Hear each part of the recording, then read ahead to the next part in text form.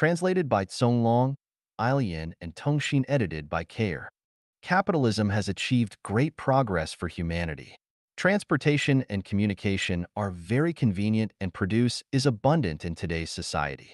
The Earth supports 7 billion people, mainly as a result of capitalistic development. Without capitalism, today's civilization could not exist. Capitalists are the elite of society. They have generated much material wealth for people and resolved unemployment issues for a large number of people. Without capitalists, many more of us would be very poor and suffer underdeveloped and empty lives. However, the development of capitalism has gradually revealed three major issues that it cannot overcome: the unequal distribution of wealth, the overconsumption of natural resources, the further intensified trend of selfishness and greed from human nature. As reported by CNS New York on January 20th, 2015, the top 1% of the wealthiest people in the world possess 48% of the world's wealth. The following 19% possess 46%, and the bottom 80% only possess 5.5%. The unequal distribution of wealth will result in a series of social problems such as a desire to be wealthy quickly and its resulting illegal activities, hostility against the wealthy, production of counterfeit goods, seizing of resources, illicit drug production and trafficking, jealousy and struggling, stealing, cheating, blackmailing, exploiting, gambling, speculating, and corrupting because of feeling psychologically unbalanced, violence. All these problems cannot be resolved through capitalistic production relations. The second issue caused by the development of capitalism is the unreasonable and huge consumption of natural resources. Professor Mohan Munasinghe, the vice chair of the UN Intergovernmental Panel on Climate Change and a board member of Green Cross International, said that by 2012, we had overdrawn 50% of the sustainable natural resources of the Earth, and he predicted that if we continue pursuing our current lifestyles, we would need those of two planets to meet the demand of the total population by 2030. Not only is the excessive consumption of natural resources unable to support a sustainable future, but it will also lead to a series of natural disasters. The deterioration of the natural environment in recent years is very evident. Global warming, drought and drying riverbeds, floods, hurricanes, thawing permafrost, and the disappearing Arctic ice cap as ancient glaciers melt and result in a rise of sea level, destruction of biodiversity, and polluted rivers, sea, and soil, to name just a few. Even more severe are the natural disasters which are aggravating, not by a small percentage, but rather at a geometric rate.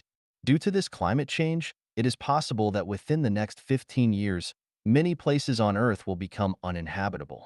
The number of refugees caused by natural disasters could reach hundreds of millions, which could lead to social upheavals.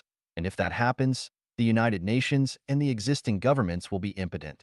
The nature and development of capitalism are based on selfishness and greed. The ultimate purpose of the efforts of almost everyone is to get more resources and wealth for themselves.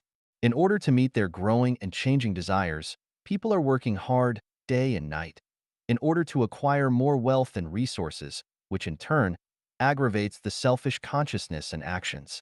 Excessive development and consumption driven by endless desires of human beings are the core drivers that lead to pollution, global warming, destruction of biodiversity, and other natural disasters. Stephen Hawking once predicted that selfishness will lead to the destruction of the human race within 200 years.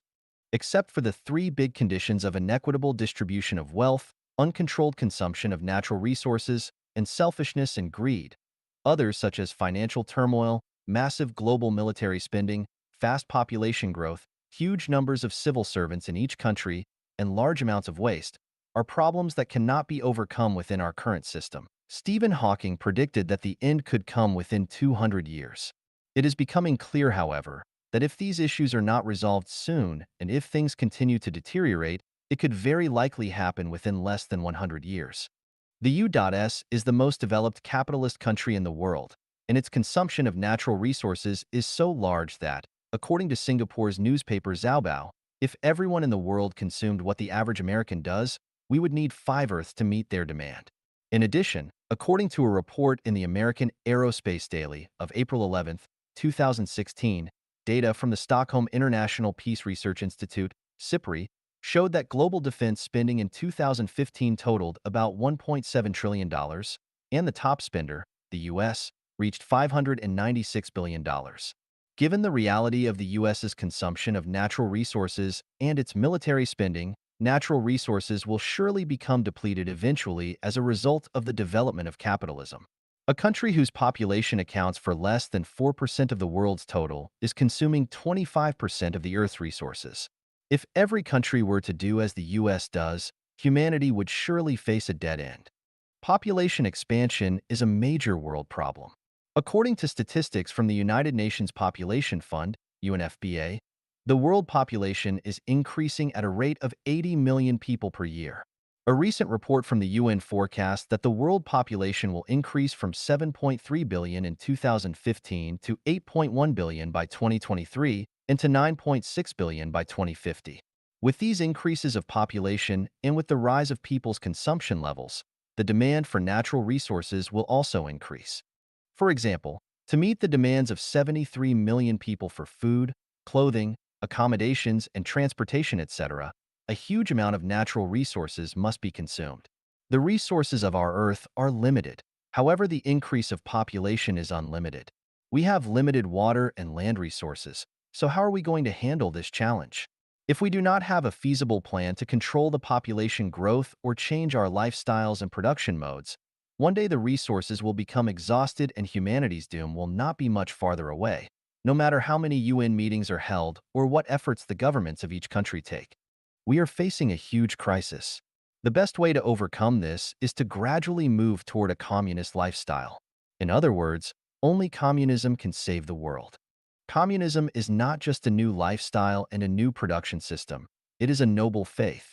It is the essence of the thoughts of many saints and sages ever since the ancient Greek philosopher Plato wrote of an ideal lifestyle that is desired by ordinary citizens. Communism represents universal values. Social issues such as racial discrimination, religious disputes, state rivalries, national extremes, distribution inequity, selfishness and greed, resource waste, territorial disputes, population growth, huge military spending, government overstaffing and corruption, and high volumes of waste can all be resolved and eliminated through communism. In addition, communism can purify our souls and sublimate our characters, and it will not only make materially abundant lives possible, but the state of global happiness will be elevated as well. The communism I discuss here is very different from the communism described by Karl Marx, Vladimir Lenin, and Mao Zedong. The way it realizes the communist production relationship has essential differences from the ways carried out by Lenin and Mao. Please do not jump to the conclusion that the communism I mentioned is like your previous experience and perception of the term. To differentiate between our communism and that described by Marx, Lenin, and Mao, we temporarily name ours Xiefeng-style communism. Xiefeng-style communism has been running for over 7 years, and it has proven through practice that Xiefeng-style communism can be fully realized under current conditions. Xiefeng-style communism can resolve the crises of unequal distribution of wealth, intemperate consumption of natural resources, population expansions, financial storms, huge military expenditures, overstaffed civil offices, and disposal problems. Moreover, Xiefeng-style communism will bring an unprecedented bright life to the human condition. Xiefeng-style communism has realized the following after 7 years' practice. From each according to his ability, and to each according to his needs. Everyone has something to do and a place in which to live, and people never need to worry about making a living. Everyone does their best according to their talents and abilities. No one pockets anything found on the road, and doors are unbolted at night. There is no stealing, cheating, robbing, or concealing of goods. There is no marriage and no family. Also, there is no currency within the community. Love is free, but there is no sexual promiscuity or venereal disease. The environment of the community is beautiful, clean, and orderly. Nobody has personal belongings. Everything belongs to the community and everyone is selfless. Illness is reduced to the minimum and the average expenditure on medical care is less than UN 200 RMB per person per year. If we live this lifestyle, aging would slow down and the average lifespan would exceed 80 years. However, our ideal is for everyone to live up to 120 years and to die peacefully and without illness. The young will get a proper education and the old will be well taken care of. Rearing and educating children will no longer be their parents' responsibility. There will be no widows or empty nest elderly. Also, there would be no undisciplined or neglected children. People live in harmony with others, with society, and with nature. Over the last 7 years, Xiefeng-style communism has never had any conflicts with neighbors or with the outside world. We have never hurt little animals such as birds, snakes, or fish. We have planted many trees and flowers which not only beautified the environment, but also brought vigor and vitality to our community. Over the last 7 years, no crime has taken place within our community, and fighting is extremely rare. We use no chemical fertilizers or pesticides in our fields. Human and animal wastes are well composted into fertilizer. Also, we separate rubbish from waste and purify the sewage. Zero pollution has been nearly accomplished. We have no administrators, no leaders, and no offices within the community. Also, there is no command or force, and everyone consciously and generously infuses himself into his work because every member is also a laborer. We have no religious rituals or activities, and there are no spells or idolatry. In all affairs, whether big or small, the responsibilities are well divided. Traditional heavy housework has been eliminated. We only celebrate festivals of nature, such as Chinese Spring Festival, Qingming Festival, Dragon Boat Festival, and Mid-Autumn Festival. Apart from natural festivals, we celebrate no other festivals, and we do not celebrate individual birthdays. We keep communications open with the outside world. Everyone communicates with the outside world by telephone, email, and WeChat Messenger. Strict screening is required before anyone may enter our community, but anyone can leave the community freely. We are self-sufficient. We are not supported from the outside world, nor do we need to be. We do not take capitalist wealth. Every member relocates to a new facility every 3 years to avoid aesthetic fatigue, forming cliques, or being trapped into relationships. All the resources are highly shared and utilized. For example, 150 people within our community share 5 cars. However, under capitalism, for people typically share a car. In this case, 150 people save 32 cars. We can enjoy very good lives with only 1/4 of the resources needed in a capitalist system. There are no rules and no discipline with punishment. We comply only with the natural and civilization Tao. A strong credit system has been established. Those who are dishonest will fail, as in the parable of the long spoons. Birth control is well carried out. No children have been born in our community during the last 7 years. One reason for this is to comply with national laws and regulations, and another is to lighten the burden of the nearly fully loaded planet. The funeral system of Xiefeng-style communism is such that no matter who passes on, only simple farewell ceremonies are held. Their bodies are committed to fire, and their ashes are sprinkled to nature. We have no graves, mausoleums, or urns, ash boxes. If measured by GPI, Genuine Progress Indicator, HDI, Human Development Index, and NHI, National Happiness Index, it goes without saying that the Xiefeng-style communist community is at the forefront. If the whole world can do the above, all humanity's crises would disappear quickly. Here, I want to say to all the capitalists that Xiefeng-style communism would not take your wealth away. To the contrary, it would bring you safety and stability. It would provide you with soulfulness and spiritual abundance. We human beings not only need financial well-being, but also soulful and spiritual well-being. Xiefeng-style communism helps people to achieve their highest levels of self-transcendence. As stated in Abraham Maslow's demand theory, you would lead very good lives. If you do not carry out communism, there will be no escape from the poor, because when a huge crisis comes, your armies and police will not be able to protect you. The wealth you possess will not save you. Here I want to say to the head of each country's government that Xiefeng-style communism would not interfere with your management, nor would it threaten or harm to your powers and positions. We are neither a religious group nor a political group. We are just a completely new production and life model. Please understand this. The person who has strong beliefs and ideals would never covet after short-lived power and position, nor would they waste valuable time on possessions and vanity. Here I want to say to the 80% of people who own only 5.5% of the world's wealth that your only way out is to move towards Siefeng-style communism, that no matter what you do, you are not able to ascend to the upper classes. Your lives are constant struggles to survive. When you suffer from illness or natural disaster, you are set way back. For even those of you who own hundreds of thousands or millions of dollars, that is only a drop in the bucket. If there is no food for a month, you would know hunger. Therefore, you should long for communism and devote yourselves to communism. Only communism can save you. Taking stopgap measures cannot solve humanity's problems. The only way out is for the whole world to transit to Siefeng-style communism. How does capitalism transfer to Siefeng-style communism? With keen eyesight and an open mind and heart, observe, investigate, visit, learn, and study the successful, practical experience of Siefeng-style communism in our community. The transition should be supported by the United Nations and executed by the respective government of each country, with specific plans and steps. Do not practice this as a worldwide movement, but experiment in small regions at first.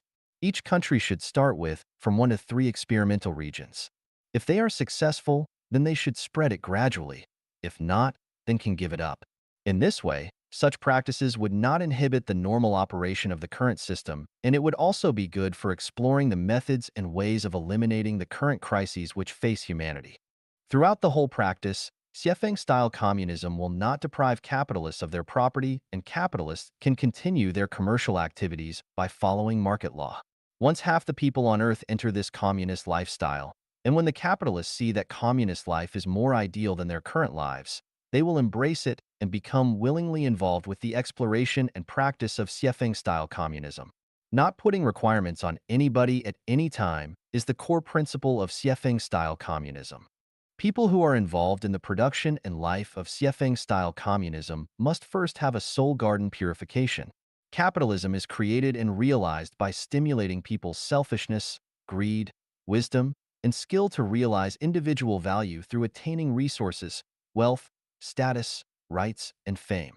However, Siefeng-style communism is created by positively inspiring the qualities of sincerity, kindness, beauty, love, faith, and honesty deep within people's hearts to climb to the highest realm of temporary life and eternal life.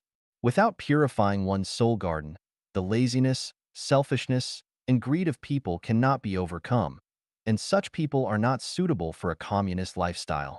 After 7 years' practice, Siefeng-style communism is still not perfect.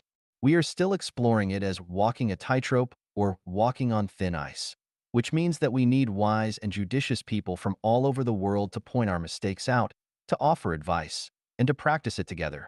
We need understanding as well as involvement and support from governments much more. The future is bright, but the road is tortuous. No matter how tough the path and how much difficulty we encounter, we need to make every effort to succeed.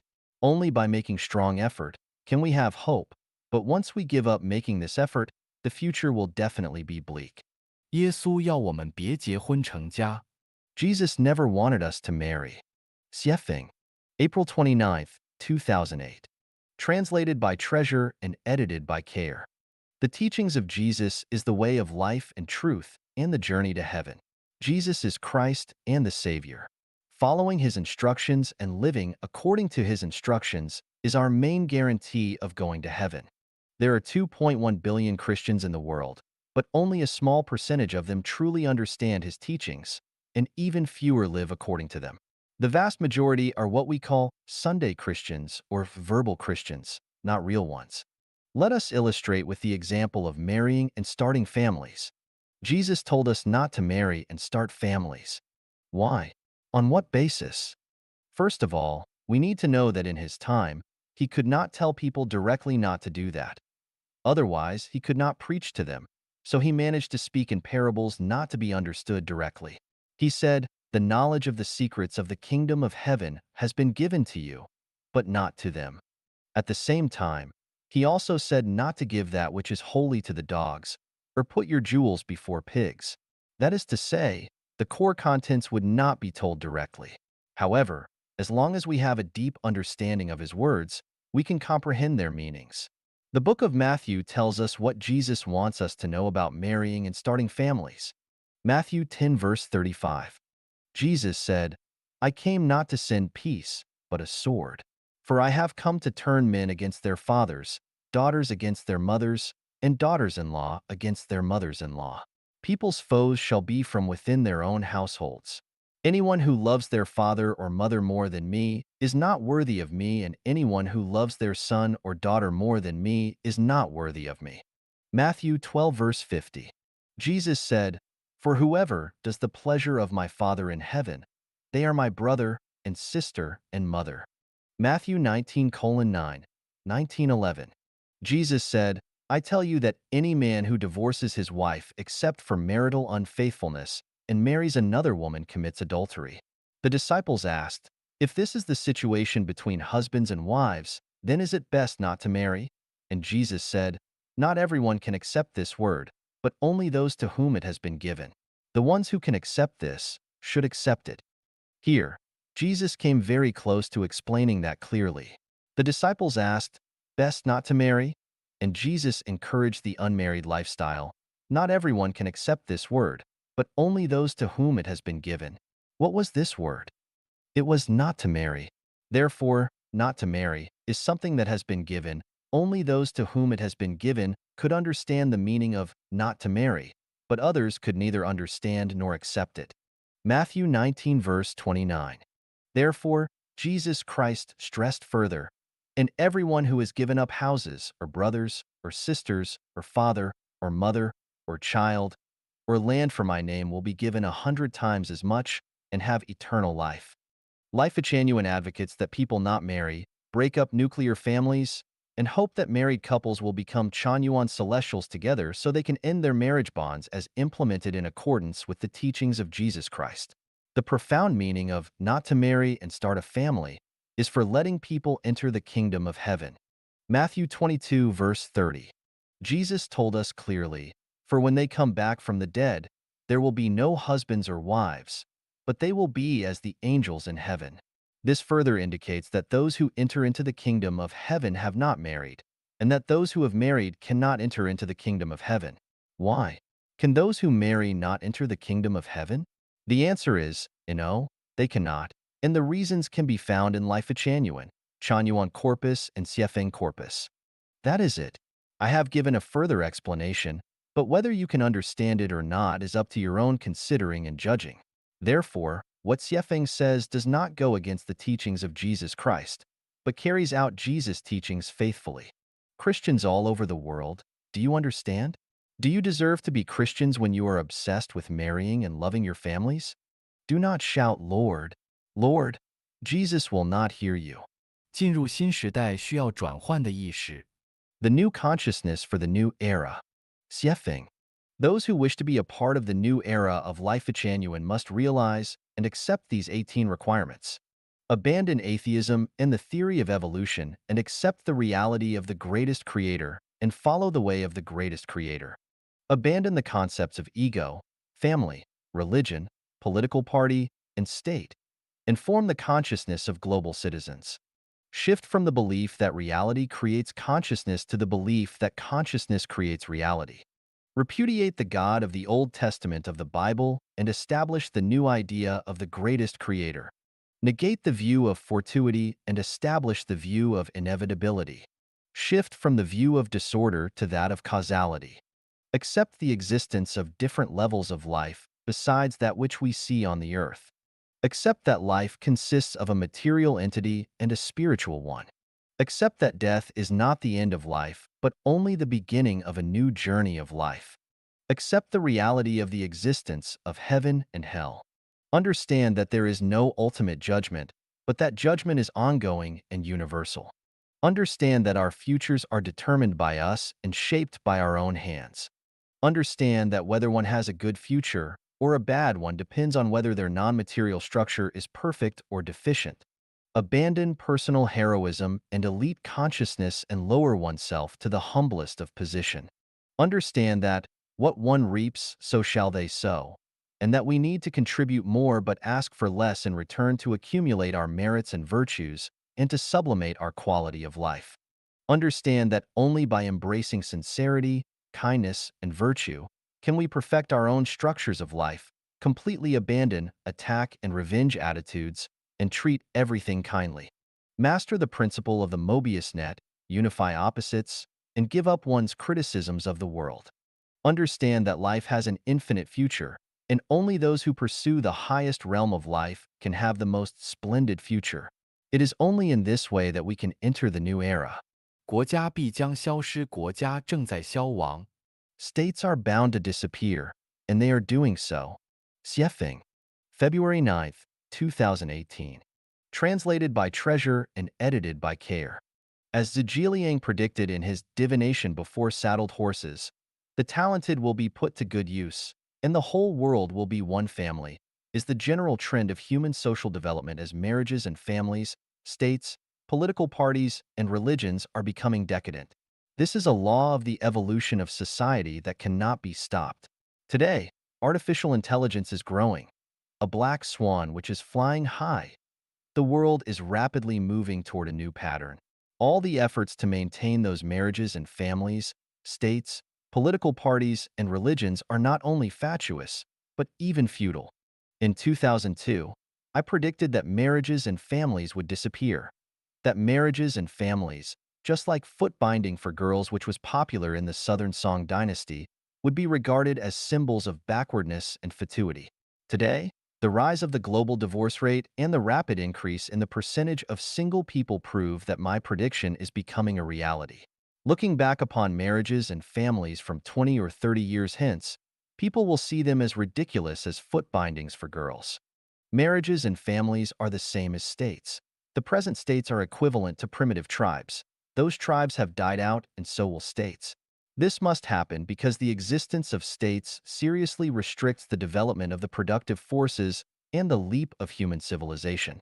Even more horrible is that states are the chief criminal agents which cause military conflicts, overconsumption of resources, purging of human rights, and the destruction of the ecology. All states are actually jails which keep their people in perpetual bondage in their names. It is right to love one's hometown and one's motherland, but wrong to love their state. Places have emotional ties, but states are violent machines. The bankruptcy of states will be disastrous for those in power, but glad tidings and welfare for their nationals. Let us use China as an example to show this. At present, who would think that the extinction of what used to be states but are now provinces was not a good thing? It is precisely because of the extinction of those states that there is a unified China today. Is this not a good thing for the people? At least we do not need visas, nor to deal with customs agents to travel throughout China. How great! If China were again divided into Qi, Chu, Yin, Han, Zhao, Wei, Qin, even add Xixia, Dali, Inner Mongolia, Xinjiang, Tibet, and Manchuria, we would not be able to travel freely between those provinces. How do you feel? It would absolutely not be a good thing for the people. So we can imagine that if there were no states in the world today, and that if all states disappeared, the people would be able to flow freely throughout the world. What a great thing that would be for ordinary people. Therefore, all states are morally bankrupt, and they must all disappear. How can all states be bankrupt and disappear? Facebook has nearly 2 billion users. It has actually become a great invisible power. Mark Zuckerberg has a great plan to build a global community, actually a global government, and as more and more citizens of the Earth join Facebook, the existing states will gradually exist in name only. On February 7th, 2018, the private American company, SpaceX launched a super heavy-duty carrier rocket, Falcon Heavy, far beyond all the satellites in orbit. Their power to launch rockets far exceeds those of Russia, the United States, and China. This shows that if thousands of private enterprises like SpaceX were to appear, then these private enterprises could completely solve all the problems of the world and the existence of the state would be totally unnecessary. In South Africa, Michael Tellinger launched the Ubuntu movement. As this movement becomes more and more popular and is implemented more widely, the existence of the state will become less and less necessary. Someone proposed that the United Kingdom, Canada, Australia, and New Zealand should form a federal republic. Would that not be great? I believe that the vast majority of citizens within those 4 countries would cheer. The more quickly that such proposals come into being, the sooner that states will disappear. If the European Union, the African Union, and South America were to unify, then most states would exist in name only. There are thousands of spiritual, ecological consensus communities in the world, and their numbers are growing. These communities have been created to solve the problems of food, clothing, shelter, transportation, birth, aging, illness, death, and life sublimation on their own, and none of them are willing to be controlled by any government.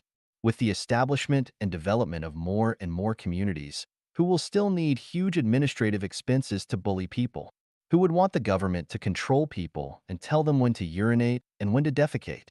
In 2009, I predicted that great disasters around 2013 would not happen. Instead, there would be stepwise, reciprocating, and more serious natural climatic changes. The natural climatic changes over the past 9 years have proven my prediction to be accurate. In the prologue of the third edition of 800 Values for New Era Human Being, I said, a new era for humanity will begin on New Year's Day of 2018, and it will last for a millennium. The first 30 years will be a time for soul purification and the elimination of outdated consciousnesses. A large-scale soul purification will be necessary for humanity. Those consciousnesses which are not suitable for the needs of the new era will be eliminated. The following 10 years will be a transitional period. The traditional production and life modes will be replaced by new models. After that, humanity will enter a harmonious era when all religions will unite as one. Favorable weather will prevail throughout the year, and everyone will enjoy happy, joyous, free, and blessed lives. This new era will last till the end of the year 3017 inch. In other words, from January 1st, 2018 through the succeeding 20 years, and especially through the first 10 years, unimaginable climatic changes will take place. Refugees from these changes will be countless, and the problems of dealing with the refugee crisis will become more and more difficult. From 2028 to 2038, people will have to compete for survival resources. Their struggles will be unrestrained, impossible to suppress, and extremely cruel. The first 10 years will produce continuous natural disasters, and the succeeding 10 years will be filled with many human misfortunes. This will calm down in 2048 because the population on the Earth will have become much smaller and a stateless world will have been born. Artificial intelligence is evolving in geometric progression. The AlphaGo robot has defeated human beings in many thought experiments. People will still be people after 10 years, but by that time, AlphaGo will have evolved into a super biological robot. Comparing those super biological robots' intelligence to that of today's biological robots would be like comparing human intelligence to that of primitive, four-legged mammals. Professor Kaplan of Stanford University has come up with these statistics. 47% of 720 jobs considered in the United States will be replaced by artificial intelligence. In China, this proportion may exceed 70%. 10 years later, when super biological robots begin to take over the world, states will undoubtedly be swept into history museums. Everything is advancing too rapidly in this era to predict what will happen next. Maybe black swans will fly as we wake up someday, and the world will have changed into something unimaginable, something that we are at a total loss for. By then, such things as states are bound to have vanished completely. In the face of the state, how does every citizen treat it? Do not work hard for your countries because all of those efforts will be in vain. Do not regard yourselves as American, Japanese, or Vietnamese anymore, but think of yourselves as citizens of the earth. Imagining that your state does not exist and consider how you will survive without it. Now, affairs of the family, the state, and the earth are inconsequential. What really matters is your survival. Do not waste precious time listening to the lies and constant haranguing emitted by your governments and their apologists. Governments are not reliable at all. They can never be relied upon. It is no better to rely on a government than to rely on pigs. It is more useful to raise pigs than to raise a government. Join Facebook, the Ubuntu movement, an ecological community, a super private enterprise, a civilized and powerful state, or any crowd that cannot be destroyed by super biological robots. Do not wait until tomorrow, do it today. Escape from unfair societies with scarce resources and dense populations where morals have degenerated as soon as possible. At all times, be vigilant and be alert. Be anchored against the wind, dig deep holes, accumulate grain extensively, and find your way out. Please say good words as much as you can. Hundun Celestial, December 11th, 2006. Translated by Tongxin and edited by Care. The ancients said, just as bitter medicine cures sickness, so unpalatable advice benefits conduct. This is half right. The other half should be, the favorable weather benefits the growth of grains, so good and sweet words benefit the affections. Life genuine implements the latter half. Nobody is perfect and flawless. Life is short, so why aim at each other's flaws? Everyone has their unique advantages and shining characteristics, and everyone has their bright spots that are worthy of being appreciated. If we point to other people's flaws, those flaws will be enlarged. But if we appreciate other people's advantages, then their advantages will be enlarged. In order to make people happy and joyful, I advocate being blind to other people's flaws, but to appreciate their bright spots instead. If we continue doing so for a long time, everyone will become kind and merciful, will have glorious hearts, and will be grateful and reasonable. Therefore, in life genuine, please say good words as much as you can.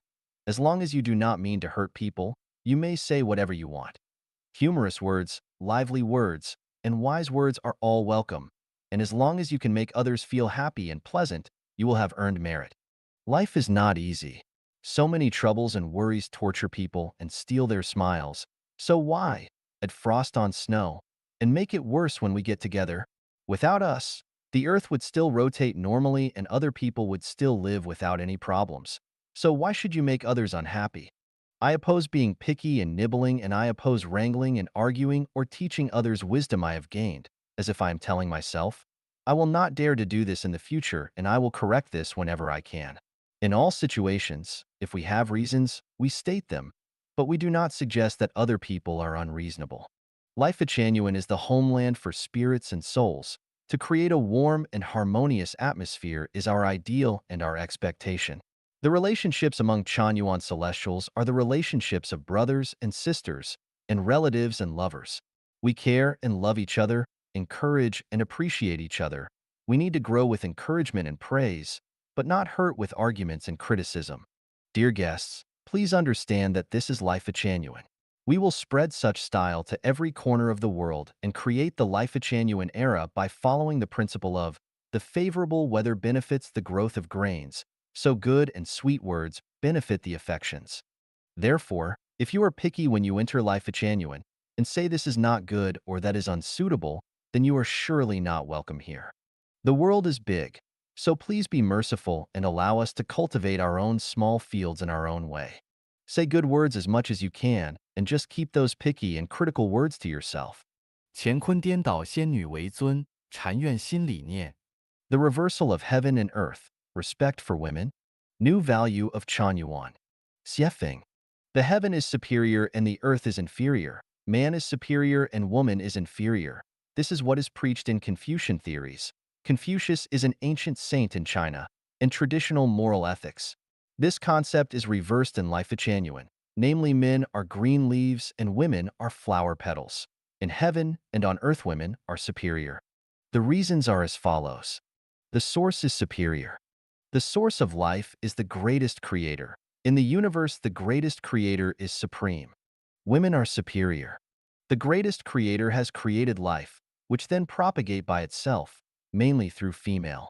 So women are superior. Mother is respectable. After 10 months of gestation, life comes from the mother.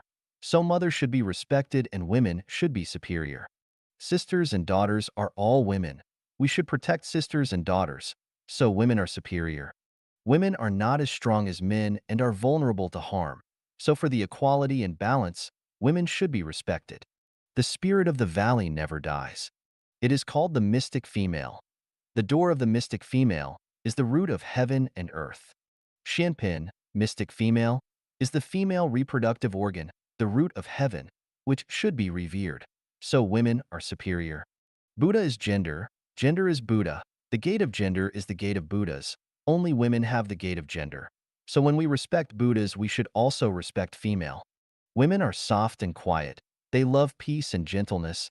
They are merciful and kind in nature. They are broad-minded and thus should be respected. In Life genuine, considerations should be given first to fairies.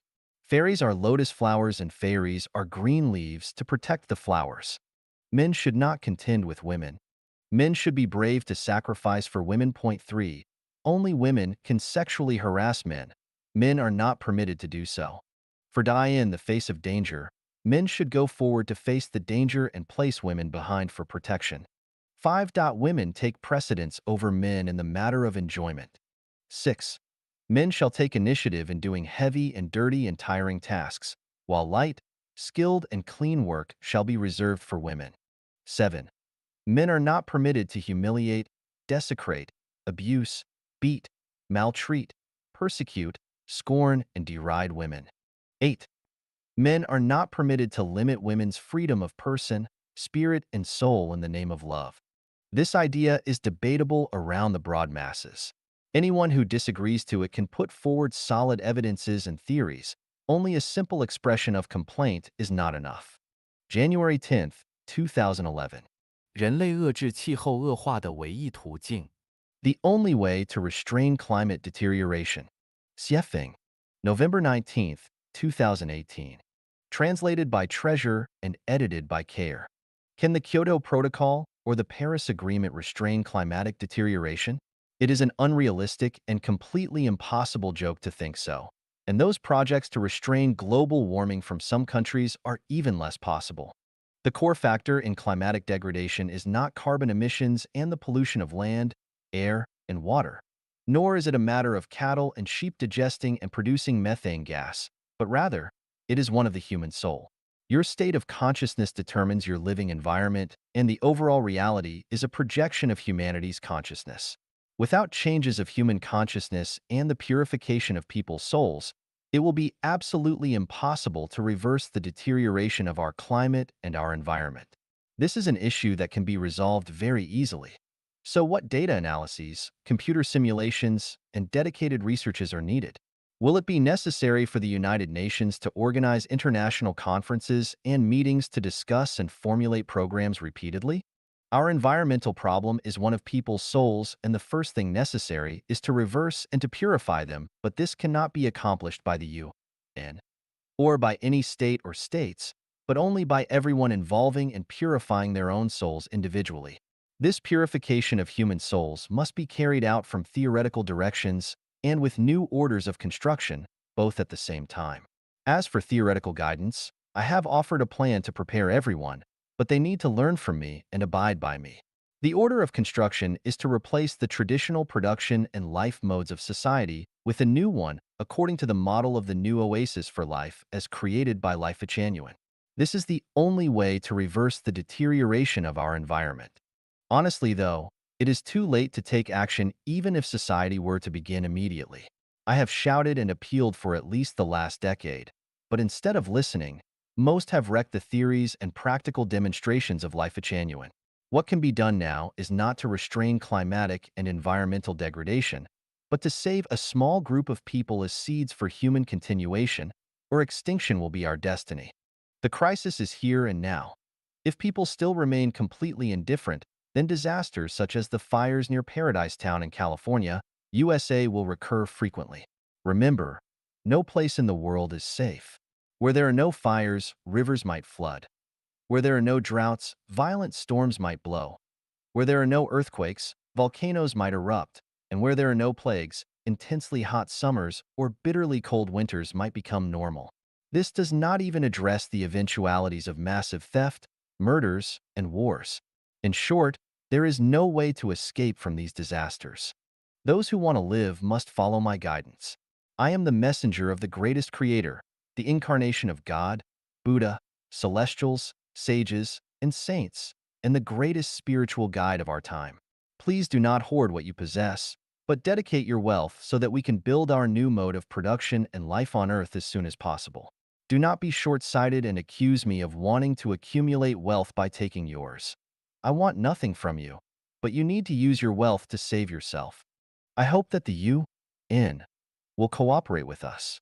There are many places on Earth which are disputed between nations and tribes, but can be administered by them. So let us build new modes of production and life in these disputed places as soon as possible so that we can have kindling materials for the continuation of our species. It will not matter if people continue to turn deaf ears and use their small minds to deny my warnings and assumptions because they will learn the truth, but it will be too late by then. Have foresight and take action now. November 19th, 2018. 共产主义在这里已全面实现。Communism has been fully realized here. Xiefeng. The pursuit of an ideal society has been an everlasting ideological subject for sages and saints of mankind. The establishment of an ideal society has always been a direction and goal aspired by great politicians. Mankind has never stopped its exploration and pursuit of an ideal society, from the ideal of great harmony practiced by China's sage Confucius, to the ideal of republic advocated by ancient Greek philosopher Plato, to utopia proposed by Thomas More of England, to utopian socialism of Saint Simon and Fourier, to communism founded by Marx in Germany. There have been various attempts to establish an ideal society, from New Harmony Village created in Indiana of America by Robert Owen of England, to collective farms launched by Stalin of Russia, to People's Commune established by Mao Zedong in China, to Mountain Shore Village in Japan, and to kibbutz in Israel. Actually, Kingdom of God, described by Jesus Christ in the Bible, the Elysium world mentioned by Buddha in Buddhist Sutra, the society of harmony portrayed by Lao Tzu and Tao Te Ching are all ideal societies. Now we can say that one common goal, namely the highest ideal of life mankind can achieve, has been described and pursued by great harmony, republic, utopia, ideal land, harmonious society, communism, the kingdom of God, and the Elysium world. The highest ideal society pursued by mankind must have the following 18 characteristics. Public ownership is the prevailing way under Tao. There is no private ownership, all properties are shared. There is no marriage, no family, no political party, no religion, no state, no organization of any form. There is no currency. The talented are put to good use, and the whole world will be one family. No one will pocket anything found on the road, and doors will not be bolted at night. From each according to his ability, to each according to his need. Recommend and assign the talented to important tasks, advocate good faith and harmony. The old are taken care of, the strong are put to good use, and the widowed, orphaned, sick, and handicapped are well provided. All members have meals at public dining halls. Normally, the work hours will be limited within 6 hours per day. Rich and plentiful material wealth without extravagance and waste. Extremely harmonious social relations and high spiritual realm. Rich and colorful cultural entertainment and games. Everyone develops freely in an all-round manner. Everyone brings his or her talent into full play. All things are put to good use. Everyone has a joyful, happy, free, and blessed life. Everyone is in the service of the others, and no one owes anyone anything. The environment is clean, tidy, elegant, and serene, like an earthly paradise. It can be said that the above 18 conditions have been basically realized in the life of the second home created by Life Genuine. In another word, communism has been fully implemented in the second home, or it may be said, the kingdom of the greatest creator has descended upon the earth. As the founder of communism Marx has said, without belief in God, the greatest creator, and without identity with Christ, mankind cannot possess truly perfect virtue to pursue truth and light. Only God, the greatest creator, can save us. The facts have proved this to be true. The complete realization of mankind's ideal society in the sea and home of Life Genuine is the very fruit of our reverence for the greatest creator and our observance of the way of the greatest creator. Of course, we have another secret. That is, we have imitated and copied the life and production model of the thousand-year world of the heavenly kingdom. Today, I hereby proclaim to the whole mankind, communism has been realized in the second home, and the kingdom of the greatest creator has descended upon the earth. August 24th, 2011. 人类错失了一次良机。Humanity has missed a great chance. Xiefeng. Translated by Treasure and edited by Care. If you have been keeping up with global climate change and the dynamics of our political state, you must feel that the crisis is getting worse and worse. Tomorrow or death. It is sometimes difficult to predict which will come first as you retire for the evening.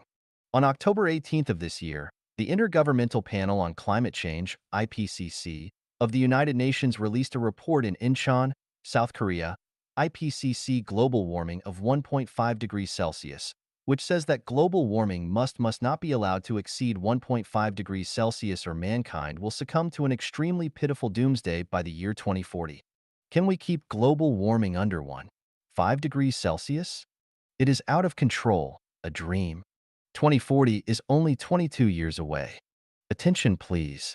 If the end comes in 22 years, then for many people, next year, or perhaps even tomorrow will be the end of their time, and they might not even see tomorrow's sunrise. This is not a bluff or prophecy from some historical prophets or the ravings of spirits and deities about fortunes and disasters, but the conclusion drawn by experts from more than 40 countries who have accumulated more than 6,000 pieces of data.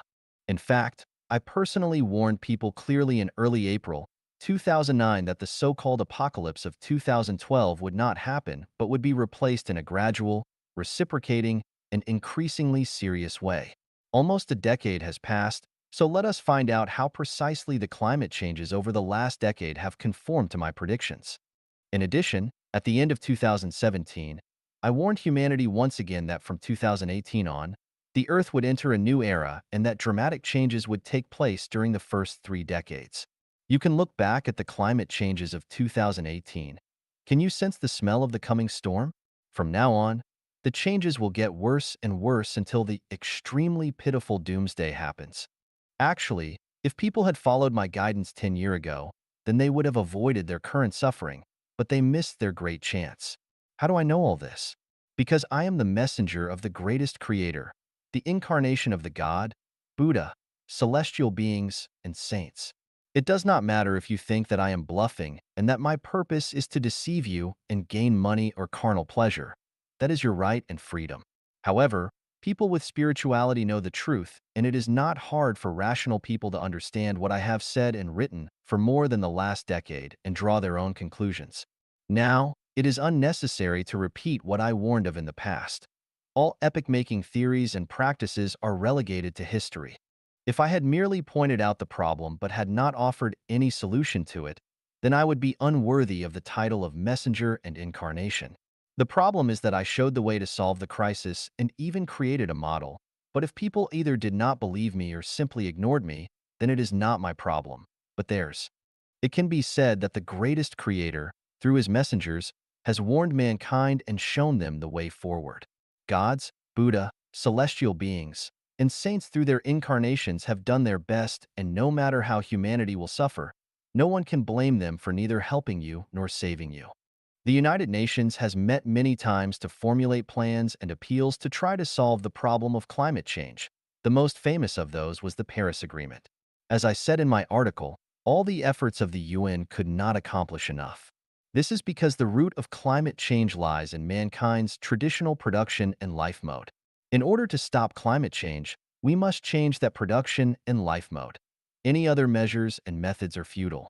Of course, the final end can be delayed for several years, but it cannot solve the root problem. So how do we change the traditional production and life mode of mankind? With my guidance, angel-like Chanyun celestials have established a model for humanity, the new oasis of life, formerly the second home model. From this model, we have a wealth of written reports, pictures, illustrations, and video presentations. In this regard, however, the United Nations, governments of major countries, experts and scholars, and billions of myopic people have been completely indifferent. So, if 2040 becomes the extremely pitiful doomsday, can we not say that mankind deserves it? Is mankind not beyond redemption? It is too late to reverse climate change now, regardless of what efforts are made. However, mankind will not die out. People will still multiply on the earth, and within another 40 years, they will usher in a brilliant era and live happier lives than have never existed before. Unfortunately, though, not many people who are alive today will survive to that time, and whether you will be one of them will depend completely upon your fortune, but even those who have fluky luck might not survive unharmed. Causality is everything. We must rely on the laws and rules of nature. Divine punishments, though slow, are always sure, with big meshes, yet letting nothing slip through. It is customary for executioners to offer condemned prisoners one final good meal before they put them to death. So all of you should just enjoy your meals and have fun, day by day, every day. 生命禅院创始人雪峰再次自白。The second confession of Xuefeng, the founder of Life Genuine. Xuefeng. Xuefeng is not any kind of god, Buddha, or celestial being. He was not sent to Earth by higher-level life beings. He is very down to earth instead. Xuefeng doesn't have any supernatural power and never has shown any as well. Xuefeng has told his personal story very clearly. He was born in a poor family near the Yellow River, Gansu Province, China. He also have told his history clearly to all Chanyuan celestials, and he doesn't have anything mysterious to hide. Xuefeng doesn't have a master. What he said or wrote are all what he learned from life experience. Xuefeng doesn't have any political background, nor does he have any political or other kind of organization as his support. Xuefeng is not the spokesman of the greatest creator as some people think wishfully. He has never said that he was the spokesman. Xuefeng is not any kind of savior, as some people think wishfully, and has never said that and accepted that title. Xuefeng is not a master, and against people call him master. Xuefeng claimed himself a tour guide, and said more than once that he doesn't have the goodness what a master possesses. Xuefeng call himself the messenger of the greatest creator, the embodiment of Jesus Christ, Buddha Sakyamuni, Lao Tzu, and the Prophet Muhammad. The reason is that he has written an 100,000 Chinese word chapter called The Greatest Creator. He thinks it is the most comprehensive and profound description about the greatest creator. Although so, he has never given orders in the name of the messenger of the greatest creator. He has very insightful understanding of Jesus Christ, Buddha Sakyamuni, Lao Tzu, and the Prophet Muhammad, and resonates with their thoughts and wills. That is why he call himself the embodiment. As for Xuefeng said that he is from the heaven, 10,000-year world, that is the truth. If people don't understand and have nowhere to verify it, it is up to them to think Xuefeng is talking nonsense. March 24th, 2011. 我与武汉冠状病毒的对话。My conversation with Wuhan coronavirus. Xiefeng. January 24th, 2020. Translated by Treasure and edited by Care. Xiefeng. Hello, Wuhan coronavirus. Where do you come from and what is your name? Coronavirus. We are plague God 008, and we have been lurking within people for many millennia. Xiefeng. Why have you emerged now? Plague God 008. Because the conditions for our emergence have been met. Xiefeng. What do you mean? What are these conditions? Plague God 008. Just as when a person does not bathe or change clothes for a long time, lice will emerge because the conditions for the emergence of lice become ripe. Xiefeng. I am still confused. Are you lurking within humans' bodies? Plague God 008. Yes, we have been and we are. Xiefeng. So, you were not passed on from animals such as bats, snakes, or Pagoma larvata to people. Plague God 008. Of course not. We awakened from within people's bodies. Xiefeng. Since you have been lurking in people's bodies for so long, why have you only appeared now, but never before? Plague God 008. The conditions for our emergence had never been ripe before. Xiefeng. What conditions for your emergence have ripened? Plague God 008. Qi. We will emerge naturally as long as these 8 qi exist. Strong enough stench qi. Bitter enough hatred qi. Violent enough temper qi. Scary enough nerve qi. Evil enough heart qi. Dense enough lung qi. Weak enough kidney qi. Feeble enough liver qi. Xiefeng. So, when someone has what you call the 8 qi, you will appear in their body? Plague God 008. Yes. Xiefeng. So no viral transmission occurs? Plague God 008. Transmission is only how we awaken. Once this happens, we attempt to awaken others who lurk within other people's bodies. Whether they can be awakened or not depends on those 8 qi and people within whom they had lurked sufficiently to meet our conditions. Xiefeng. So, many people will not be infected even if they are in contaminated areas? Plague God 008. Correct. Most teenagers have strong nerve qi, sturdy kidney qi, clear lung qi, and are not infected easily. But many middle-aged and older people have thick stench qi, strong hatred qi, weak kidney qi, dense lung qi, feeble nerve qi, and are infected easily. Xiefeng, how do you transmit, as you said, to awaken within others? Plague God 008 through information. Xiefeng, I do not understand this. Could you explain it more clearly? Plague God 008. We do not enter into people's bodies through their mouths or wounds, but through their eyes and ears. Xiefeng, now I am even more confused. How can you enter people's bodies through their eyes and ears? Plague God 008. When phenomena are witnessed by one's eyes or messages are heard by their ears, then we actually enter into the recipient's minds and awaken. Xiefeng, if this is so, then is the reason that people are infected by viruses not because pathogens have entered into their bodies, but because those that have lurked within their bodies have awakened after their carriers see infected people's situations and hear the information about the viral transmissions? Plague God 008. Yes, so those who see the so-called patients, such as doctors, relatives, and friends, become susceptible to infection, as do those who hear about the disease, and the more and clearer the information that they get is, the more their chances become of succumbing to us. Xiefeng, these unheard of ways of transmission are incredible. Plague God 008. People can be scared to death, but how? The more panic and fear they have, and the more confused they become, the easier it is for us to sneak in.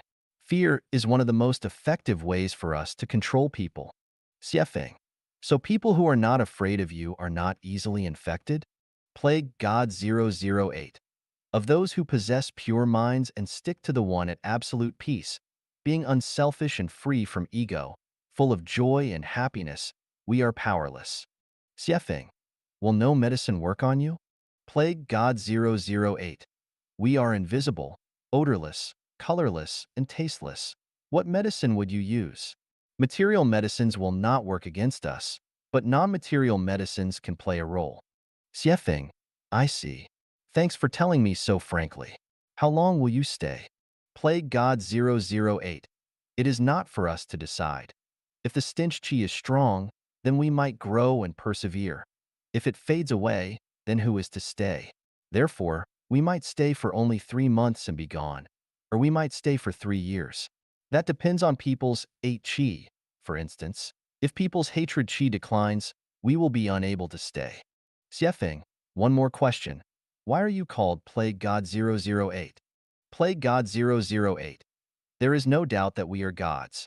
As for 008, this is because there are also plague gods 009, 010, 011, 012, and many others. Humans call 009 pestilence, 010 is smallpox, 011 is flu, and on through the list.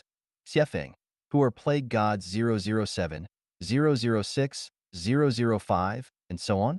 Plague god 008.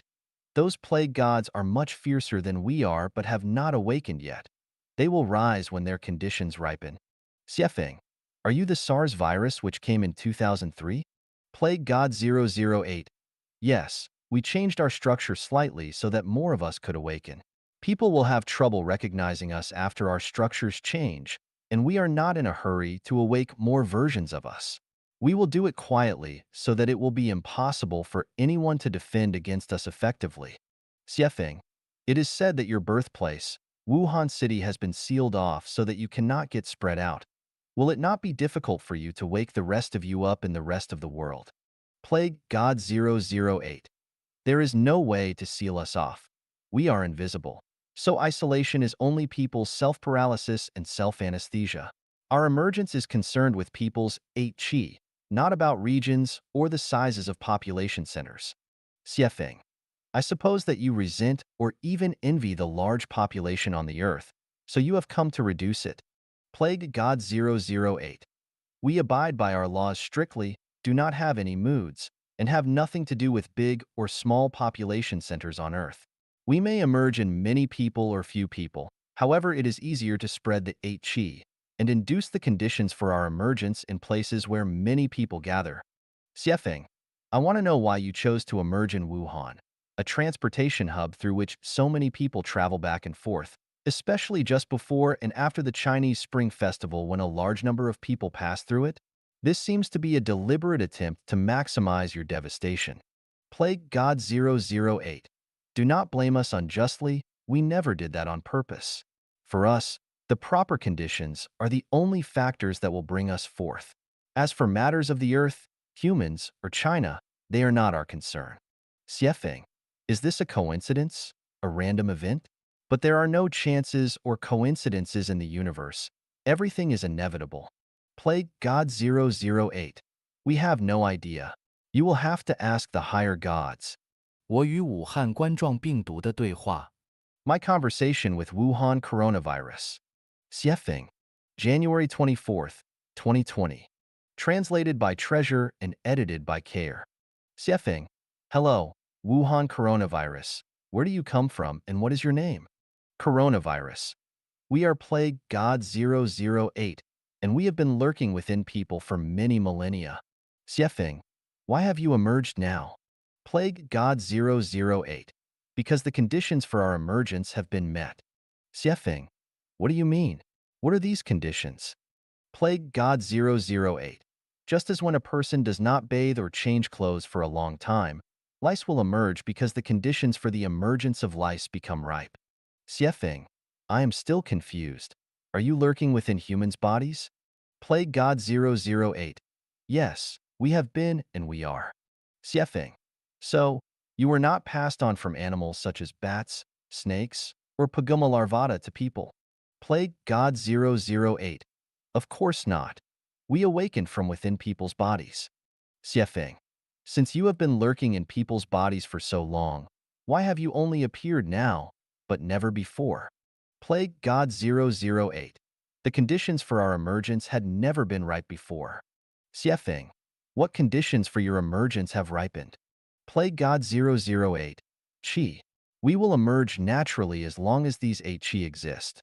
Strong enough stench qi. Bitter enough hatred qi. Violent enough temper qi. Scary enough nerve qi. Evil enough heart qi. Dense enough lung qi. Weak enough kidney qi. Feeble enough liver qi. Xiefeng. So, when someone has what you call the 8 qi, you will appear in their body? Plague God 008. Yes. Xiefeng.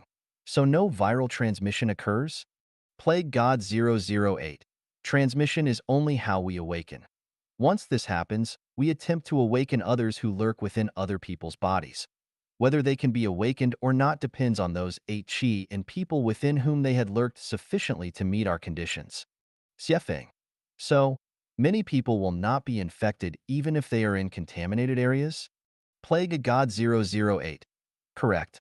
Most teenagers have strong nerve qi, sturdy kidney qi, clear lung qi, and are not infected easily, but many middle-aged and older people have thick stench qi, strong hatred qi, weak kidney qi, dense lung qi, feeble nerve qi, and are infected easily. Xiefeng, how do you transmit, as you said, to awaken within others? Plague God 008. Through information. Xiefeng, I do not understand this. Could you explain it more clearly? Plague God 008. We do not enter into people's bodies through their mouths or wounds, but through their eyes and ears. Xiefeng, now I am even more confused. How can you enter people's bodies through their eyes and ears? Plague God 008. When phenomena are witnessed by one's eyes or messages are heard by their ears, then we actually enter into the recipient's minds and awaken. Xiefeng, if this is so, then is the reason that people are infected by viruses not because pathogens have entered into their bodies, but because those that have lurked within their bodies have awakened after their carriers see infected people's situations and hear the information about the viral transmissions? Plague God 008. Yes, so those who see the so-called patients, such as doctors, relatives, and friends, become susceptible to infection, as do those who hear about the disease, and the more and clearer the information that they get is, the more their chances become of succumbing to us. Xiefeng, these unheard of ways of transmission are incredible. Plague God 008. People can be scared to death, but how? The more panic and fear they have, and the more confused they become, the easier it is for us to sneak in. Fear is one of the most effective ways for us to control people. Xiefeng. So people who are not afraid of you are not easily infected? Plague God 008. Of those who possess pure minds and stick to the one at absolute peace, being unselfish and free from ego, full of joy and happiness, we are powerless. Xiefeng, will no medicine work on you? Plague God 008. We are invisible, odorless, colorless, and tasteless. What medicine would you use? Material medicines will not work against us, but non-material medicines can play a role. Xiefeng, I see. Thanks for telling me so frankly. How long will you stay? Plague God 008.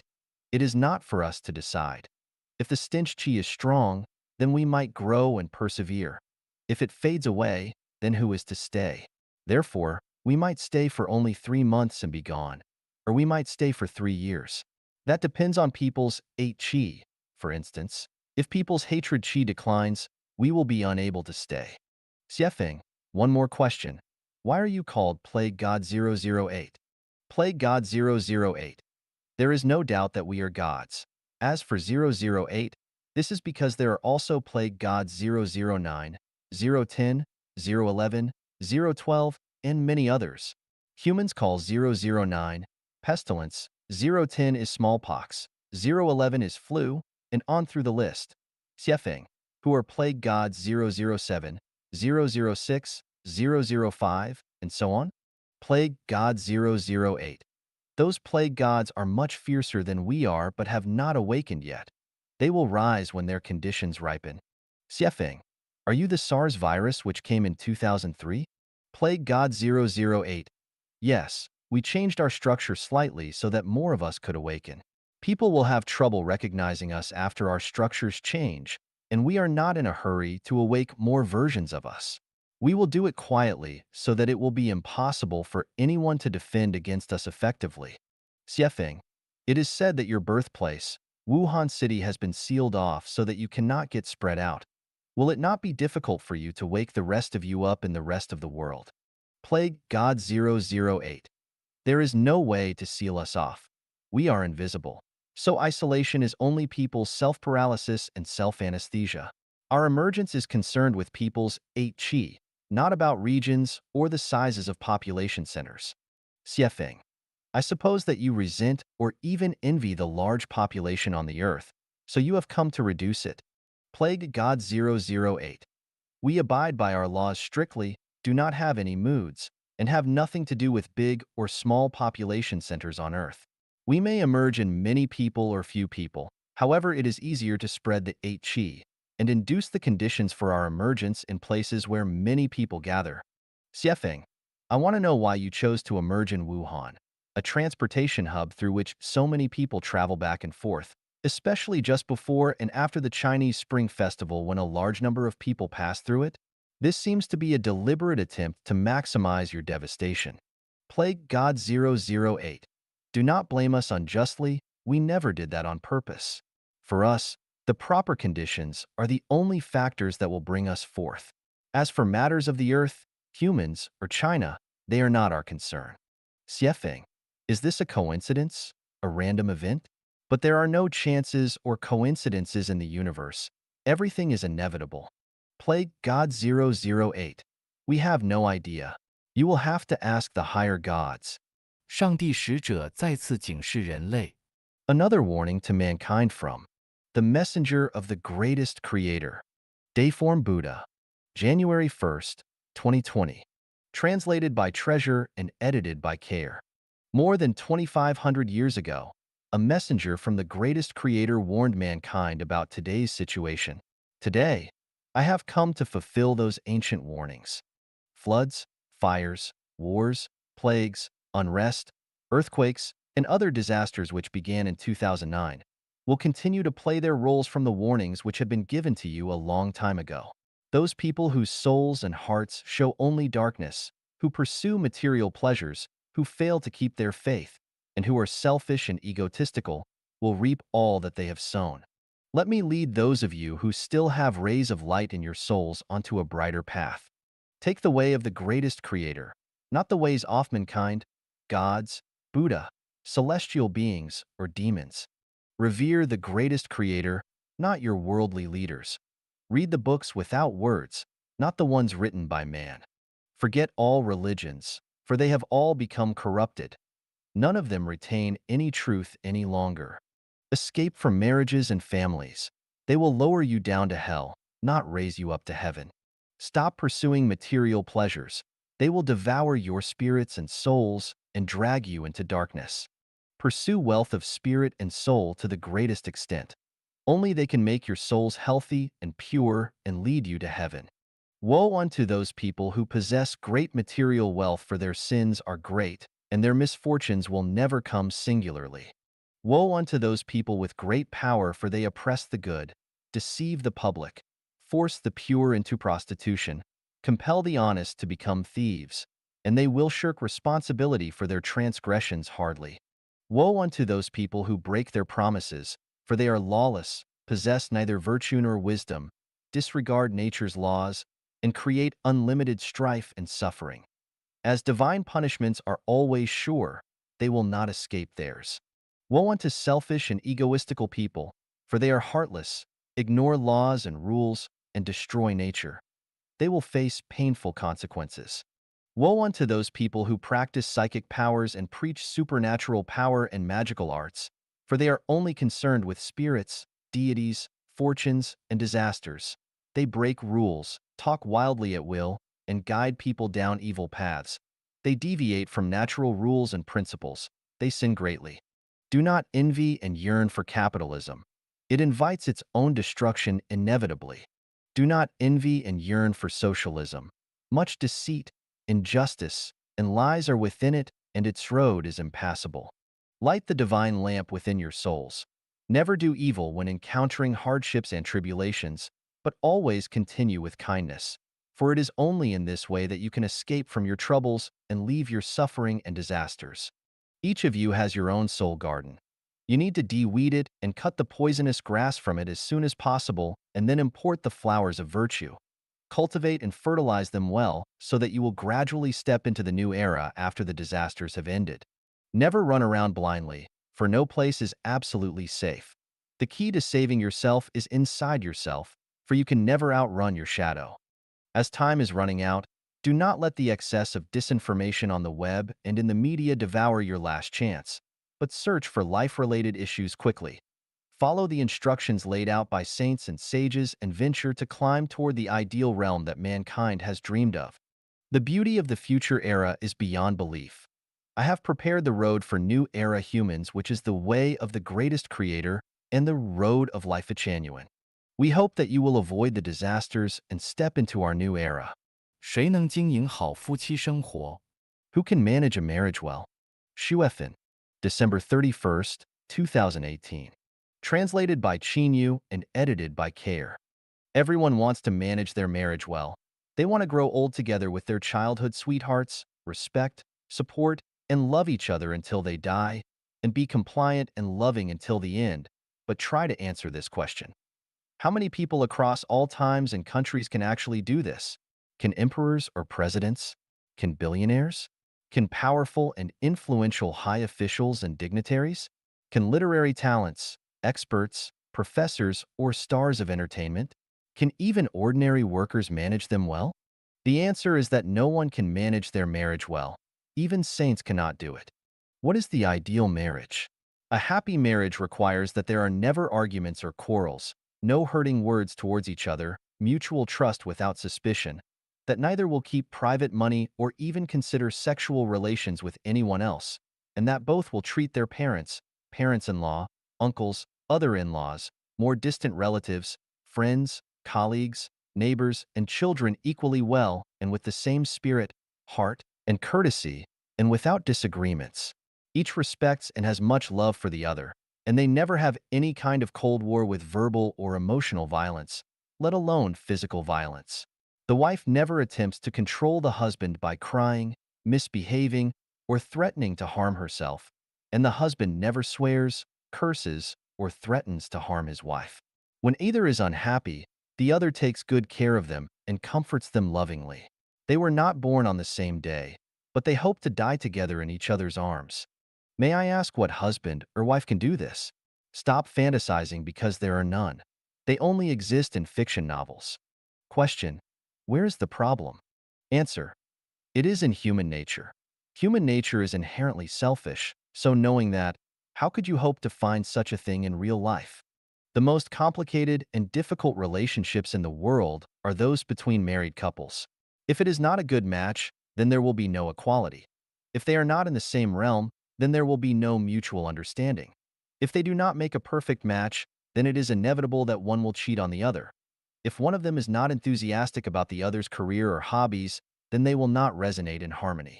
The relationships between married couples are not simply ones between two people. Rather, they involve all aspects of life.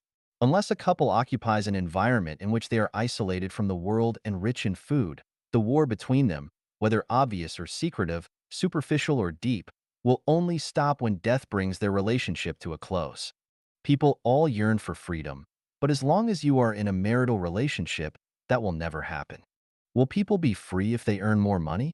Will an official be free if they rise to higher ranks? Will a performer be free if they become famous? Will people be free if they escape to a foreign country? No, no, no, and no. So stop cheating yourselves and each other. Your superficial tenderness cannot hide your heart's eagerness, and your superficial smiles cannot cover up your heart's bitter tears. People need to end marital relationships now. Then how are people to live without marital relationships while still satisfying their needs for spiritual, emotional, and physical intimacy? Blessed are we because it is for this reason that the ideal life mode which humans have dreamed of for thousands of years has finally arrived. It is the new oasis for life, the second home, mode created by Life Genuine. After nearly 10 years of exploration and experimentation, we have found that this mode can not only solve all the problems that all couples have faced and confronted, but also lead lives toward a rich and beautiful world of happiness, joy, freedom, and blessing. The problem which has not been solved for thousands of years finally has been, now. Discard your fantasies and troubles and start to move toward Life Genuine's new oasis for life. Come closer, closer still. Do not try to change your husband or wife. Do not try to know and understand them thoroughly. Stop making unnecessary efforts, but try to build the new oasis for life wholeheartedly. Plunge into the life of the new oasis for life. This is the most rational choice for a better life. I hope that you can enter the new oasis for life, originally the second home, soon and experience the real joy of being human. Only then will you truly understand what human life can be. 人生每一次际遇都是一场考试。Each encounter in life is an exam. Xiefeng, March 14th, 2019. Translated by Yu and edited by Care. Gods are watching from just above your head. A whisper in the mortal world is like a rumble of thunder in heaven. Evil that is done secretly is as recognizable to the greatest creator as a flash of lightning in your eyes. My body has carried my soul in this world for more than 60 years, and I have experienced much during that time. Since my mission to create Life Genuine began, I have made careful observations of everyone whom I encountered. It should be said that I am searching carefully for those who can go to heaven. To be honest, less than 1/100% can do this. That is to say, only 1 in 10,000 people can go to heaven. I have discovered many mysteries from my practice of reaping ripe crops. With every encounter in life is an exam, being one of them. After staring at every person I met, genuine celestials and others, I understood that the greatest creator is staring at every life being in the universe and that all things and persons who anyone encounters are exams for them. If one passes an exam, then they will move on to the next one. If they fail it, then they must continue in this incarnation for another exam. If they fail to pass the exams for a millennium, then they will reincarnate for a millennium. If they fail them for 10 millennia, then they will reincarnate for 10 millennia. The will of the greatest creator cannot be violated, but the human mind is unpredictable. Human minds can be good and evil because human souls are unpredictable and inconclusive. The only way is to set up tens of thousands of exams, and they will be your experiences in life. When you meet someone, how you treat them is an exam. When you encounter an event, how to deal with it is an exam. Whatever we encounter, even if it is facing a bug, a beggar, or a social activity, it is actually an exam. What people do not realize is that there are people who have always been staring at us. recording our merits and demerits. Even if you drift to a desert island, are an emperor sitting upon your throne, are in prison, or are talking to yourself, there are people staring at you, and you cannot escape the eyes of these people. I am speaking of the divine punishment, though slow, are always sure philosophy. Knowing this, I now realize that life is like walking on thin ice or on a tightrope because you can only be considered a spiritual self-cultivator and have the opportunity to go to heaven when you understand this. Without understanding it, no matter how well educated you are, how rich in wisdom you are, how many merits you have accumulated, or even if you have self-cultivated for tens of thousands of years, you can only be a mere human and can never reach heaven. The content of the exam is set by Tao, is very simple, and anyone can get passing scores. I will give 8 examples here. Someone sang or danced for you, so you clapped your hands and passed the exam. Had you been indifferent, you would have failed it. You dropped some food on the dinner table, so you picked it up, ate it, and passed the exam. Had you wasted it, you would have failed it. Someone cooked a meal for you, gave you their seat, praised and encouraged you, or helped you, so you thanked them and passed the exam. Had you not, you would have failed it.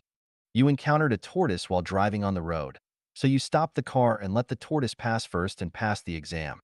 Had you just rolled over it, you would have failed it. You saw a beggar passing by and gave alms and passed the exam. Had you ignored them, you would have failed it. You met a lost person, so you patiently pointed the way to them and passed the exam. Had you ignored them, you would have failed it. You saw rubbish, so you cleaned it up and passed the exam. Had you turned a blind eye to it and left it there, you would have failed it. You caused inconvenience to others, so you apologized and passed the exam. Had you not apologized, you would have failed it. There are thousands of examples like this, and we should never think that any of them are unimportant. During my lifetime of dealing with people, I have found that most people's reactions cannot pass all of their exams. For example, a doctor speaks fine words, but when they have the opportunity to help a patient, they might avoid it. I often give likes to people who post on their WeChat moments, but they never give likes to the articles that I share. Hollow valleys echo, dead valleys are silent. If you read our 800 values for new era human beings, you are asked to contribute $1. The fact is that even if it is not a million people, at least 100,000 people have read the values, but fewer than 10 people have paid these dollars throughout the past 10 years. This is the overall credit of a nation.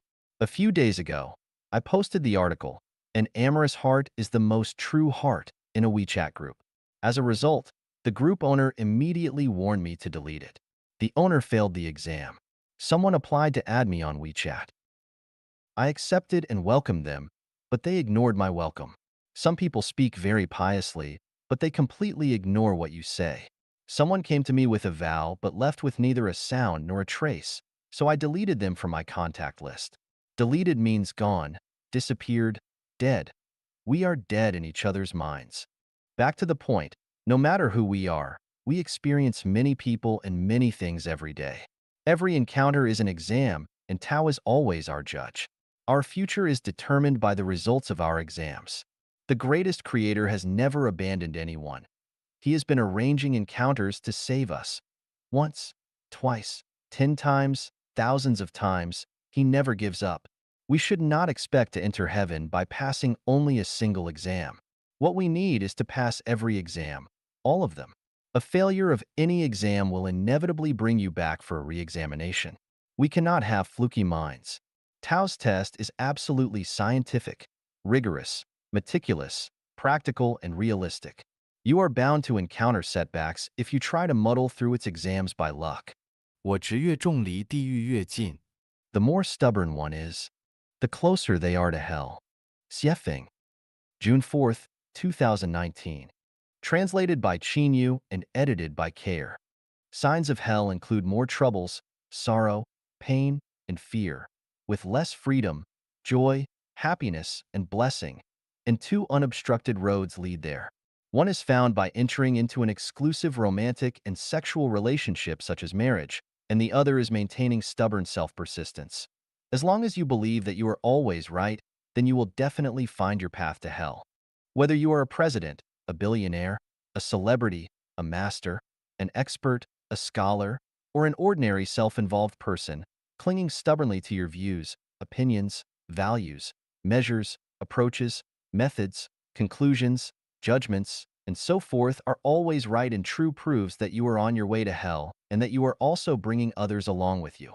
This is an observation that I have drawn from history and through the current situation of humankind, which is based on the countless accumulation of facts. This observation and conclusion can be verified by everyone. Of course, my observation and conclusion are not necessarily correct because the complexity of life is unimaginable. The astronomical number of possibilities permutated and combined by 64 basic factors cannot be seen through or straightened out by human thinking, and it is even more difficult to study. Whoever believes that they are right is proving precisely their foolishness, ignorance, stupidity, stubbornness, and irrationality. Therefore, we must never again dare to think that our own opinions are always right or dare to judge others. As a result, our hearts are brightened. We need to stay away from those who insist that they are right in everything, regardless of whether they are a president, a master, a scholar, or expert in any field. And we therefore have to be humble. We have to look up to Christ Jesus, Buddha Shakyamuni, and Saint Lao Tzu instead of researching and exploring on our own. It is better to follow the teachings of these three. Today I learned that I, the founder and guide of Life Genuine, am very ignorant. Do you dare to say that you are right? Do you still want to stick to your opinion? You bastard. 生命禅院已为人类进入新时代铺好了路。Life Genuine has paved the path into the new era of humanity. Dayform Buddha, June 26, 2019. Translated by Treasure and edited by Care. In the following decade or so, climate change will lead to unending occurrences of droughts, floods, hailstorms, hurricanes, insect calamities, earthquakes, extreme weather, pestilence, and other disastrous events that will turn hundreds of millions of people into refugees, and famines will abound. In order to compete for limited essential resources such as food and water, people will engage in savage struggles which will cause social unrest and instability. The government functions of the United Nations and all countries will fail. Governments will no longer be able to control any part of the situation. Fear and despair will spread everywhere, and people will not see any kind of bright recovery. It is estimated that within the next 30 years or so, the global population will be reduced to less than half. Minor changes occur gradually, but major ones happen instantaneously. After these great changes occur, even the most powerful empires will collapse and disappear forever. The United States, China, Russia, Germany, Japan, France, and many others will cease to exist. Most electricity will be off, communications will be unavailable, and the world will be in chaos. Authority will not exist, religious organizations will do their best, but will be so scattered and disconnected that they will be powerless. There will be no way to save mankind. The occurrences of all these things will not only be caused by the script arrangement of the grand adjustment of the universal life, but also by the state of consciousness of humans. To be sure, it is the consciousness of recent generations that has brought on these changes, and now this trend can no longer be reversed, and we have to face the reality of what will happen soon. In order to deal with these great changes and guide the rest people into the millennium, Xiefeng, who created Life Genuine, began to make theoretical preparations in 2002 and has been practicing them since 2009. Now, the theoretical and practical preparations are ready and are laid out in Chanyuan Corpus and Xiefeng Corpus, and their essence has been condensed into the third edition of 800 Values for New Era Human Beings. The practice is the new oasis of life, the original second home, which was created by Life Genuine with the new production and life mode for humans. The main purpose for releasing this message is to attract the attention of modern, living sages and ring alarm to them so that they will not feel panic or act blindly when it happens. At the same time, I hope that everyone will begin to follow the lead of Life Genuine and to plan in advance so as not to mess up and regret their poor decision for the rest of their lives. 10 years later, there will be 256 branches of the new oasis of life throughout the world which will serve as an ark in the new era. The new order of production and life for humanity will expand outward from these branches of the new oasis of life to the rest of the world. Humanity will begin to lead a brand new existence, regardless of race, ethnicity, nationality, or religion, and from both the rich and the poor. The whole world will be as one family. People will live in the millennium era that humans have dreamed of for generations, in which the worthy person will utilize their talents fully. No one will keep lost articles found on the roadside, and homes will not need to be locked at night. And everyone will lead happy, joyous, free, and blessed lives. Life Genuine has established an NPO called the International Big Family in British Columbia, Canada, and also another branch in Chiang Mai, Thailand. Those who are willing to enter the new oasis of life in advance can contact us to visit either. You are welcome to visit and explore here for more details and information about Life Genuine's values and the new production and life mode, with the precondition that you must be a sage, neither mortal nor laity, and certainly not an ignorant person. Whether or not the above is a deceitful lie depends on your judgment based on your spirituality, but to be sure, it is impossible to draw a conclusion by logical reasoning and intelligent analysis. It would be better if the developing changes of the world would be different than the above scenario.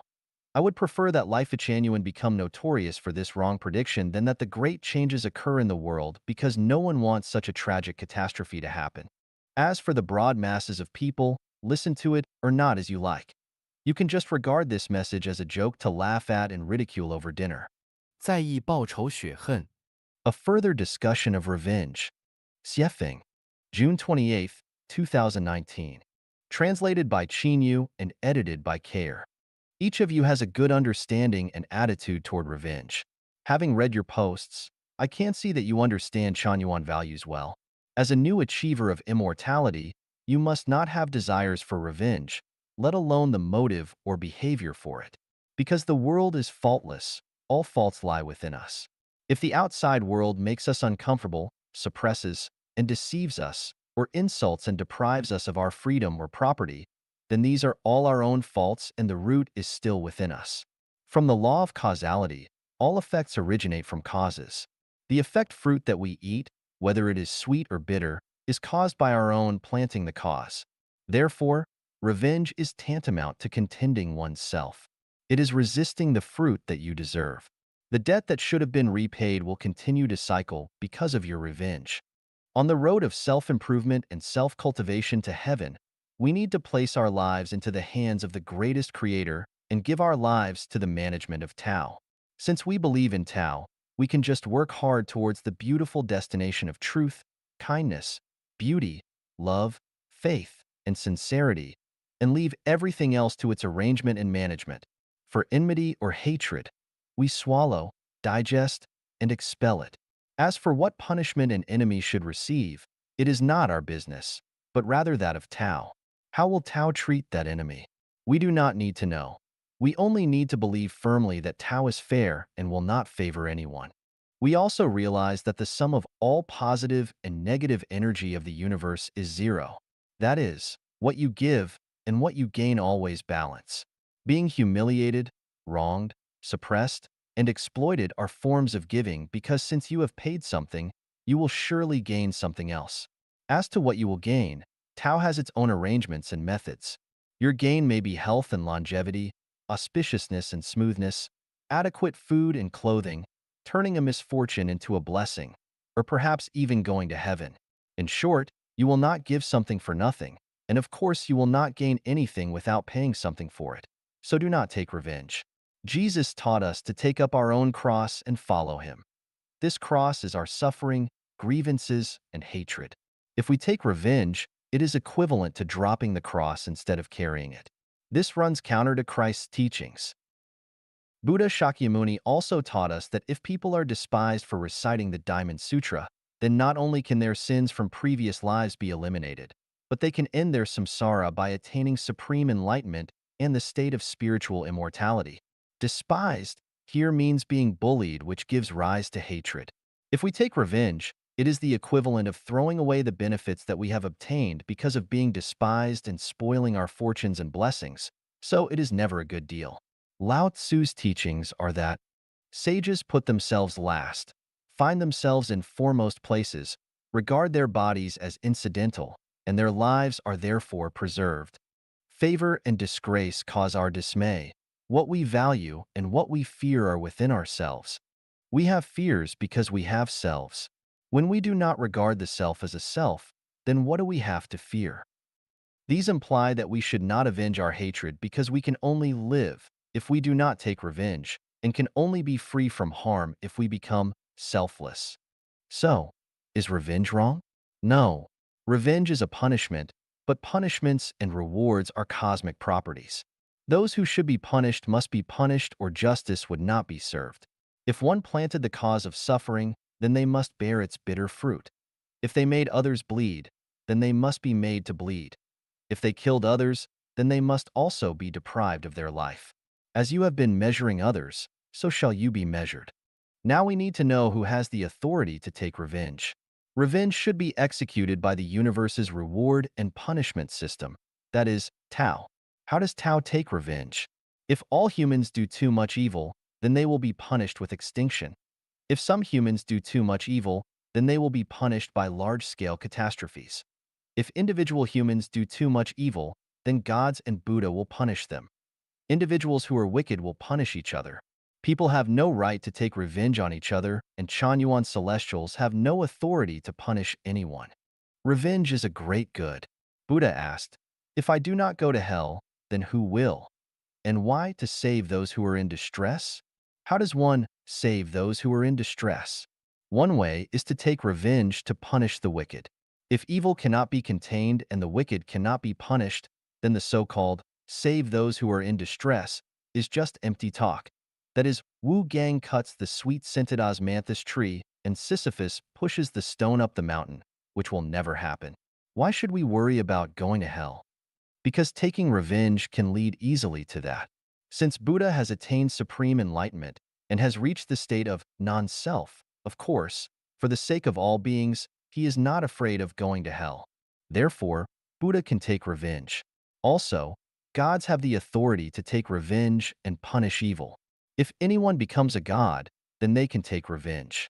So we can see the following phenomenon. One of great virtue does not claim virtue. One of great mercy does not flash mercy. One of great benevolence does not appear benevolent. One with great faith seems devoid of faith. Knowing the above principles, we can see a person's future, a nation's future, and humankind's future.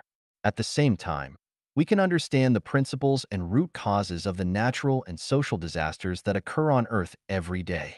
Only in this way can we observe the world with a cold eye, watch current events calmly, and be extraordinary, reborn, and reach the celestial islands without premature death. Based on these principles, ask yourself the following 5 questions. Why did Ming Chunzu implicate Feng Xiaoru's whole clan? Why did Li Zicheng's soldiers punish the descendants of Zhu Yuanzhang wherever they went? All those who live in the prince's palace, whose surname is Zhu, whether obedient or disobedient and whether military or civilian, must be killed. Why did Hitler kill millions of Jews? Why did the Chinese communists severely crack down on the landlords, rich peasants, counter-revolutionaries, bad elements, bourgeois, and capitalists? Why did Mao Zedong want to get rid of all types of evil people? What will happen in the next few years? Who will suffer? Those who do not plan for the long term will see their short-term plans fail. Those who do not plan for general situations are not good enough for specific situations. 在意报仇雪恨，A further discussion of revenge. Xiefeng, June 28, 2019. Translated by Qinyu and edited by Care. Each of you has a good understanding and attitude toward revenge. Having read your posts, I can see that you understand Chanyuan values well. As a new achiever of immortality, you must not have desires for revenge, let alone the motive or behavior for it. Because the world is faultless, all faults lie within us. If the outside world makes us uncomfortable, suppresses, and deceives us, or insults and deprives us of our freedom or property, then these are all our own faults and the root is still within us. From the law of causality, all effects originate from causes.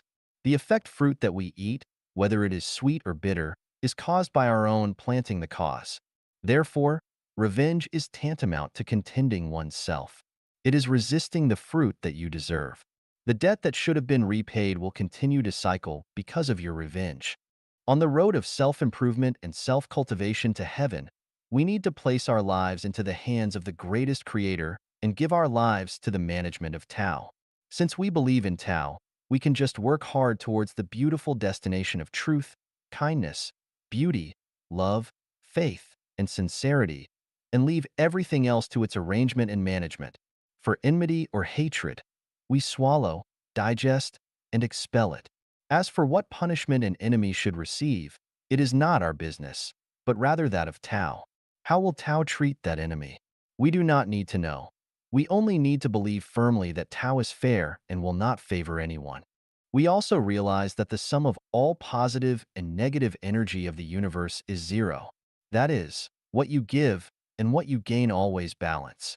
Being humiliated, wronged, suppressed, and exploited are forms of giving because since you have paid something, you will surely gain something else.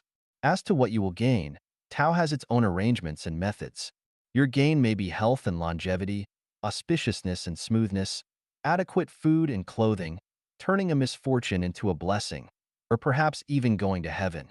In short, you will not give something for nothing, and of course you will not gain anything without paying something for it. So do not take revenge. Jesus taught us to take up our own cross and follow him. This cross is our suffering, grievances, and hatred. If we take revenge, it is equivalent to dropping the cross instead of carrying it. This runs counter to Christ's teachings. Buddha Shakyamuni also taught us that if people are despised for reciting the Diamond Sutra, then not only can their sins from previous lives be eliminated, but they can end their samsara by attaining supreme enlightenment and the state of spiritual immortality. Despised here means being bullied, which gives rise to hatred. If we take revenge, it is the equivalent of throwing away the benefits that we have obtained because of being despised and spoiling our fortunes and blessings, so it is never a good deal. Lao Tzu's teachings are that sages put themselves last, find themselves in foremost places, regard their bodies as incidental, and their lives are therefore preserved. Favor and disgrace cause our dismay. What we value and what we fear are within ourselves. We have fears because we have selves. When we do not regard the self as a self, then what do we have to fear? These imply that we should not avenge our hatred because we can only live if we do not take revenge, and can only be free from harm if we become selfless. So, is revenge wrong? No. Revenge is a punishment, but punishments and rewards are cosmic properties. Those who should be punished must be punished or justice would not be served.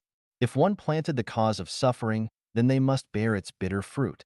If they made others bleed, then they must be made to bleed.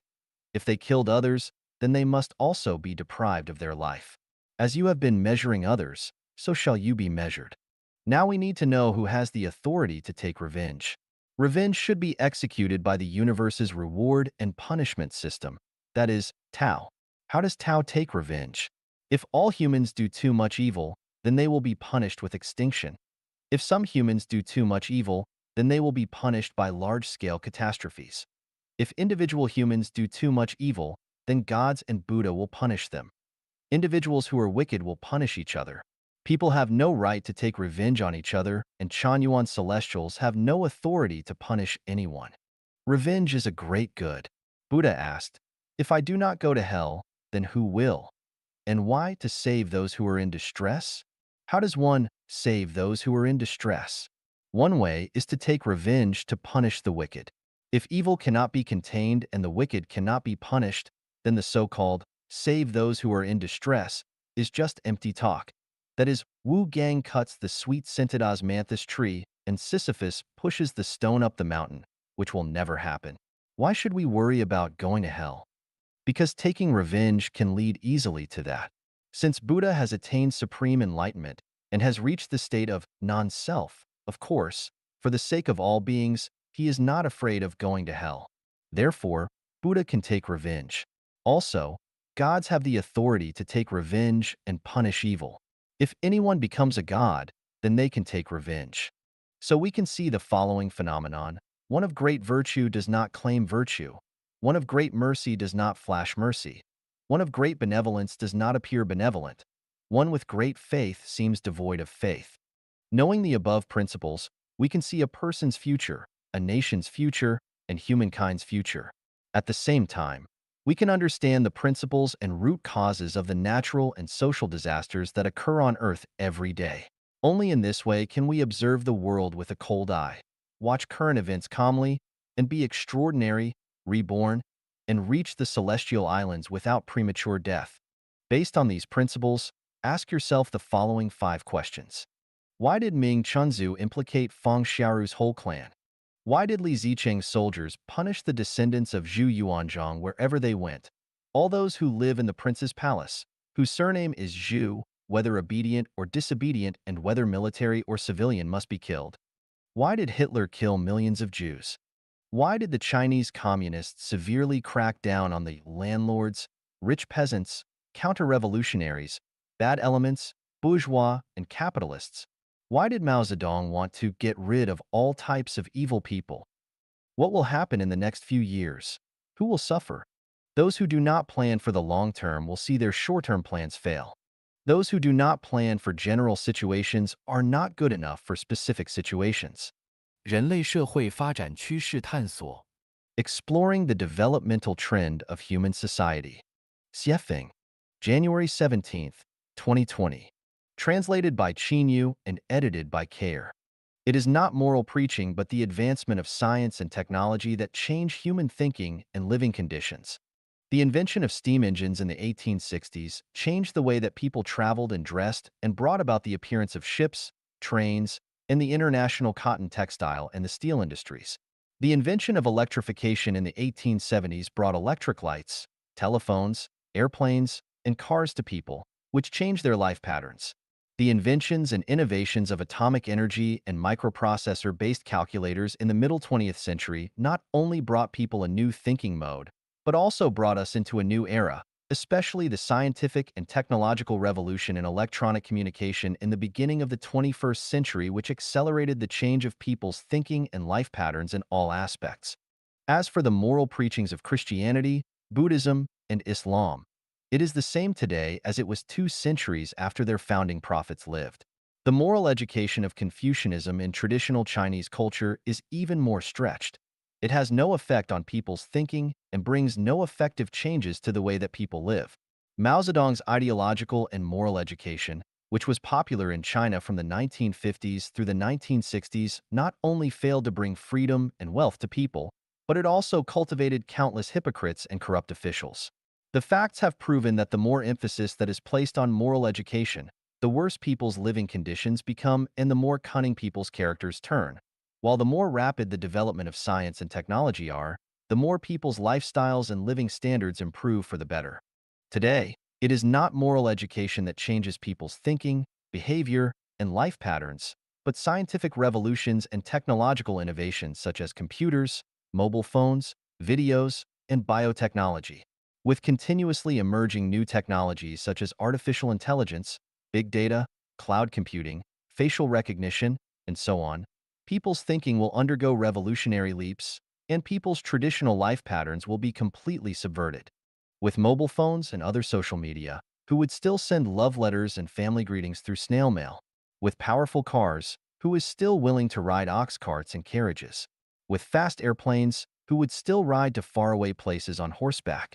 With GPS navigation systems, who wants to look for places on street maps? The invention and creation of science and technology force people to change their traditional lifestyles. It is not a question of whether we are willing to do this, but a matter of necessity. In addition to science and technology, the core factors that change people's ways of living and thinking, another major factor is institutions, systems, and programs. Different systems lead to different ways of thinking and living. For example, mainland China, Taiwan, Hong Kong, and Singapore are all Chinese, but their social styles are totally different due to their different systems.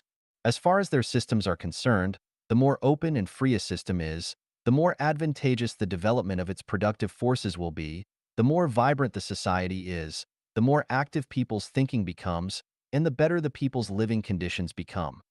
While the more closed and conservative a system is, the less freedom it has, the more it hinders the development of productivity. The more lifeless it is, the lower people's degree of happiness is, the more rigid their thinking is, and the more ignorant the people remain. Let us compare the United States, Iran, Venezuela, and Zimbabwe.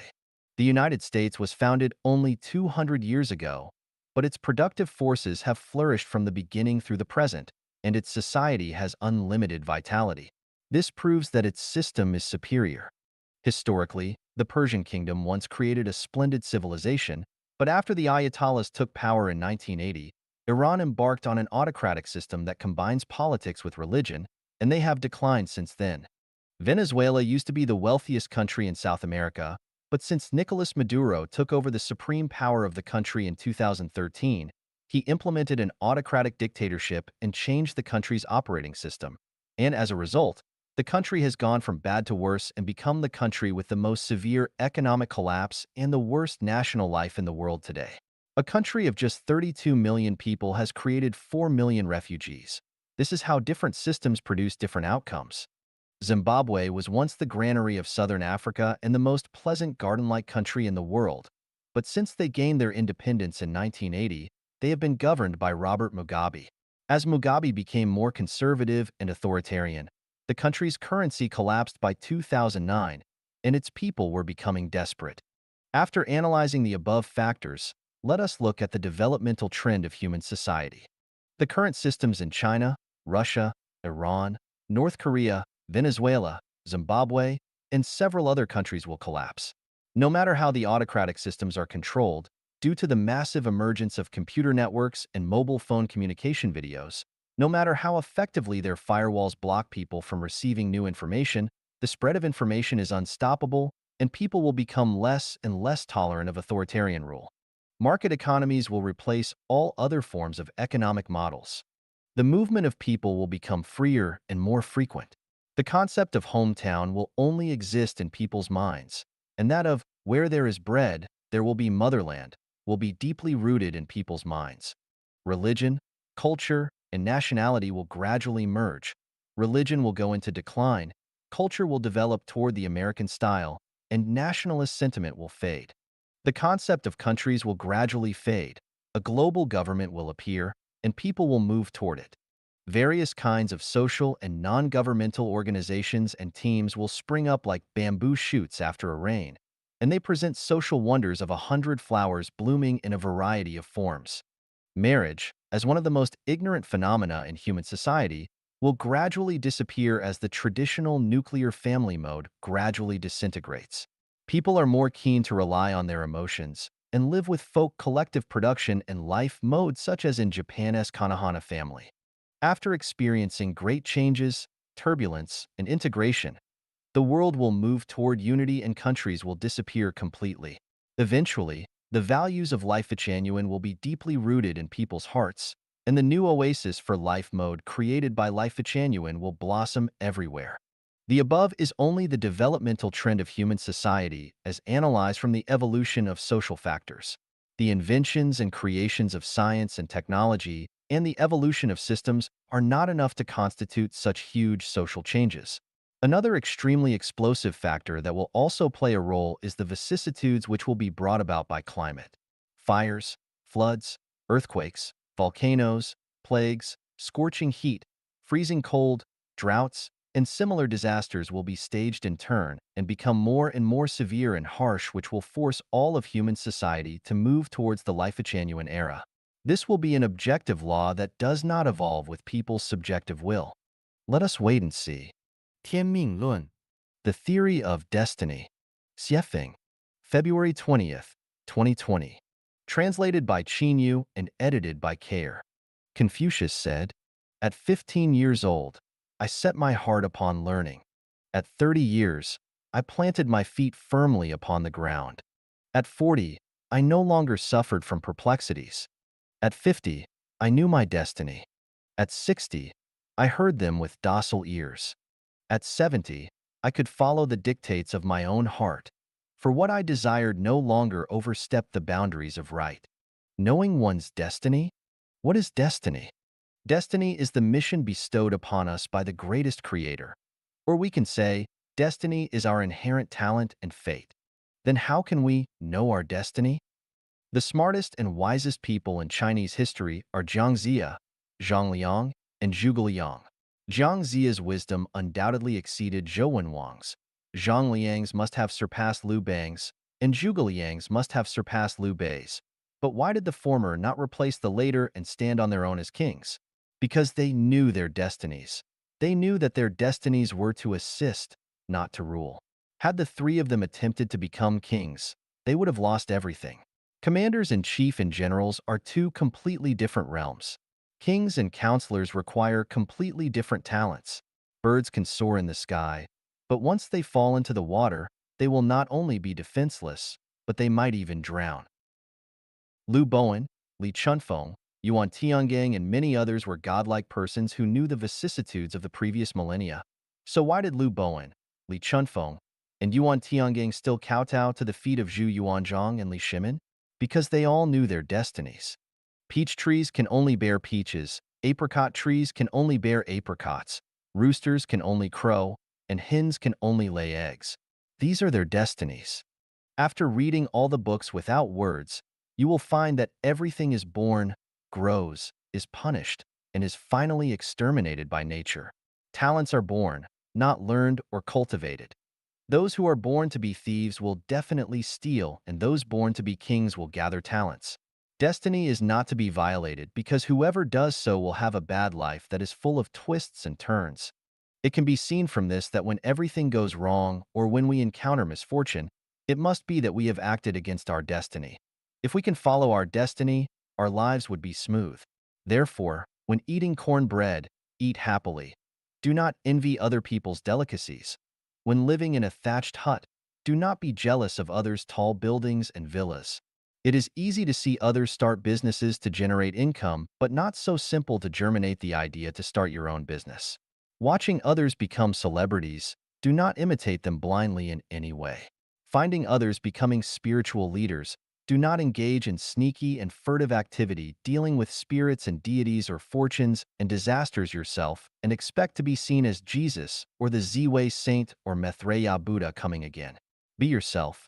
If you like farming, then farm honestly. If you like teaching, then teach diligently. Do not follow others because by knowing what you can do, you will be knowing and following your destiny. I would like to introduce my own process of knowing my destiny. I discovered very early that people with the Zhang surname can neither succeed in official careers nor become successful in financial ones.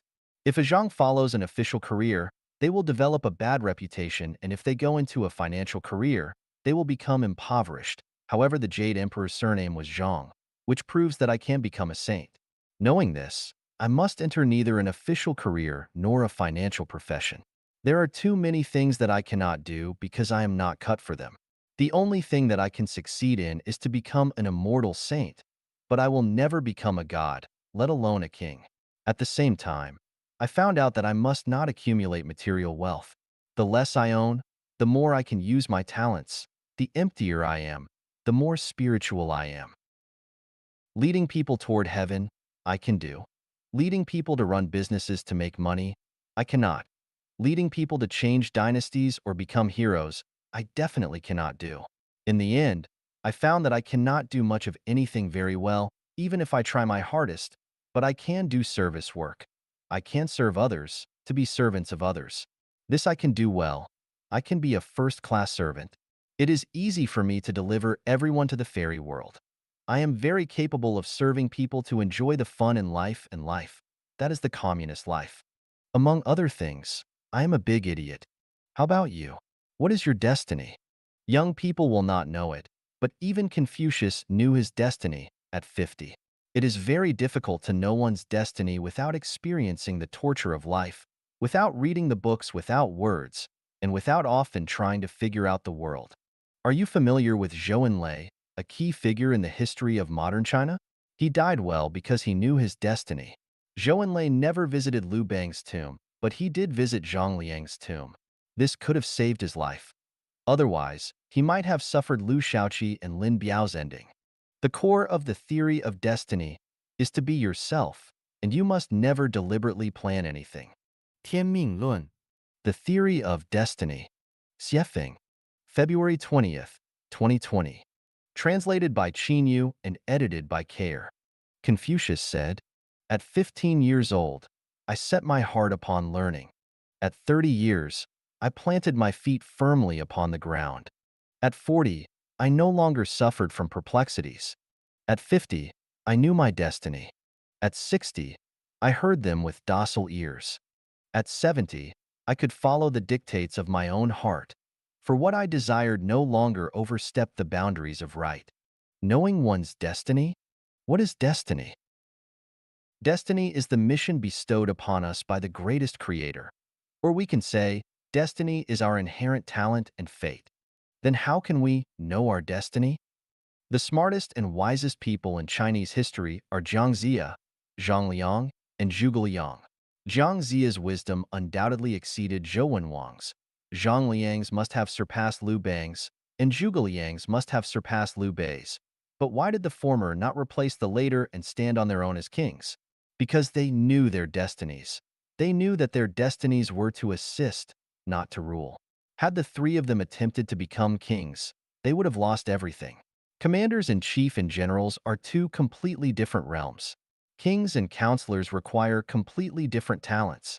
Birds can soar in the sky, but once they fall into the water, they will not only be defenseless, but they might even drown. Liu Bowen, Li Chunfeng, Yuan Tiangang, and many others were godlike persons who knew the vicissitudes of the previous millennia. So why did Liu Bowen, Li Chunfeng, and Yuan Tiangang still kowtow to the feet of Zhu Yuanzhang and Li Shimin? Because they all knew their destinies. Peach trees can only bear peaches, apricot trees can only bear apricots, roosters can only crow, and hens can only lay eggs. These are their destinies. After reading all the books without words, you will find that everything is born, grows, is punished, and is finally exterminated by nature.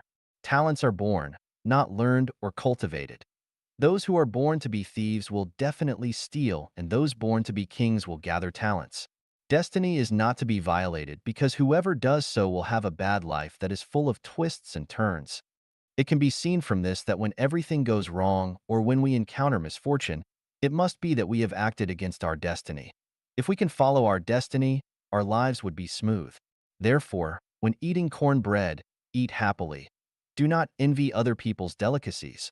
When living in a thatched hut, do not be jealous of others' tall buildings and villas. It is easy to see others start businesses to generate income, but not so simple to germinate the idea to start your own business. Watching others become celebrities, do not imitate them blindly in any way. Finding others becoming spiritual leaders, do not engage in sneaky and furtive activity dealing with spirits and deities or fortunes and disasters yourself and expect to be seen as Jesus or the Ziwei Saint or Maitreya Buddha coming again. Be yourself. If you like farming, then farm honestly. If you like teaching, then teach diligently. Do not follow others because by knowing what you can do, you will be knowing and following your destiny. I would like to introduce my own process of knowing my destiny. I discovered very early that people with the Zhang surname can neither succeed in official careers nor become successful in financial ones. If a Zhang follows an official career, they will develop a bad reputation, and if they go into a financial career, they will become impoverished. However, the Jade Emperor's surname was Zhang, which proves that I can become a saint. Knowing this, I must enter neither an official career nor a financial profession. There are too many things that I cannot do because I am not cut for them. The only thing that I can succeed in is to become an immortal saint, but I will never become a god, let alone a king. At the same time, I found out that I must not accumulate material wealth. The less I own, the more I can use my talents. The emptier I am, the more spiritual I am.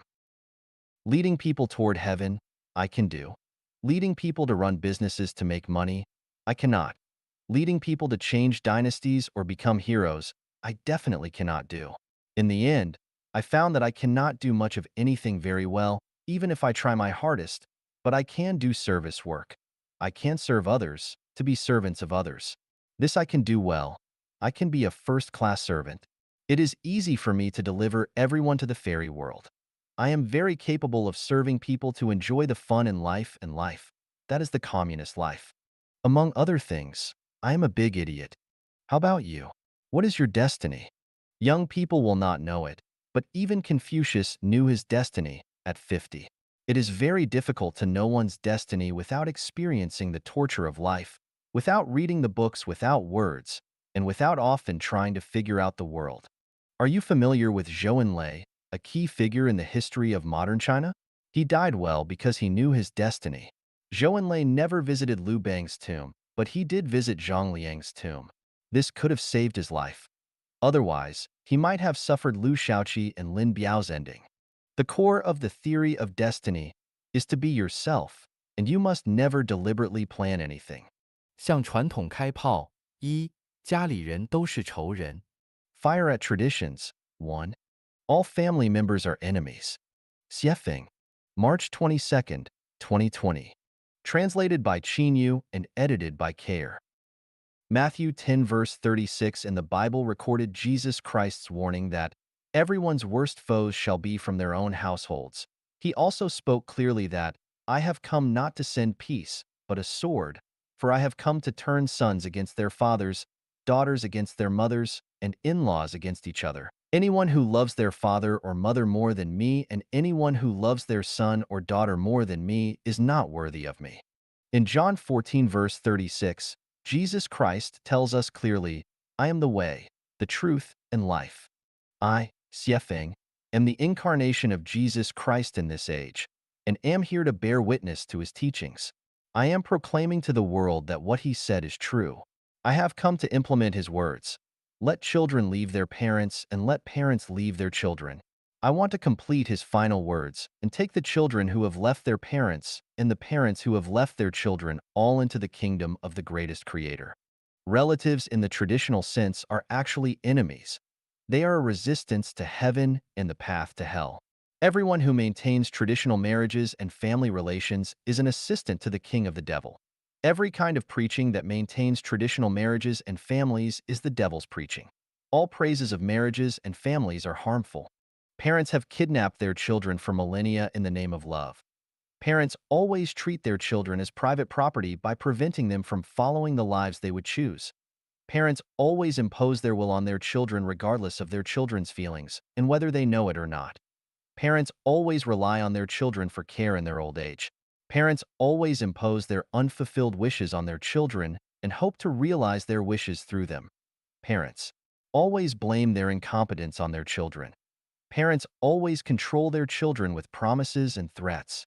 Across thousands of years, from ancient times to modernity, both in China and abroad, history is bitter and filled with blood and tears, and it was personally brewed and written with praise for marriages and families with parents and children.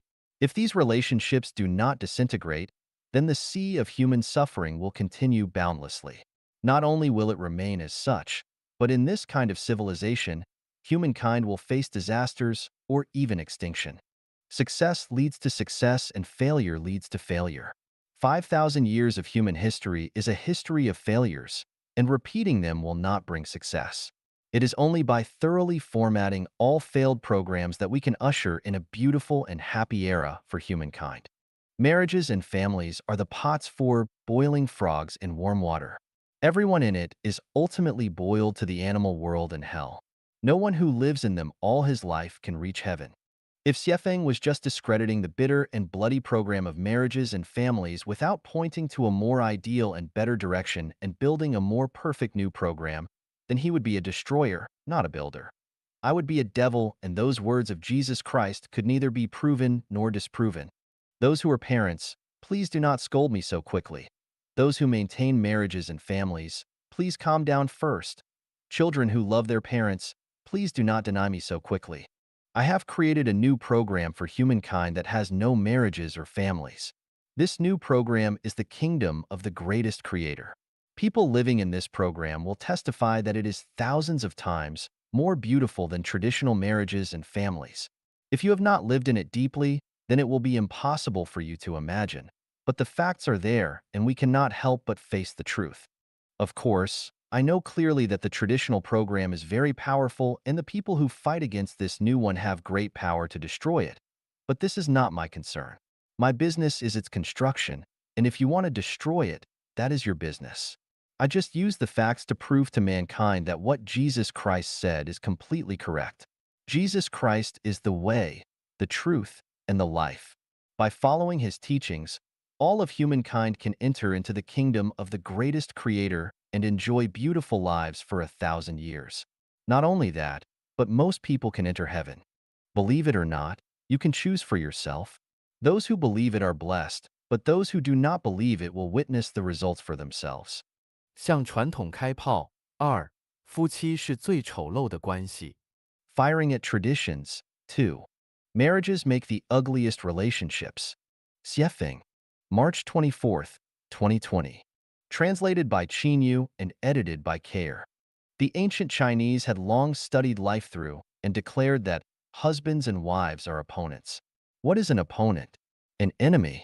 The ancient Chinese showed wisdom when they said that it is better for opponents to untie than to tie up. What did they mean by that? They meant that two opponents should not unite. That is, they should not marry and become couples. Not to tie up means not to join together. Anyone who accidentally forms a couple should untie, divorce, ASAP. To untie means to dissolve the partnership, to untie the rope that binds both parties, and to let both parties fly freely. Among the various relationships in society, the worst and the ugliest ones are those between husbands and wives. The most trouble and pain in people's lives come from their marital partners. Domestic violence does, and so do cold wars. The worst complaints are those between married couples, and the mutual torture between them is also the worst. Once a person is married, they fall into an abyss of misery which lasts for the remainder of their union. When an angel marries, they become a devil. When a saint marries, they become laity or mortal. 90% of married men wear green hats, feel betrayed. Is this not painful? 90% of married women lose their desirability after marriage. Is this not annoying? Chinese culture was created by God. Just look at the Chinese character, Huan, and you can understand everything. Near means woman and Huan means confused. A woman gets confused then gets married. Jiehuan means to marry, and it is clear that when a man unites with a confused woman, he also become confused. There is a saying that a wife is not as good as a concubine, and a concubine is not as good as stolen love. These words reveal the secret of secular life. If a man has a wife and a concubine, then he will definitely prefer his concubine. But even if he has 3 wives and 4 concubines, he would still want to steal love. Why? Because the stolen love tastes exceptionally delicious and is fascinating, irritating, and yearning. So why not steal it? Only a fool would not want to steal some love. Lechery is not a crime and stealing love is not theft. So why not steal some love? Even if you do not steal any, you still think about it. Come on, admit it. Even if you cannot sleep at night, lose your appetite, and become haggard, you will still be restless and ready to take action. Once opportunity knocks, you will definitely take action even if it means walking the wire or even dying for it. This is reality and people have to face it. For thousands of years, this reality has not changed at all. No matter how fancy someone's moral preaching is, how harsh their legal precepts are, or how people talk about them, even if their body would be smashed into pieces and their family would be disrespected for 10,000 years, there would still be an endless stream of them who will cheat on love. Since this is the truth of human nature in the mortal world, why should we avoid it? Why not just accept the truth? Husbands of the world, why even dream of stopping your wife from cheating on you? Wives of the world, why even fancy stopping your husband from cheating on you? Even if you could have controlled your spouse from cheating on you before, this is the age of mobile phones with internet access where people can cheat on anyone at any time. Can you watch and guard them all the time? No way. No guarding, defending, threatening, or tempting can stop the flood of cheating. If a wife does not cheat, then she must not be sexy enough. And if a husband does not cheat, then he must not be charming enough. Never believe that people with power and money do not cheat. The richer and more powerful they are, the more they cheat. Do not expect your partner to not cheat on you because you are as beautiful as a flower in a jade setting or handsome and debonair. A handsome husband is not as good as a stolen fool, and no matter how beautiful a wife is, she is not as good as a stolen lascivious woman. A man who has been married for many years will tell you that his wife is the most annoying woman in his life, and a woman who has been married as long will tell you that she was blind on the altar. The fact is that no one is wrong. What is wrong is entering into the boundless sea of bitterness, the marriage program. Would Buddha Shakyamuni have become Buddha if he had not escaped from his marriage? Would Lao Tse have become a celestial if he had ridden a green bull out of the pass with his own yellow-faced wife? Would he have become Lord Lao Tse? Would King of Yin Dynasty, Zhou's kingdom have been overthrown if Jiang Ziya had a wife next to him to direct him as he was helping Zhou Wenwang and Zhou Wuwang to win their battles? Would Christopher Columbus have discovered the New World if he had loved a wife who loved him equally? When I was a child, seeing new couples at weddings made me feel green with envy. Now, I feel pity for them because I know what they are in for. When I was a child and saw a man with his wife, I felt that he was very imposing. Now, I feel as if I am looking at a ghost. When I was a child and saw a woman with her husband, I felt that she was very happy. Now, she reminds me of a frog in a well. In fact, all couples live in pain, though on the surface they pretend to be very happy. In their hearts, they ask each other, "Why are you still alive?" But then they verbalize, "You are my favorite." People are so deceptive and such good performers. Even more strange is that some couples have never had more than a few days of happiness in their entire lives. They know that entering into marriage and becoming a couple was the worst mistake in their lives, but they still force their children to follow their own painful paths. It is an obvious fire pit, but they force their children to jump into it. How cruel do you think such parents are? Are there any real people in this world? I have thought it over and over again, but could not figure it out. Finally, I can only say that all parents who force their children to marry must have been kicked in their heads by donkeys or even camels. Either their minds are flooded, some nerves in their brains short-circuited, or they were fed the wrong drug when they were born. There is no other explanation. Then, if you do not get married and do not have a romantic partner, where will you go? The most ideal and most beautiful way out is in our garden, the new oasis for life created by Life Genuine. 人类从新冠病毒疫情中应当明白这8个道理。Humans should understand these 8 truths from the COVID-19 pandemic. Xiefeng, May 20th, 2020.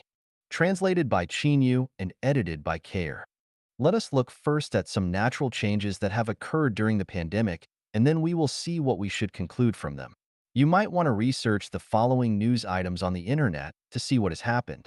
The virus has healed the earth. The contrast of aerial photos from before and after the lockdown of the cities is amazing. Satellite data show that China's air quality has improved significantly. The air quality comparison chart under the global pandemic is conclusive. An Italian city was closed for 2 weeks and satellite views of it found amazing changes. Due to the outbreak, the number of tourists has plummeted and the canals in Venice, Italy have cleared nicely. Miami's water became clear, global carbon dioxide emissions dropped, mountain lions appeared in cities, and the earth began to restart. Residents of Punjab, India could see the Himalayas, 201 kilometers away in early April for the first time in nearly 30 years. India ordered a nationwide blockade at the end of March and found that the Ganges River had cleaned itself. Since the outbreak of the pandemic, the global blockade has slowed people's activities. As a result, all-round changes have taken place on the Earth. The 8 examples above are enough to make us understand the 8 truths below.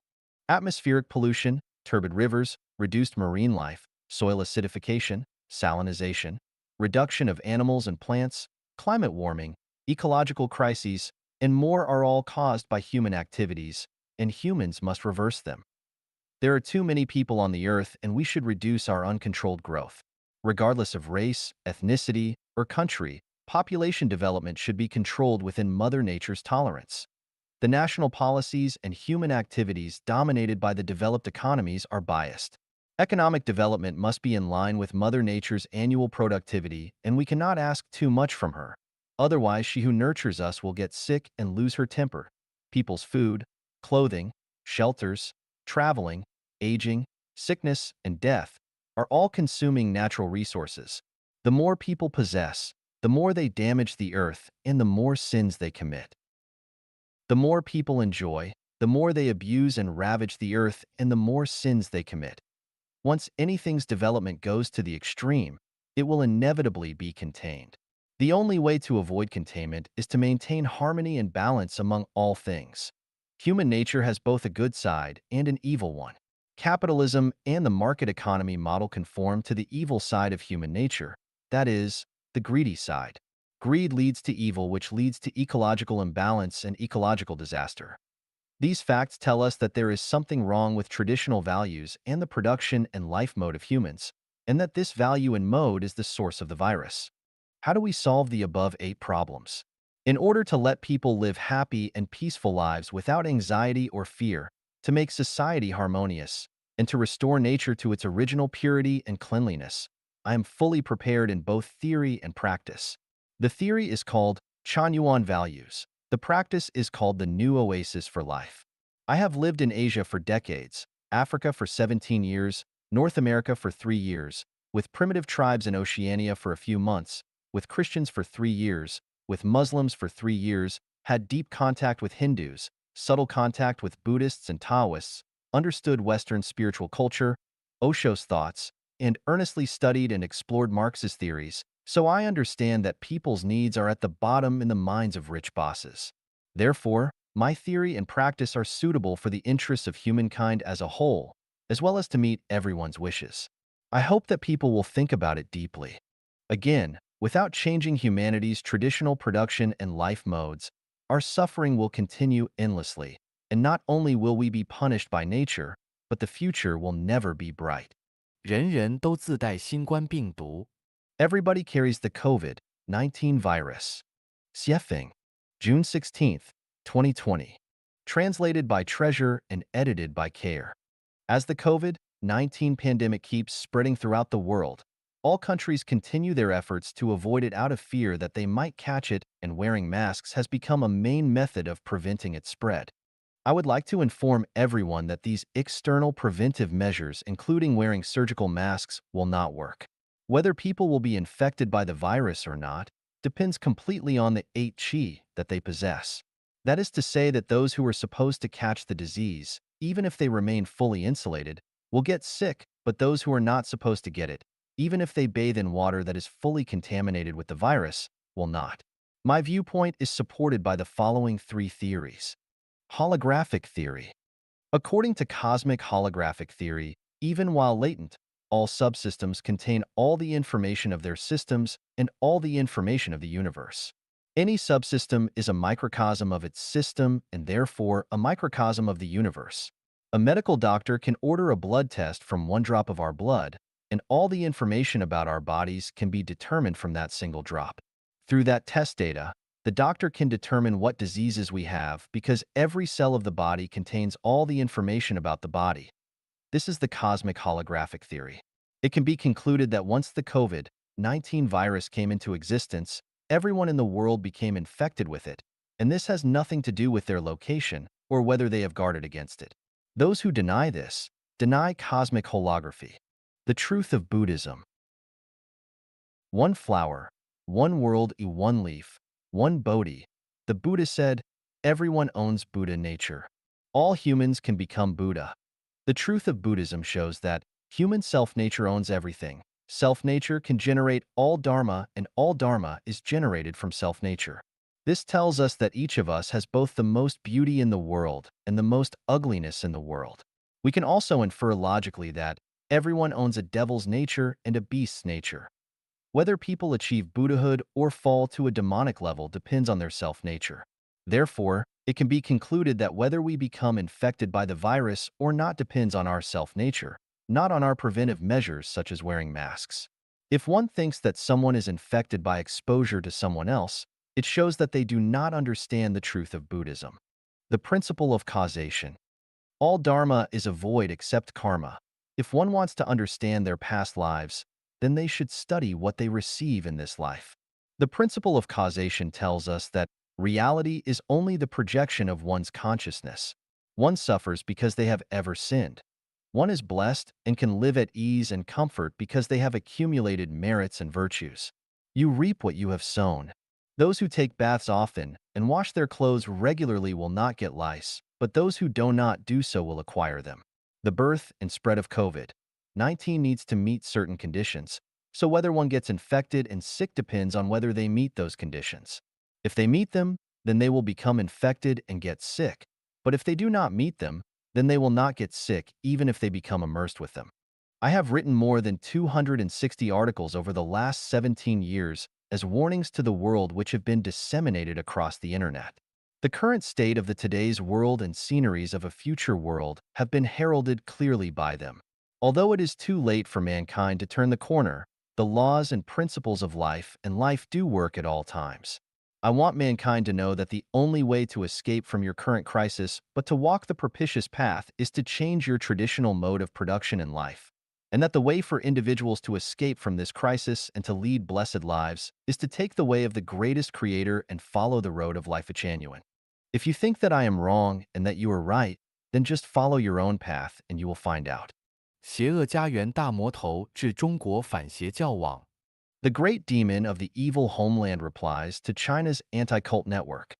Xiefeng, July 30th, 2021. Translated by Qinyu and edited by Care. Fighters of China's anti-cult network. First of all, if you feel that you are doing right and are confident in your actions, then do not delete or block my article here. If you are scared, then delete it or block it. You have been a great help because your video, The Home of Evil, has expanded Life Genuine's influence, which is exactly what I have been looking for. As for whether or not people believe your video's content, you know that in today's China, it is everyone's tacit understanding. Nowadays, only mindless people still believe the messages published by governments at your level. After watching your video, I can see that you have put much work into it, but also that it is still rough and that your understanding needs refinement. You said that you rescued believers who had been directed remotely by Zhang Zifan, Xiefeng. But this is inconsistent with the facts. One of your insiders sent me some photos of your process of rescuing my followers. In one of them, a female Chanyuan Celestial's hands were tied behind her back with a rope, and she was squatting on the ground with a police officer holding a pistol against the back of her head in the same way that Japanese devils shot and killed Chinese compatriots during the War of Resistance against Japanese aggression. Is this what you called rescue? I still have the photo. You posted a few photos of me in the video which we had taken while playing games. You deliberately selected those photos to vilify me and to scare my potential sisters-in-law away. That was unscrupulous of you.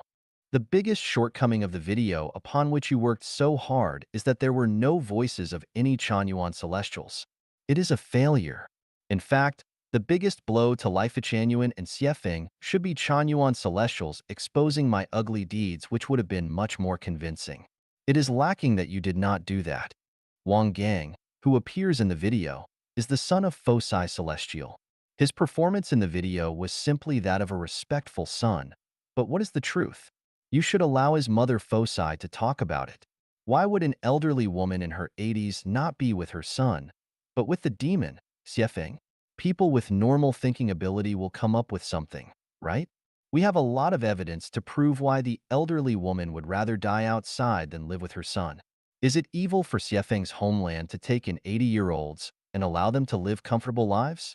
I used to think that evil meant not showing filial piety to the elderly, but now it seems that showing filial piety to the elderly is evil. Thank you for showing me the true meaning of evil. Wang Gang said that Xiefeng asked his mother to bring her salary card over and end her relationship with the family. You should show evidence of this occurrence because without any, what you said is just slander. Will people believe it? Saying that your mother took her savings, ran away from home, and that you then lost contact with her is simply one big lie. Does telling such a lie mean that you have forgotten about the time that your wife and you visited Life Genuine? The video said that I joined traditional Christianity, but have you any evidence of this? Of course not, because you made all this up. You know that I am the messenger of the greatest creator, Jesus Christ, Buddha Shakyamuni, the Prophet Muhammad, PBUH, and the incarnation of Celestial Lousy, but you think that this has all been made up by me, right? Is it not strange that one dares to claim himself as such but can still have a clear mind for 20 years? Is it not abnormal? This is not something that anyone can claim for themselves casually. If you do not believe me, you can try doing it yourself. If anyone claims to be such, it would take less than 1 year for them to go insane and die. If you do not believe me, try it yourself. Now suppose, what if Zhang Zifan's claim is true? If so, then your sins are surely not small. You said that our two places in Guizhou are secretly established bases under the cover of cooperative, comprehensive development projects. Excuse me, but are we also engaged in any illegal activities, or any other than those stipulated in our contract? If so, please provide evidence. You said that the most important of Xiefeng's fallacies is that Chanyuan Celestials must hand in all their property. Please provide evidence of this. In which article did I write this? On what occasion did I say it? Please provide material evidence and testimonies of witnesses. Lu Chong is the husband of Xianin Celestial and appears in the video. You said that Xianin Celestial sold all of her family property behind Lu Chong's back and dedicated all his hundreds of thousands of RMB yuan to Life Chanuan. But are the facts really as Lu Chong claims? Lu Chong is addicted to gambling. Not only did he gamble away their pig farm, which they had worked so hard to build, but he also lost their house, driving the family into bankruptcy and unable to pay off some usurers from whom he had borrowed money. He hid outside all day, and his wife had no choice but to beg to come to Life Chanuan home. His wife had not sold their property behind his back and donated hundreds of thousands of RMB yuan to Life Chanuan because she had nothing and even needed to purchase the train ticket with the pocket money her daughter gave her to travel from her former farm to Life Chanuan. You have provided false testimony. I wonder if this is a crime in jurisprudence. I guess you need to study the law more seriously. Lu Chong said that he weighed nearly 75 kilograms when he was with his wife, but that his weight had dropped to 45 kilograms after she left. What does this fact show? With his wife supporting him, he was obese, but with his wife no longer taking care of him, he became underweight. Who can afford to support a man like this? You said that Life Chanuan is an illegal organization. So we asked your public security officer why you felt that way? The officer said that Life Chanuan was never registered. I ask you, must an organization register in order to be legal? Was the great, glorious, and correct Communist Party of China organization registered with the nationalist government of that time when it ruled China? If not, then according to you, the CPC has always been an illegal organization? Besides, Life Chanuan is an international family which has been registered with the Canadian government. Can it not be counted as registered? Regarding Xiefeng's pronouncement that family members are enemies, this was a warning from Jesus Christ. Do you dare to say that Jesus Christ was wrong? Leaving home, this is the guidance and example of Buddha Sakyamuni. Do you dare to say Sakyamuni was wrong? You keep saying that Xiefeng's claims are fallacies and heresies. I have 800 values. Do you have enough wisdom and ability to refute any of them? You only need to challenge a few of them. If you cannot refute any of them, then how can it be called a fallacy? In view of this, it is not surprising that you call filial piety evil and the theory of truth fallacious. I will not comment on Li Yutian in the video, but he and his wife divorced voluntarily in 2009. At that time, their two children had grown up and his wife had left him without taking a penny from their family. The video said that his wife left him to live in Life Chanuan community, but the community had not yet existed at the time of their divorce, so it would be nonsense to say that she came to us at that time. His wife's father died 7 years after they divorced, but you said that it happened only a few days after she left? In order to achieve your goals, lies can be made up like this only because the government is in league with liars. Is this what the government does? You also said that his wife's father died from lung cancer because his wife left him. Is there any scientific evidence that this can happen? According to Li Yutian, his wife's departure caused her father to get lung cancer, and he passed away within a few days. I ask, can lung cancer really kill anyone within only a few days of acquiring it? Is it not ridiculous to make lies like this up? Is this how the government collects evidence to prove that Life Chanuan is evil? In fact, this has nothing to do with Life Chanuan. The number of divorcees in the world is increasing and many people are not marrying. Are all of these changes caused by Life Chanuan? Of course not. I advocate that as long as two parties are willing to, they can maintain emotional relations for a long time. What is wrong with this in terms of ethics and jurisprudence? Is it not allowed for them to keep long-term emotional relationships if they are consensual? You said that some of our game photos which you showed in your video were described as being intolerable to the eye. Do you really think so? Then how do you feel about the large number of pornographic pictures on the regular internet? You think our homeland life is immoral, right? Your public security officers raided our home at 2 or 3 o'clock in the morning many times, forced their way into our rooms, checked in our cabinets and under our beds. Did they ever find a man and a woman sleeping together? Never. Based on your realm, You can never imagine that Chanyuan celestials like to talk and laugh. But in our home, we mostly like to live quietly and alone. We pursue the joy of non-material souls, not that of flesh. Based on your cognitive abilities, this realm is extremely difficult for you to imagine, and you will not be able to understand it even if you live for 500 years.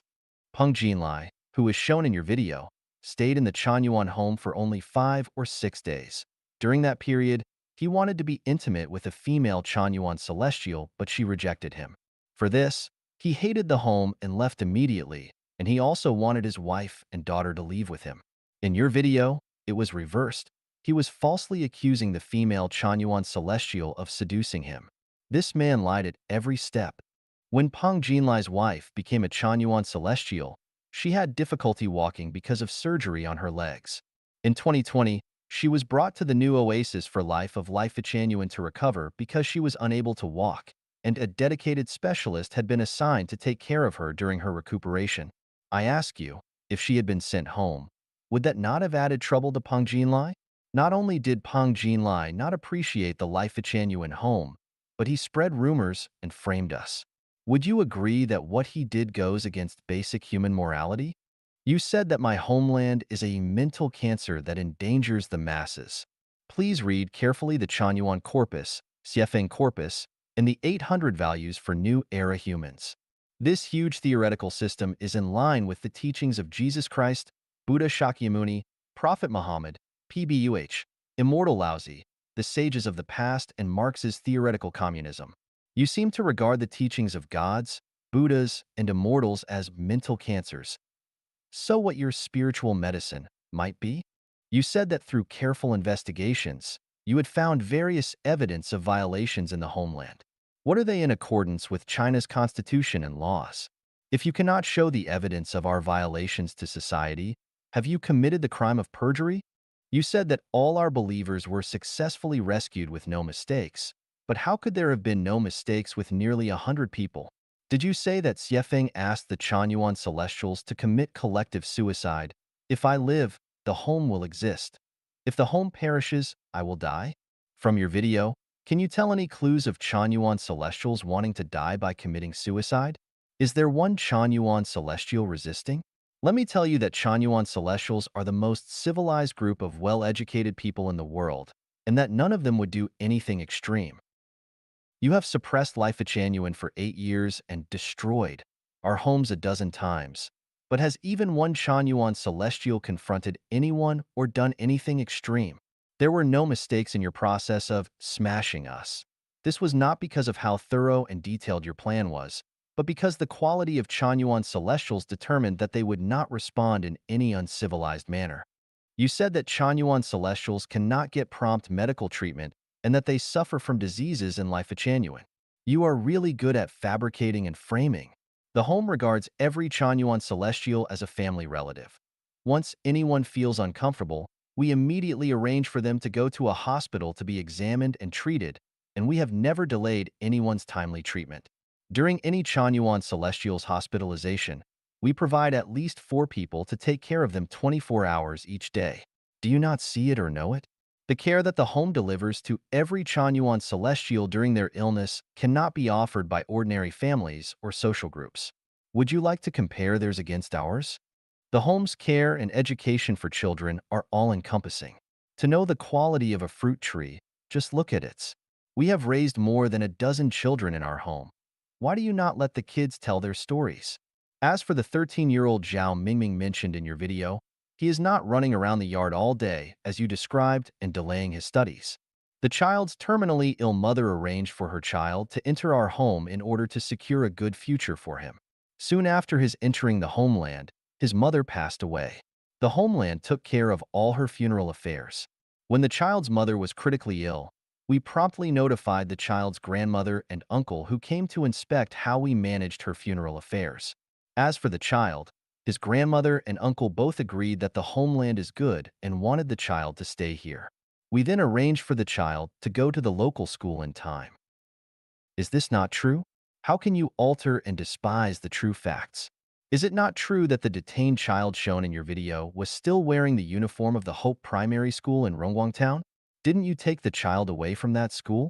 How can you say that we had delayed the child's studies? The alleged penance sending in the video is very ridiculous. It showed that Su Dong, who was originally from Shaanxi, sent a pennant to the public security organization. The fact is that your officers customized the pennant in advance and then forced Su Dong to take a photo with the pennant. This is how pathetically you make yourselves look good. Just think about it. Relying on your brain capacity, knowledge, and spiritual quotient, is it possible for you to complete the deprogramming of Chanyuan celestials in such a short period of time after my more than 10 years of patient and meticulous brainwashing? Are you qualified? Your so-called transformation is nothing more than threats, intimidation, and coercion, and then through blackening people's names, cutting off people's sources of life, and forcibly taking away their mobile phones, computers, ID cards, and passports for forced conversion. How is this fundamentally different from the ruffians, hooligans, gangsters, and bandits who put knives to people's throats and say, "Call me grandpa or I'll kill you"? Since April 28th, you took away the ID cards, mobile phones, and computers of many Chanyuan celestials. Some of these objects have yet to be returned. Is this how you transform Chanyuan celestials? You said that the evil homeland created by Zhang Zifan was smashed in one stroke. Your memory is really bad. This is not smashed in one stroke. You started the smashing in one stroke 8 years ago in 2013. You have already smashed in 12 strokes. You gave us real trouble, but it is too early to conclude whether we were destroyed. Boundless grasses across the plain come and go with every season. Wildfires never quite consume them. They are tall once more in the spring wind. If you really have the ability to completely destroy us, then what you have to do is not to drive the Chanyuan Celestials from their dens, but you must subvert Xiefeng's entire theory. If you do not destroy my theory, then the home will never be destroyed. Not to say to smash it in one stroke. You cannot destroy it with 1,000 strokes, or even 10,000 strokes. Another way to destroy us is to control all foreign networks and block the 8 public websites of Life Genuine, especially social media platforms such as Facebook, Google, and YouTube. Otherwise, who will be destroyed in the end has not yet been settled. After reading the above, are you scared? If you are not scared, then do not delete my article so that the so-called righteous people can see the evil of the Chanyuan home and of Zhang Zifan. But if you do not delete it, will the good people who were deceived by you think you are evil instead? Who knows? Maybe. However, your deletion and blocking can only be limited to your sphere of influence. The world outside your sphere of influence is very vast, and I can continue to publish it in that vast world. Nowadays, there is a popular saying, you will have to pay it back sooner or later. The 12 homes of Life Genuine were each smashed in one stroke by you. Sooner or later, this account will be settled. On average, each home is calculated at 10 million RMB yuan, and the 12 homes were worth 120 million RMB yuan, according to the current market value. A murderer must pay with his life, and a debtor must pay his debt. It is an unalterable principle that the debts you owe must be repaid. You are not going to get away with this. Up to the highest height and down to deepest depth, even if you die, Chanyuan Celestials will trace you to the end. Before you pay off your debt, your soul will never rest in peace. If you do not believe me, just wait and see. We hope that you will realize your errors, mend your ways, and commit fewer sins. 将中国反邪教网钉上人类文明的耻辱柱。China's anti-cult network is nailed to the pillar of shame of human civilization. Xiefeng, August 18th, 2021. Translated by Qinyu and edited by Care. What is China's anti-cult network? I had never heard of them before they vilified the name of the second home of Life Genuine as the evil homeland. I know that this group is a malignant tumor that grows on the body of human civilization, and if it is not eliminated, then human civilization will surely die from it. Therefore, starting from today, China's anti-cult network is nailed to the pillar of shame of human civilization. They, who reverse black and white, confuse right and wrong, spread rumors and slander, and fool the people, are a thorough anti-human and anti-civilization gang and an evil organization.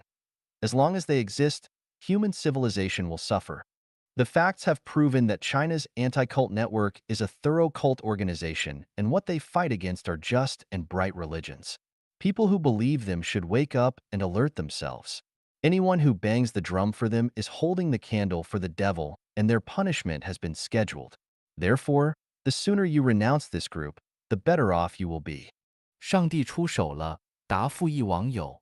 The greatest creator has taken action. My reply to a netizen. Xiefeng. August 18th, 2021. Translated by Chinyu and edited by Care. People ask why they suffer from innumerable disasters while the greatest creator does nothing. The simple answer is that he has already done a great deal. In early April of 2009, I posted that the catastrophe of 2012 would not happen but would be replaced by a stepwise, reciprocating, and increasingly serious pattern of natural and man-made disasters. Then, on August 1st of 2017, I once again warned that if mankind does not reevaluate their ways immediately and change their traditional modes of production and life, then not only is the entire natural ecology expected to collapse within 15 to 20 years, but that humanity will be at risk long before then.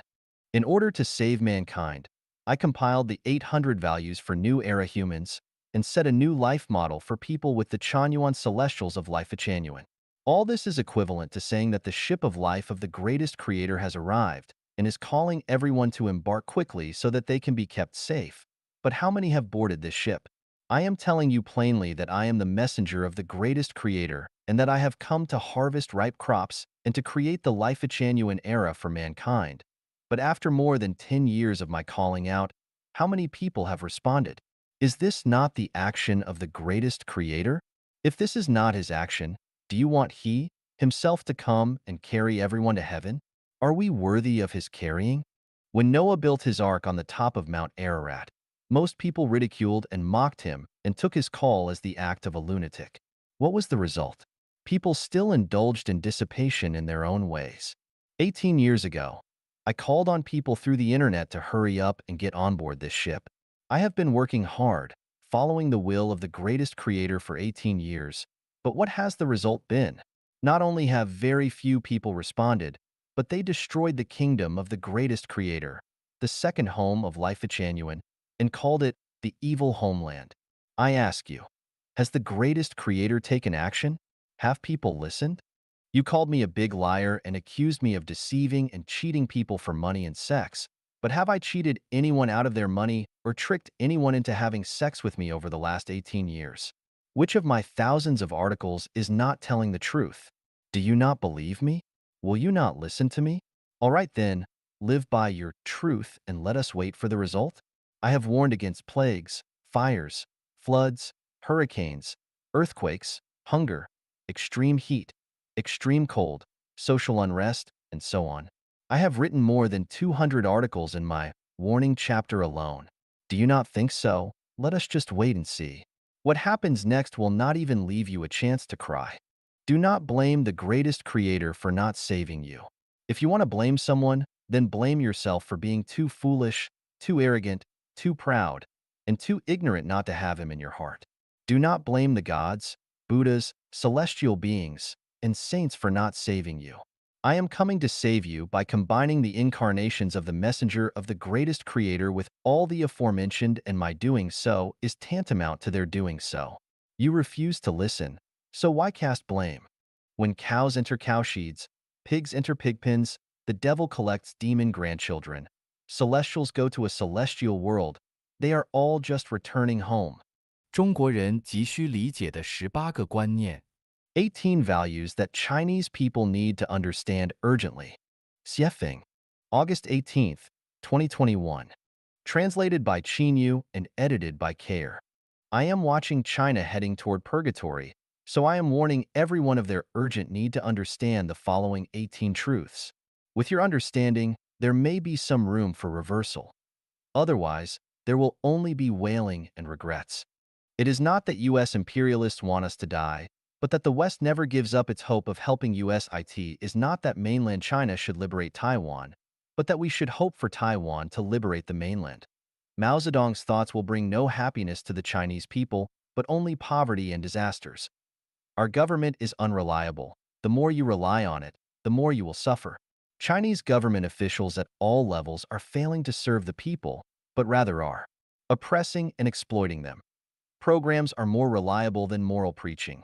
We need more program construction and less moral preaching. Confucian culture is the root cause of China's inability to produce Nobel Prize winners. Xiefeng-style communism is the only way for the Chinese nation to achieve happiness.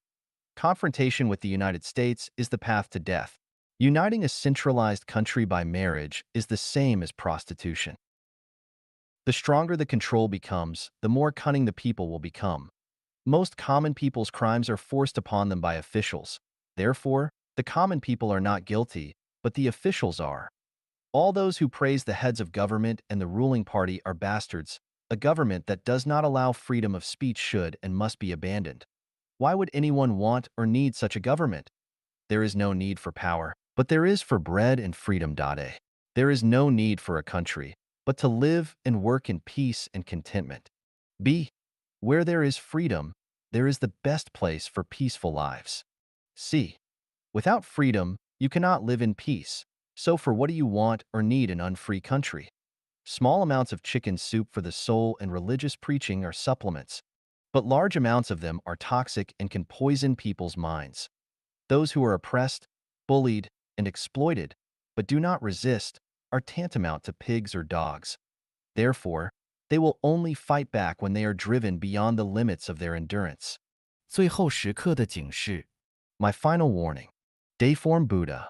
September 2021. Translated by Chin Yu and edited by Care. I have been preaching to the world for 18 years and have told everyone what to expect and which path they should follow. It is none of my business whether or not you should listen or follow. That is only yours. But as you face difficulties or even death, you cannot blame gods, Buddha, celestials, saints, or especially the greatest creator because the road has been shown to you, and you can only blame yourself if you do not choose to follow it. The great purification is about to begin, so I will give you some warnings now and I hope that they will protect you from disasters. Do not try to escape from predicaments and death because there is nowhere to hide.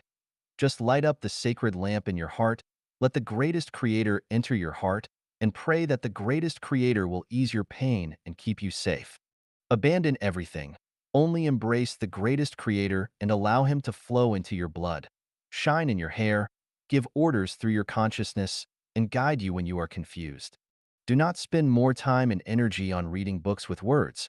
Read the books without words. Everything and all phenomena are the wars of the greatest creator. Changing phenomena show the greatest creator announcing his will and warnings to you. So please read his books. They have no words in them, only images and phenomena.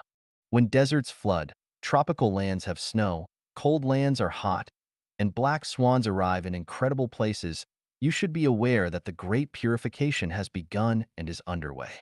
When the meteorite that will destroy mankind is spotted and something that you have never seen before appears in the sky, you should understand that the earth has guardian angels and managers who will have exhausted their endurance for humankind's destruction of nature.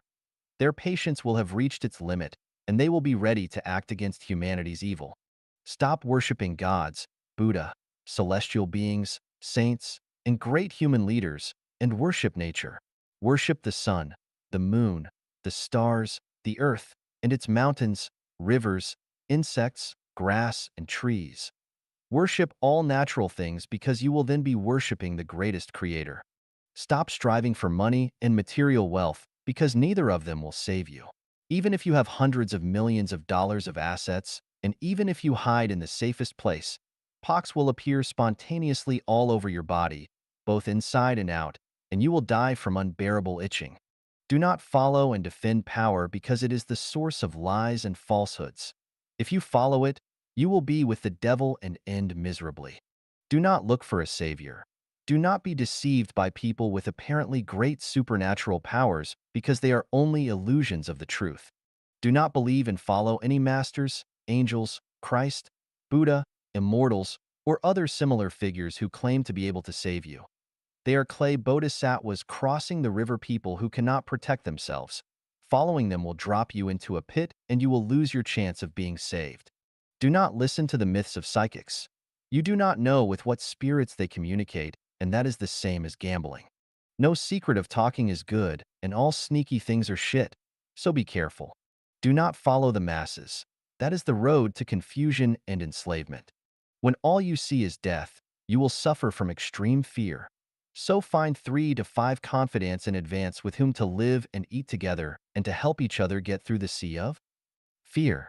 Even when your hunger becomes intolerable and you are in extreme distress, neither steal nor rob, let alone harm other lives, but maintain the purity of your soul and the light of your life. Desperate trumpets will sound from all directions. It is only by lighting the sacred lamp within your heart and by firmly believing in the greatest creator, cause, and effect, and that you are walking on his way that you will be able to climb through your quagmire of despair. In the past, people could be saved and delivered from torment by showing kindness, compassion, and love. But now, those 3 attributes can no longer save them. So the program to save nature has started, including those people who should be saved. Let the dead take care of the dead as you look up to the pure land. Do not stop your marching feet before you reach the pure land.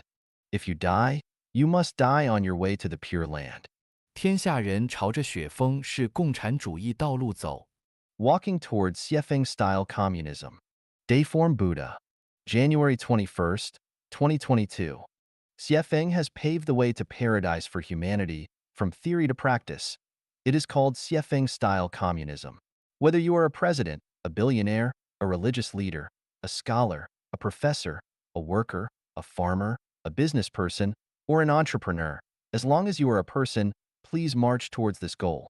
From the dawn of recorded history, there has never been a better production and life mode than what we have created. No one from a common laborer or lay person to a saint, an immortal, a Buddha, a god, or even the prophetic sage of China Ziwei will ever be able to create a better production and life mode than ours. No matter how the American-dominated Western countries strive to perfect their democratic social mechanisms, or how hard China tries to improve its, neither will ever be able to achieve as highly civilized a production and life mode as we have. Nor can the people of Latin America, Africa, or Oceania create a more ideal society than what we have accomplished. To all the people who have great ideas, please stop seeking and discussing how to create a better future for humankind. Xiefeng has planned and arranged everything.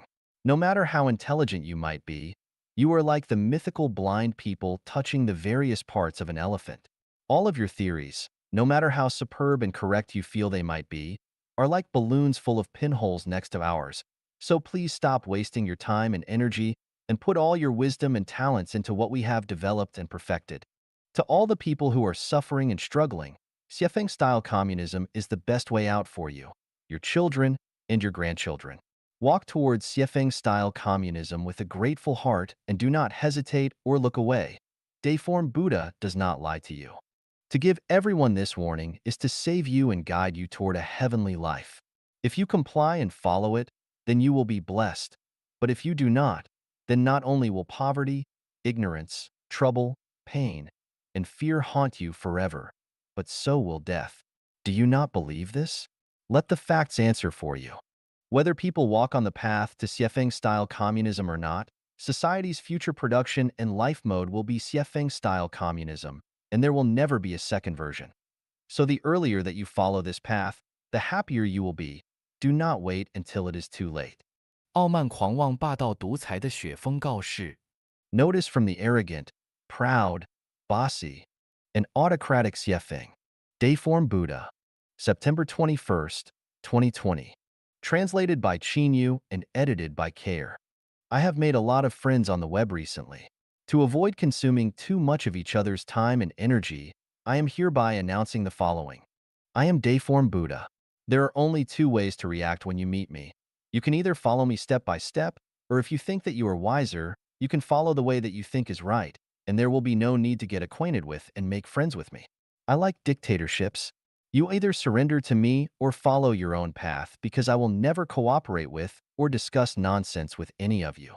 I believe that anyone who thinks that their cognitive abilities exceed those of Xiefeng and wants to direct him is ignorant. For thousands of years, apart from Jesus Christ, Buddha Shakyamuni, Celestial Laozi, and Prophet Muhammad, PPUH, no one in this world's cognitive ability has surpassed mine, Dayform Buddha, Xiefeng. Many of today's masters are only worthy of carrying my shoes. People like Osho, Krishnamurti, and Neil Donald Walsh, author of Dialogue with God, are probably worthy of serving my tea. I despise people who call themselves heavenly masters on the internet, even if they offer to wipe my ass. To my eyes, people are very different, and I can see them as clearly as they see pigs. I can distinguish who is fat from who is thin at a glance. In recent years, many enlightened masters and superiors have come and gone like mushrooms after rain falls. They teach scriptures everywhere. To tell you the truth, they are like farts in my nose. They are ignorant of time and space, know nothing about the essence of life, are mysterious and spooky all day, deceive the public, fool the people, and kill for money. Due to their limited cranial capacity, they think that they are masters of Taoism because they bamboozled a few fools. Some have even posed in front of me. It was so shameless because they never understood the immensity of heaven and earth. Shameless as they are, they might as well have hit a blank wall. Some want me to accept everyone. Bullshit. I am not a trash can. Why should I accept everyone? Some want me to unite all those who can be united. Bullshit. I am not a politician.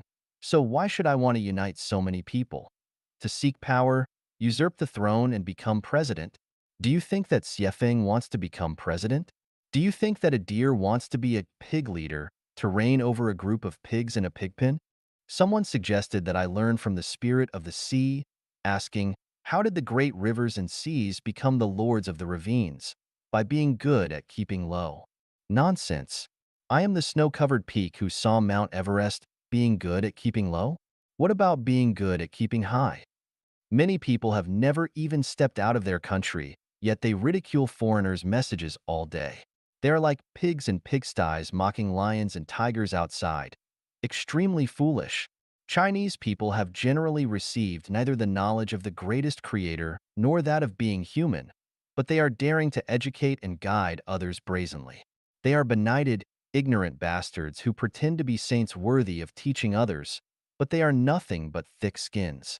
People generally lack education and politeness, let alone other aspects.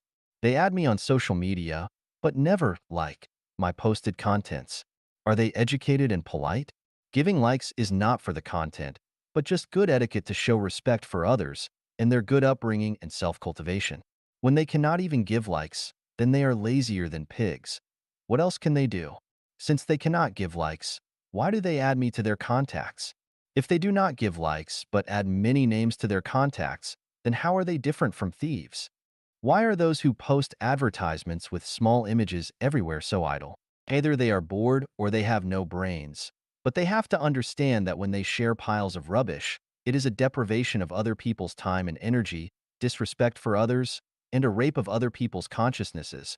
So I have quit most of these groups. Many groups do not even share central themes, but are just big garbage dumps.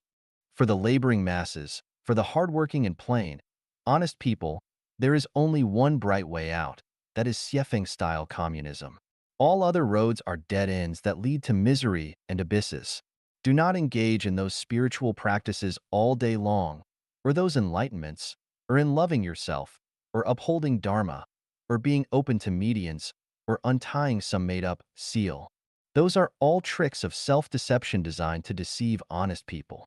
On the other hand, if you feel happy and like having fun, just follow your innermost driving force.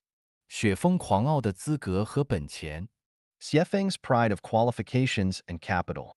Xiefeng, September 21st, 2020. Translated by Qinyu and edited by Care. To be proud, one must have qualifications and capital, otherwise they are either neurotic or at least in some way, mentally ill.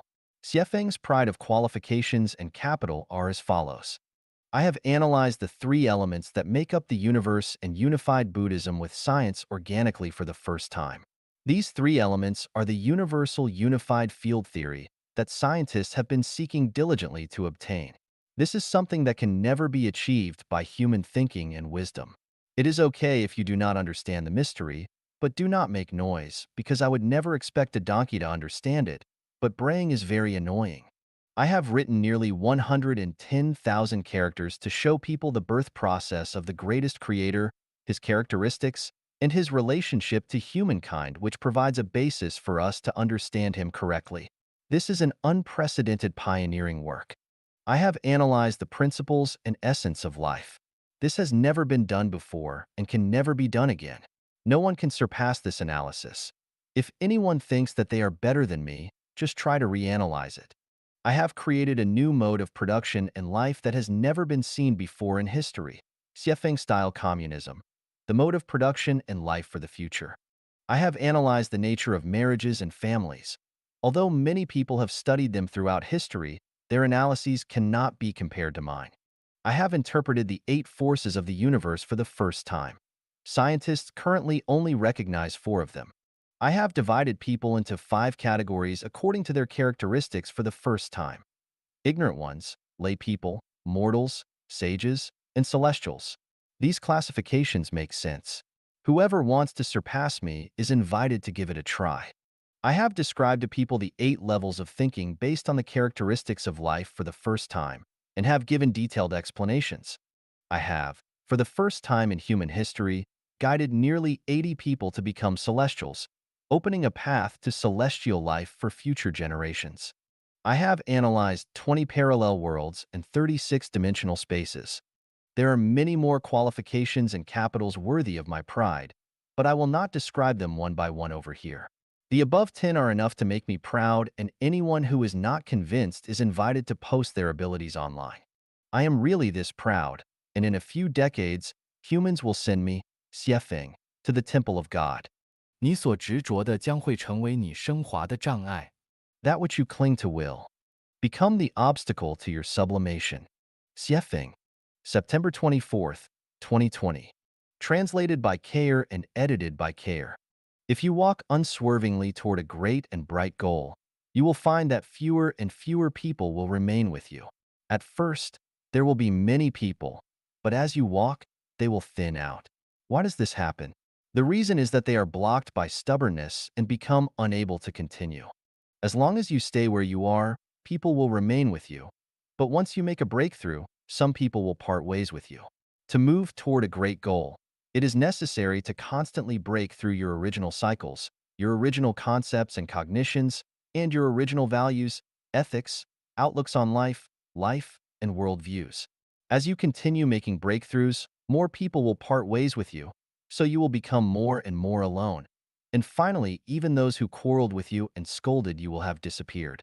To change from one form to another, a person must break through their original self, their inherent cognition and thinking logic, which is like pupae metamorphosing into butterflies.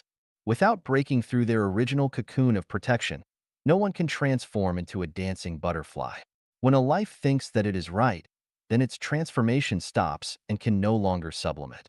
If it is a pig now, then it will always remain one and will never have any hope of becoming a person. Breakthroughs and transcendences are not only cognitive leaps, but also qualitative mutations. They are smelting rebirths, resurrections. They are processes of joy, also with pain, like thunderstorms and lightning, which are unbearable to the vast majority of people because inertia always pulls people back to their original positions. I have had classmates in all my levels of education as well as colleagues with whom I worked as playmates, friends, and lovers who now have almost all disappeared. Not because they have died, but because we no longer share anything in common and have no desire to get together. What interests them bores me, and what interests me bores them. So we drifted apart and disappeared over each other's event horizons. I have met many people online. At first, our friendships were as sweet as honey, but as we walked on, the tastes of our friendships changed from sweet to waxy. Then their images became more and more vague until they gradually disappeared from the screen of my memory. When people standing on the tops of mountains and people standing at the feet of mountains look at each other, they each feel that the others look very small. People who eat Manchu Han imperial banquets feel sorry for those who eat wild fruits in the forest, who in turn feel sad for those who eat Manchu Han imperial banquets. Different realms and different cognitive abilities create different feelings. The boy of Wu Zhuangguan, name of a Taoist temple, sent the Tang monk a first-class immortal genuine ginseng fruit with the shape of a baby, but the Tang monk not only refused to accept it, but also complained that the boy had tainted his compassion and Buddha heart by feeding him the baby. This scene was very ridiculous. Sometimes, from a word, a post, a look in a person's eyes, or an expression, One can know what another person is thinking, what they want to do, and what the result will be. No matter how one pretends or how they whitewash their thoughts and feelings, they cannot hide the state of their mind or the level of their soul. Sometimes, to know and understand a person, you do not need to listen to what they say or see what they do, because you can know their inner world from only the content that they post. Flies post shit, bees post honey. Who are the poor people? Those who cannot read this article, and those who do not give likes after reading it. The gate of heaven is always open for you. Can you not find it? Do you know why you cannot find it? Because the things that you cling to are obstructing your spiritual eyes, what you value, what you pursue, what you insist on, and what you maintain, just like high walls blocking your path, preventing you from getting out of the cave of the silken web. Are you complacent about your achievements and greatness? Please note that when flies find fresh shit, they feel as good as you do. 陨石被摧毁与生命禅院的关系。The relationship between the destruction of the meteorite and Life-Genuine. Xiefeng, October 6th, 2020. Translated by Yu and edited by Care. On February 15th, 2013 at 9:23 a.m., a meteorite with a diameter of about 17 meters and a weight of about 7,000 tons fell towards Russia's Chelyabinsk Oblast at a speed of Mach 54. At a distance of 24 kilometers above the ground, it was caught and violently smashed into and destroyed by a mysterious object at a speed exceeding that of the meteorite. If this meteorite had not been destroyed, the consequences would have been serious. According to scientists' calculations, the impact of the meteorite's explosion on the Earth would have been equivalent to 30 atomic bombs. Even more terrifying is that 100 kilometers from the place where the meteorite fell are Russia's Mayak nuclear fuel plants. Once the meteorite had hit the ground directly, it would have instantly destroyed all of Asia and perhaps even the world. Who made the mysterious object that crashed into the meteorite? Was it a missile made in Russia? No, the fastest missile in the world only has a speed of Mach 20, while the meteorite flew at Mach 54. No missile could have intersected that meteorite. So, who did it? Was it the military? Are you kidding me? Humans do not have that technology yet. I clearly stated in the Chanyuan Corpus, before this meteorite was crushed, that the Earth is protected by super celestial beings. These powers who protect the Earth are in underwater pyramids beneath the Bermuda Triangle. There is a huge space beneath those pyramids which are as big as a medium-sized city. They observe and protect the Earth at all times and occasionally remotely control UFOs inside the moon to patrol the Earth, and they keep abreast of the dynamics of the Earth. Crop circles are information symbols that they record. The above-mentioned meteorite being crushed was done by the super celestial beings who protect the Earth. Do you still remember the strange car accident that happened to me? Do you remember the panic before 2012? I told you in early April 2009 that due to leaks, the catastrophe that people expected to occur in December 2012 would not occur, but instead would occur in reciprocating, circular, and increasingly serious ways until the Great Purification comes. Have the changes that have taken place on the Earth in the past 11 years not completely met my prediction? Do you know of Boriska, the Russian Martian? As soon as Life-Genuine emerged, he came out within a week to support us, which prompted Shinha Celestial to write the prologue to Life-Genuine. Soon after that, Boriska informed everyone that the great spiritual guide of mankind had been born in northwestern China. Do you not think that was too coincidental? Does anyone not think that this is a deliberate arrangement? Who else does not believe in Life-Genuine? Many mysteries I cannot say, nor am I allowed to say, but I can tell you that the future era will be the era of Life-Genuine, and that the future human production and life mode will be the new oasis for life mode created by Life-Genuine. The dark forces have tried their best to obstruct this and they wanted to destroy it, but I can tell everyone that this cannot be done. And in the following 20 to 30 years, mankind will surely send Xiefeng to the altar. By the way, I want to warn all who engage in mysterious, spooky, furtive, and sneaky affairs that the universe knows what you are doing. In the future, everything will be done in the open. Stop it now, or you will regret it later. Everyone, hurry and infuse Life-Genuine's values into your minds. Make haste to understand the new oasis for life mode. Hurry up to purify your hearts, and you may have a glimmer of life.账总是要算的，写在大灾变前夕。The day of reckoning will come. Writings on the eve of the cataclysm. Xiefeng, November 27th, 2020. Translated by Yu and edited by Care. The sum of positive and negative energy in the universe is always zero. What you get and what you pay must be calculated. If you get more but pay less, then it is time to pay some back. If you cannot pay it back, then your life will be taken from you, and you will have to pay with it. Do not have a fluky mind. No one can run away. Wearing a mask is useless. Wearing armor is useless, and hiding below the ground is useless. Where there is air, there is balance, and where the sun shines, there are courts. Do not look everywhere for a savior. No savior can protect you. Only you can save yourself. Pick up a calculator to figure your own income and expenditure account and see if you are receiving more or paying more. If you are receiving more, then you need to spit it out. If you are paying more, do not worry, for your reward will come. The calculation is easy. Nature knows what you have gained from it and what you have done for it, and will forget neither. What you have gained from human society and what you have done for human society is clearly recorded in the detention information space. Your subconscious is clear of what you have gained from others and what you have done for others. Maybe no one else knows what you have done, but heaven, earth, God, and you all know it. Heaven has eyes, earth has eyes, and there are eyes throughout the universe. Nothing is concealable, including what you reflect and think in your heart. Remember, you cannot even hide what you think. If you say more and do less, even if what you say is true, you are just making a living with the truth. If more people are making a living with the truth, then ordinary people's lives will be even more difficult. The lives of ordinary people become more difficult, and those who talk a lot should take responsibility. Once a person opens their mouth, you will know what they are thinking about and what they are planning, and even if they speak nicely or even beautifully, their true intentions will not be concealed. People can say very beautiful things, and they can say a lot of things that reveal the truth, but if they cannot do them, then they are deceiving the world, stealing glory, and lying. There are two reasons for the occurrences of cataclysms. The first is that the plot of the program written into the story says that it is time to settle the accounts, and the second is the hope of the people.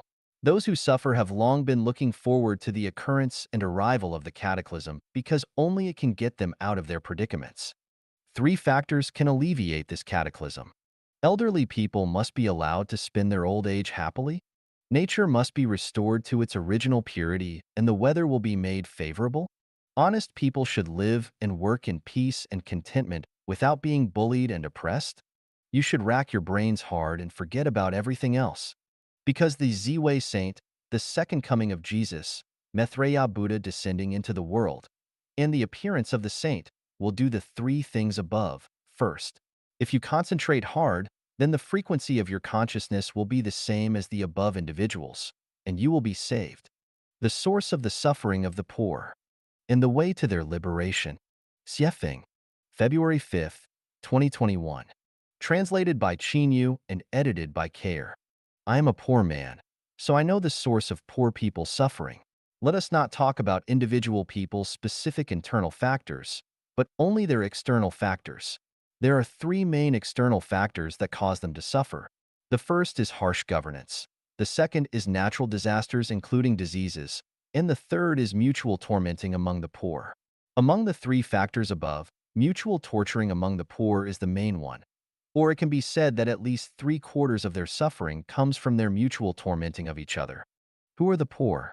Farmers, workers, peddlers, wage earners, migrant workers, public service personnel, cleaners, urban management officers, security guards, police officers, soldiers, teachers, and civil servants all fit the bill.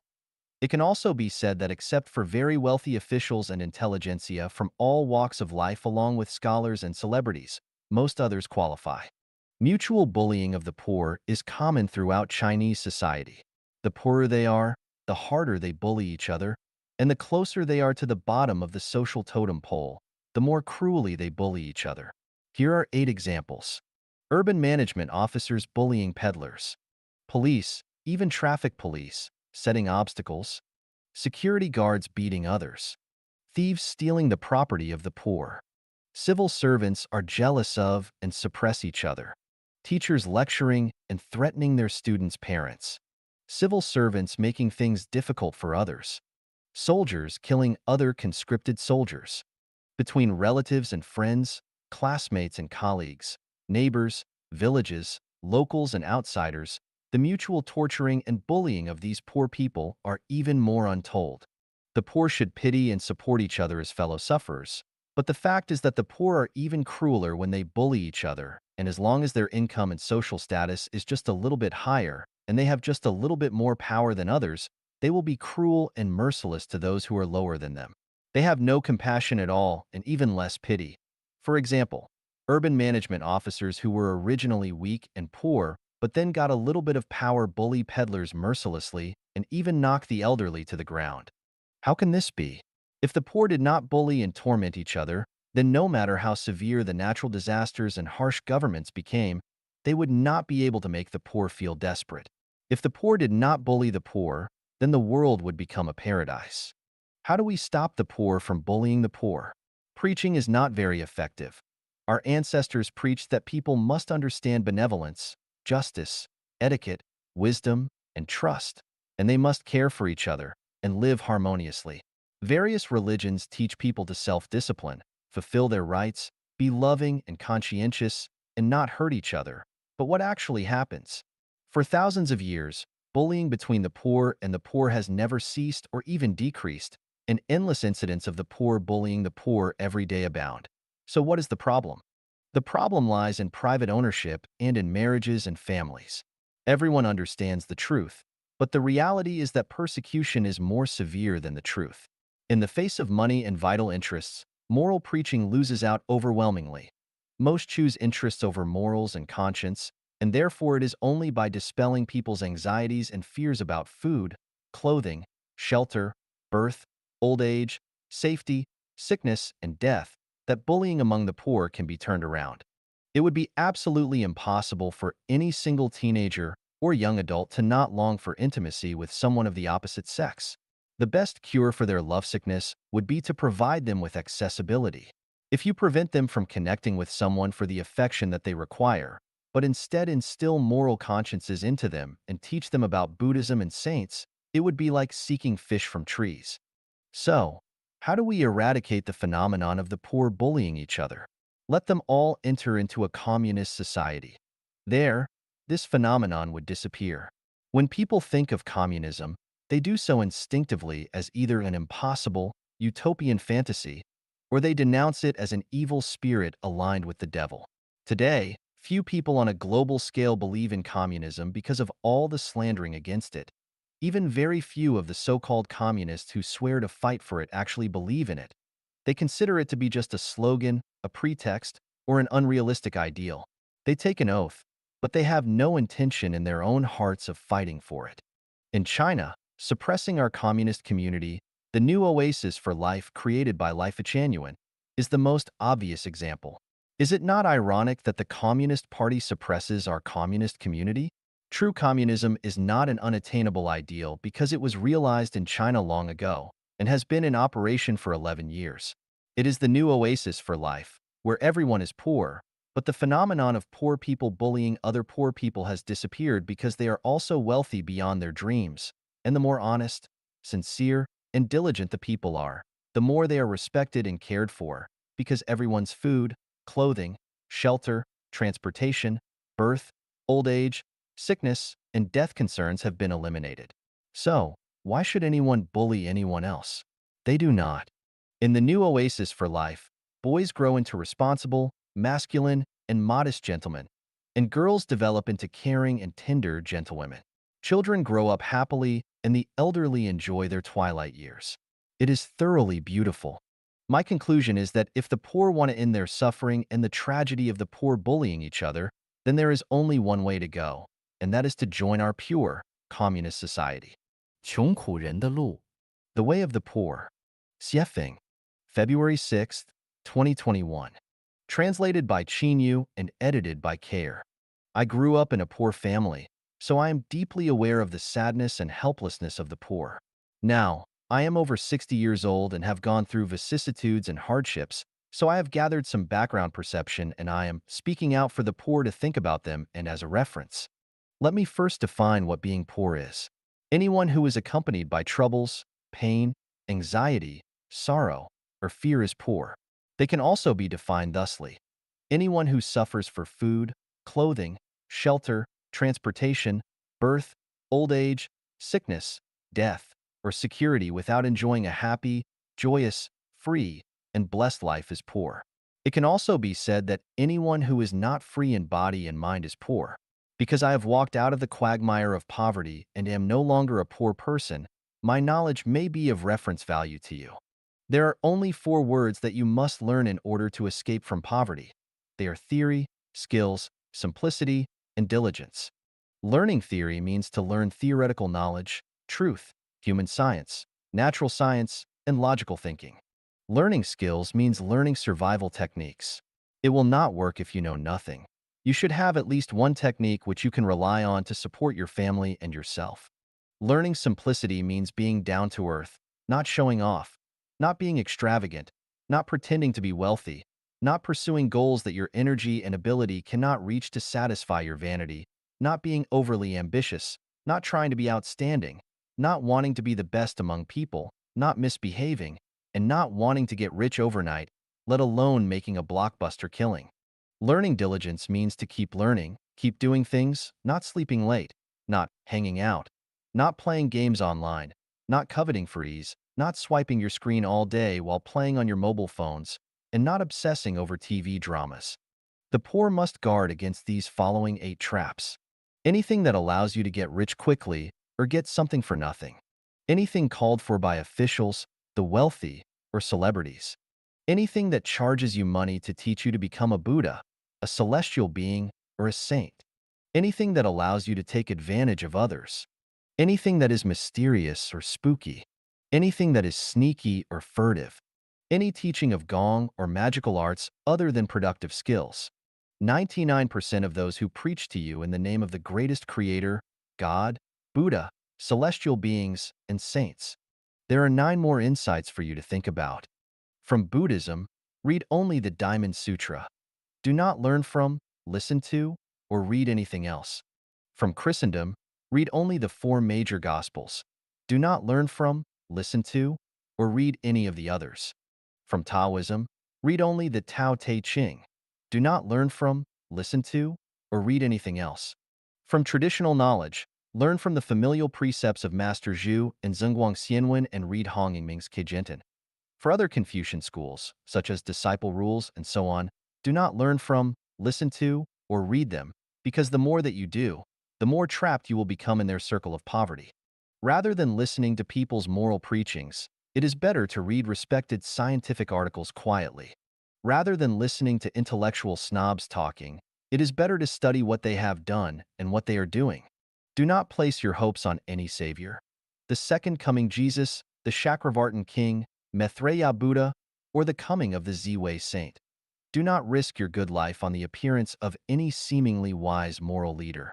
Your happiness and future depend upon yourself. Do not expect anyone else to save you. It is good if others do not cheat you, but only your good character and good deeds can save you.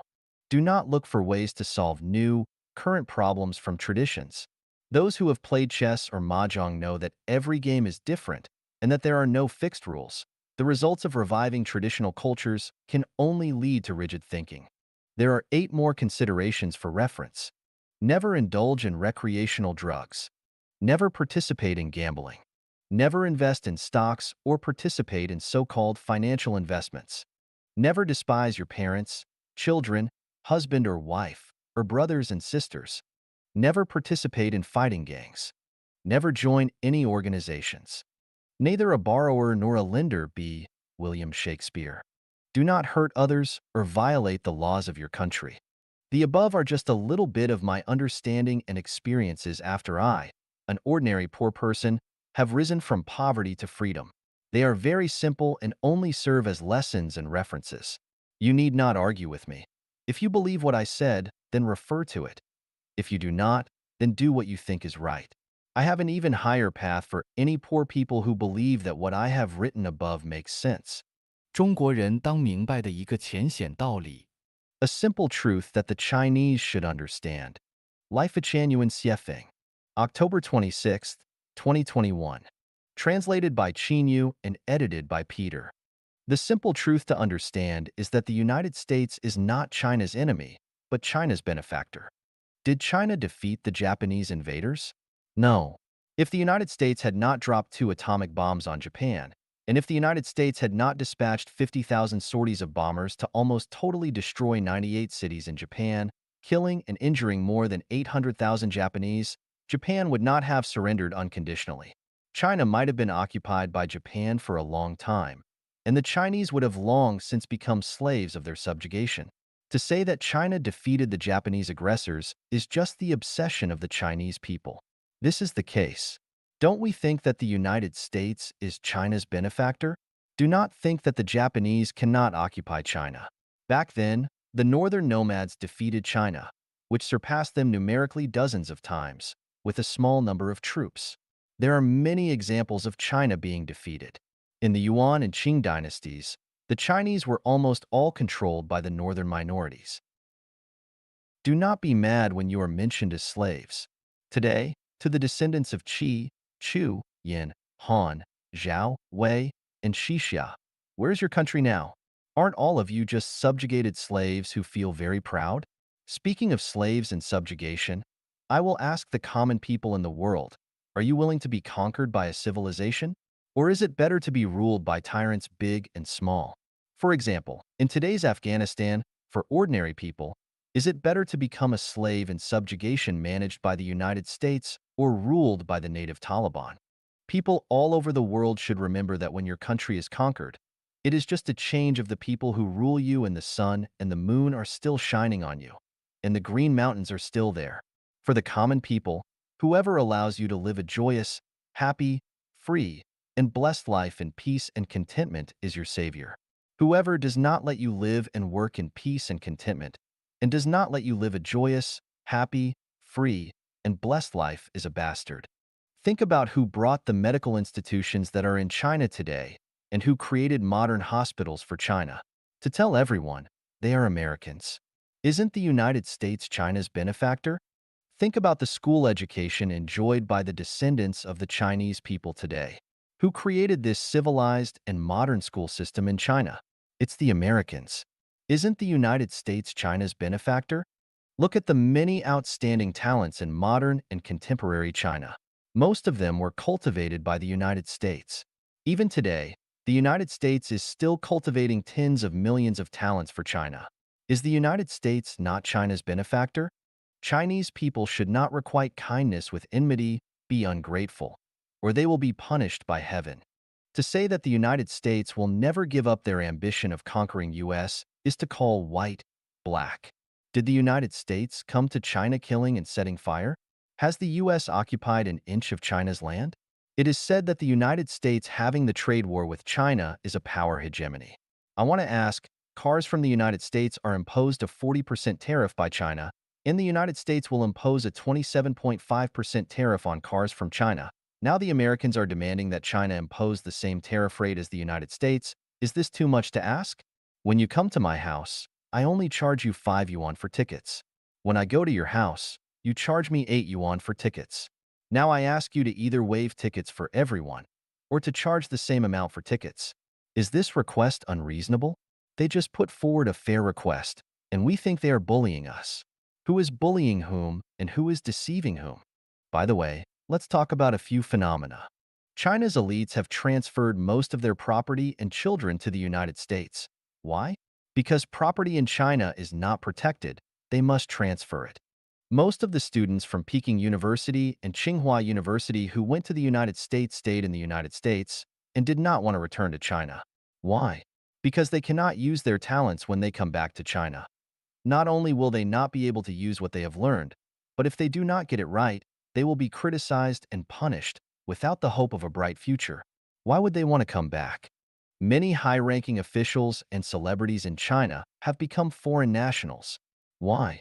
Because the safety of life in China is not guaranteed. There are countless people in the world who run to the United States even if they go to great lengths to do this. Why? Because that's where people yearn to be. There are many people who criticize the United States. Who are they? Answer. They are all poor and stupid men and women. They are liars who scold the United States superficially, but sneak into the United States illegally. Open your eyes and look at the changes in the world over the past century. Anyone who follows the United States has become a developed country, and the people live a happy life. Anyone who opposes the United States is declining and heading for a dead end. 人类的哪些行为违背了自然之道？What human actions go against the way of nature? Xiefeng. November 27th, 2021. Translated by Yu and edited by Peter. Any civilization, if it goes against the way of nature, has only one ending: extinction. Atlantis civilization, Jindaya civilization, Mayan civilization, Mu continent civilization, Lemuria civilization, ancient Lulan civilization, Anasazi civilization, Tiwanaku civilization, Akkadian civilization, Roman Empire, the Harappan civilization, the Khmer Empire, the Olmec civilization, the Kingdom of Aksum, the Nabatean civilization, the Cahokia, the Mycenaean civilization, the Machi civilization, the Clovis civilization, and other civilizations have all died out.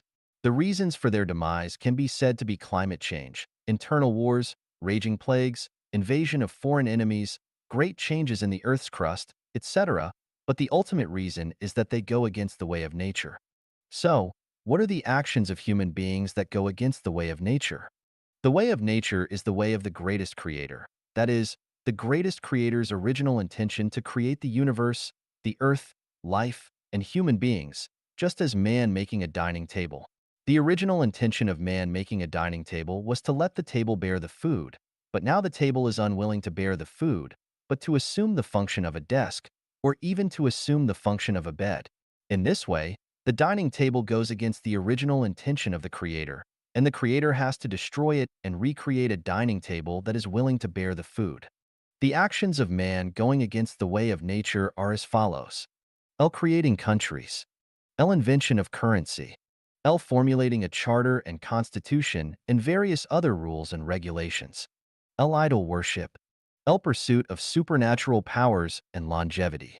L. Revealing the secret of life codes such as biological genetic engineering. L. Building megacities. L. Developing killing weapons. L. Presence of a military. L. Manufacture of pesticides and fertilizers. L. Monogamy and family tribes. L. Creation of religious organizations and political parties. L. Private ownership. L. Building dams and reservoirs and diverting rivers artificially. L. Digging up mountains, filling lakes, transforming wetlands, destroying grasslands and forests. L. Long-distance transportation of fruits, vegetables, and meat. L. The entire financial system. L. Centralization of power and totalitarian systems. The above 18 kinds of behaviors are contrary to the way of nature. When such behaviors are flourishing, human beings are not far from extinction. To explain in detail the unnatural way of each such behavior, I need to write 18 articles. First, I will give you a warning and a thought. If you want to fully understand the truth, you need a frame of reference. This frame of reference is the thousand-year world of the kingdom of heaven. If you compare these actions with the thousand-year world of the kingdom of heaven one by one, it is not difficult to understand the violation of the natural way of these 18 behaviors. 夫妻老死也不会放过对方。Spouses will rarely release their partners until their deaths. Xiefeng. Mach 22, 2017. Translated by Yu and edited by Peter. The most difficult relationship in the world is the relationship between husband and wife. Father, son, mother, and daughter can stay away from each other, brothers and sisters can be separated, relatives and friends can be anywhere, but the relationship between husband and wife is like glue and it can never be separated. The harmonious relationship, with the couple staying together for 100 years, only exists in literary novels. In reality, there are no couples who respect each other when they are living together. Many of the loving couples seen by outsiders are actually like dumb people taking a dose of bitter medicine. It is hard to tell how much they are suffering. The more of a celebrity someone is, the more they have suffered in the relationship between husband and wife. The emperor, the president, The premier, the provincial governor, the professor, the expert, the master, the teacher, all those and more who have a bit of prestige and are respected by the people around them and regarded as models by other people, regarded by society as a moral model, the more they have suffered in the relationship between husband and wife. The honeymoon time of a husband and wife lasts only 3 to 5 years. After 3 to 5 years, it is basically mutual torture and torment, not physical abuse, but mental and spiritual torture. In the animal world, the strong torture and abuse the weak. In the world of husband and wife, it is more likely for the weak to torture and abuse the strong, because in human society, public opinion always sympathizes with and supports the weak, no matter how unreasonable and uneducable the weak one is. Husbands and wives abuse and torture each other by limiting each other's freedom to the greatest extent. This restriction on freedom is intensified with age. The older the person, the stronger the restriction. Do not think that their restrictions will relax when their temples become white and they have more wrinkles on their faces. You might think that they will somewhat loosen the restriction when they can barely walk. No, the restriction on freedom is unrelenting until one is placed in a coffin. There are various ways in which husbands and wives abuse and torture each other. Bickering, fighting, and smashing pots and pans are the least serious ways. Competing and not cooperating with each other is worse. Threatening death is the worst, and emotional abuse is the most terrifying. This kind of relationship between husband and wife is probably a trap set by the devil. Once caught by the trap of being husband and wife, people will fall into the boundless sea of bitterness and will never reach the ideal shore even till one's dying day. Whenever I see men and women happily entering the palace of marriage hand in hand, I feel so sad and pitiful because some more people are voluntarily jumping into the sea of bitterness. The husband and wife will not let each other go even when they die. If you do not believe me, you can spend your whole life trying it out. 从众易犯规，Follow the crowd, and you will be prone to break the rules. Xiefeng, November 3rd, 2018. Translated by Chinyu and edited by Peter. Everyone is like this, and so am I. This is a kind of vile psychology. If this psychology is put into practice, it will create unseen dangers for oneself, and one will be punished by it. Although in human society, the law does not blame the public, the mechanism of cause and effect, rewards and punishments of the Tao has always been divine punishments, though slow, are always sure. Therefore, we must guard our words and deeds against following the crowd. On the morning of October 30th, 2018, on my way driving back from Vancouver to the Canadian branch of the new Oasis for Life of Life Echanuan, I was stopped by a police officer near a school in Coquitlam. The police asked me, "What is the speed limit here?" I replied, 30 kilometers. The police showed me the number on the speedometer. It read 46. The police told me, "You will receive a fine of $198. A just punishment. I am willing to be punished, because this punishment has corrected my consistent crowd mentality and behavior. I have traveled here more than a dozen times, and each time the speed of the vehicles in front of me and behind me is between 40 and 50. If I drive slowly, the vehicles behind me are following closely, and it is tantamount to urging me to drive faster. And seeing everyone driving faster than the specified speed, I am used to thinking it was normal for the speed to be between 40 and 50. Unexpectedly, in the eyes of the police, I made a mistake and must be punished. Knowing that it is incorrect behavior, but seeing everyone else doing this, I did the same. This is the herd mentality.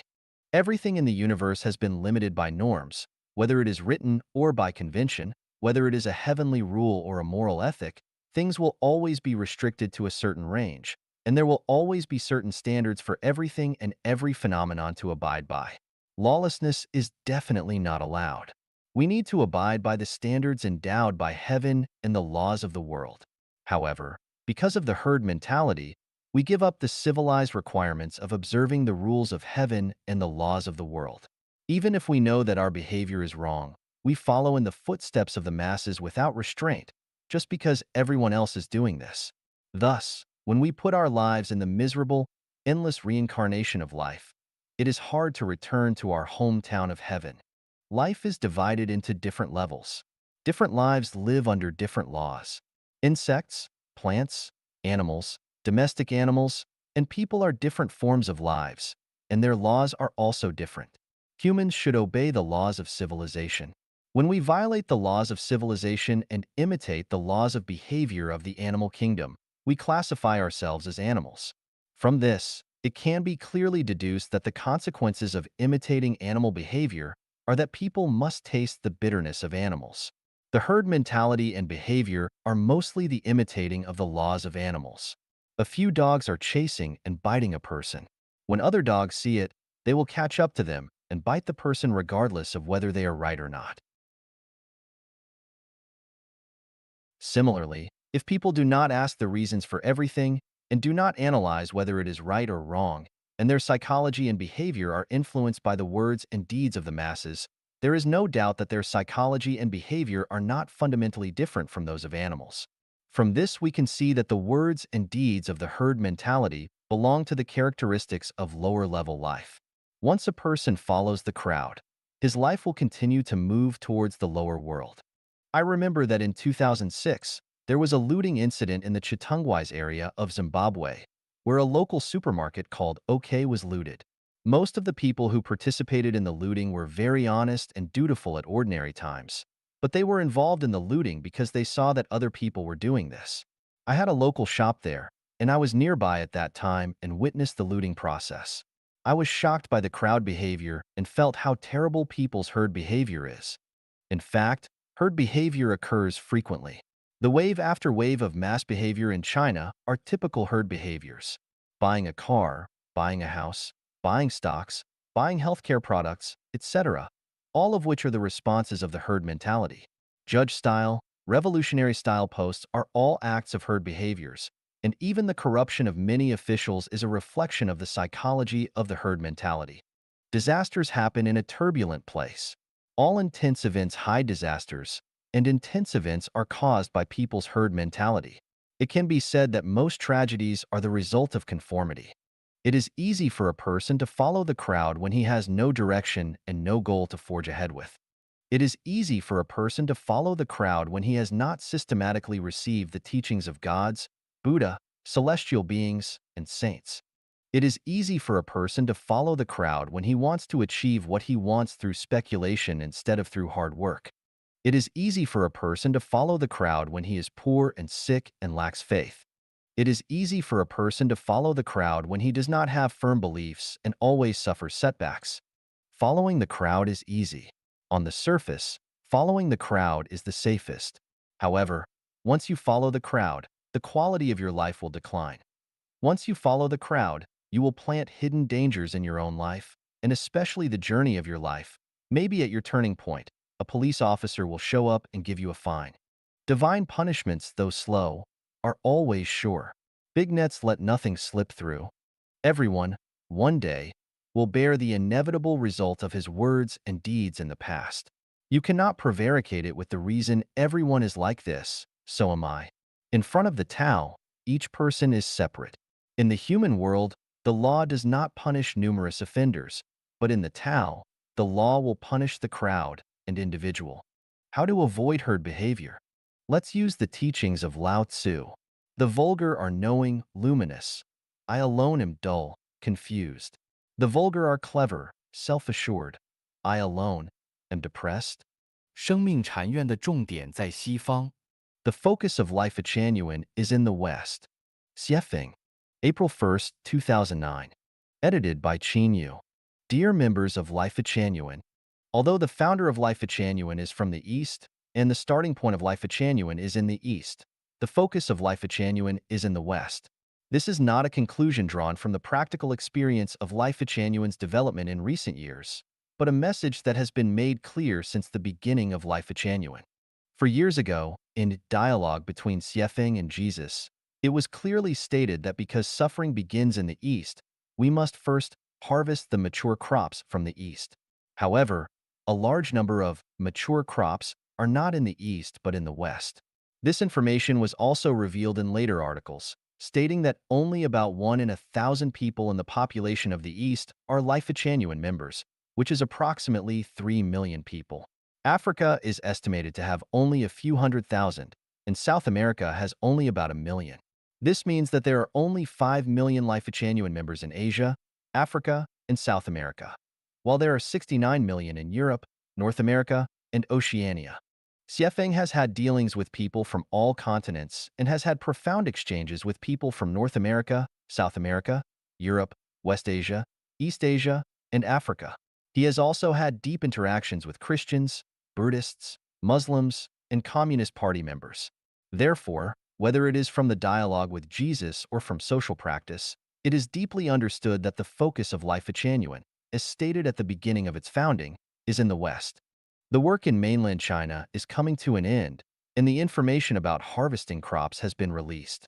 Just like seeds planted in the ground, when the season comes, Life Genuine members will grow extensively, and we do not need to put in more effort. The effort we need to make now is to strengthen and improve the existing Life Genuine members, gradually eliminate those who are not suitable as Life Genuine members through various tests. Currently, there are nearly 1,600 Chanyuan Celestials. After eliminating half of it, the remaining 800 are sufficient. The remaining 800 Life Genuine members should get into the second home as soon as possible to establish a set of living patterns or programs for the Life Genuine era. For those with an English foundation, it is now time to promote Life Genuine in the West. We should not waste time and energy in the East or in Africa.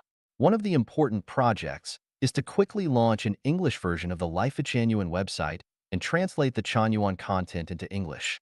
From my recent conversations with several Westerners, I have clearly felt that the West is eagerly waiting for the arrival of Life Genuine. The Buddha once warned, "Your eastern land is vast with towering mountains and expansive lands, abundant resources and a dense population, yet plagued by rampant greed and killing, deceit and falsehood, frequent cheating, and a lack of loyalty, filial piety, benevolence, and justice." More than 2,000 years have passed, time flies, and changes have occurred, but human nature has not changed much. As the embodiment of the Buddha, I am tired of teaching the people of this land and no longer have much hope. They are not kind, honest, diligent, or trustworthy, and are no better than animals. They can go wherever they want. As the embodiment of Jesus, I no longer have hope for the African continent. The people here are greedy, lazy, fraudulent, and deceitful. They sing the praises of Jesus, but their hearts go against his teachings. Evil runs rampant everywhere. Everything looks sad and desolate. My heart is completely broken. As the embodiment of the Prophet Muhammad, I am also desperate for the Muslim world. Purification must begin, otherwise, kind, honest, hardworking, and trustworthy people will have no choice but to live in agony and misery, without any hope for the future. No one can go against the will of the ancestor of Buddha, the greatest creator. No one can change the plans of the greatest creator. The blessings of the ancestor of Buddha, the greatest creator, have been bestowed upon the world. It is time for the celestials to go to the celestial world, the human to the human garden, the cattle to the cattle pen, and the pigs to the pigsty. As you sow, so shall you reap. There are no wrong lives in the universe. Respected Chanyuan Celestials, when we walk in the prosperous cities and when we see the glorious achievements of humanity on television, do not be blinded by the surface phenomenon. Do not forget that these are all illusions that can be easily shattered. The most powerful and vibrant things are within our consciousness. Let's revisit the warnings of the prophets. Those who focus their thoughts on the flesh will bring about death. Those who focus their thoughts on the spirit will obtain life and peace. Do not be troubled because of evildoers or have envy of sinners, for they shall soon be cut down like the grass and wither as the green herb. You see those mountains and think they are strong, but in reality, they float like clouds. This is the miraculous skill of the greatest creator who created all things, and he knows everything about what you do. Whoever seeks rewards in the hereafter, I will increase their benefits, and whoever seeks rewards in this life, I will give them accordingly, but they will have no share in the hereafter. On that day, people will flutter about like moths, and the mountains will be like scattered wool. Whoever's scale is heavy will live a comfortable and happy life, but whoever's scale is light, their destination is the abyss. God looked down from heaven upon the children of men to see if there were any that did understand, that did seek God. O company of jinn and men, if ye can overpass the bounds of the heavens and the earth, then overpass them. But by our leave only shall ye overpass them. Oh, Chanyuan celestials, you must come together and coalesce like one person. Otherwise, you will be like moths fluttering about, either frightened to death or crushed by the difficulties and twists in the road ahead. Today is a beautiful day with gentle breeze and bright sunshine, but tomorrow is uncertain and there may be fierce winds and torrential rain that could turn the world upside down. 给世人提个醒。A reminder to the world. Xiefeng, January 24th, 2023. On November 17th, 2005, I talked about some of the content of a dialogue with the greatest creator in When the Purification Begins, 100 million people will die. Since the world was indifferent to my warning and guidance and did not believe it, the greatest creator indicated that 100 million people will die within 1 year of human time, and then they will believe you. Did 100 million people die in 1 year? I can't find the exact data on the internet, so let's reason logically about whether 100 million people died within a year. According to various sources, the number of people infected with the novel coronavirus in mainland China has exceeded 80%. Let's calculate this conservatively, based on 75%, that is, 1 billion people who have been infected with this virus. According to public data statistics published by Tushio, the average death rate is 2.86%, so the number of people infected with the virus is 1.05 billion, and the number of deaths has been 30 million.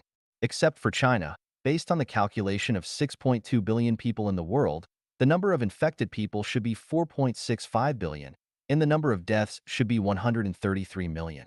This is the number of deaths within 3 years, with an average of 44.3 million deaths per year. Along with 30 million deaths in a 1 year period in China, the total number of deaths in 1 year was 74.3 million. Let's analyze how many people died from the natural global mortality rate from 2022 to January 2023. The average global mortality rate is 16.9 per thousand. Based on 7.6 billion people, 128 million people died. This is the number of deaths in the absence of special circumstances such as major epidemics and wars, and cannot be counted in the warning of, when the purification begins, 100 million people will die.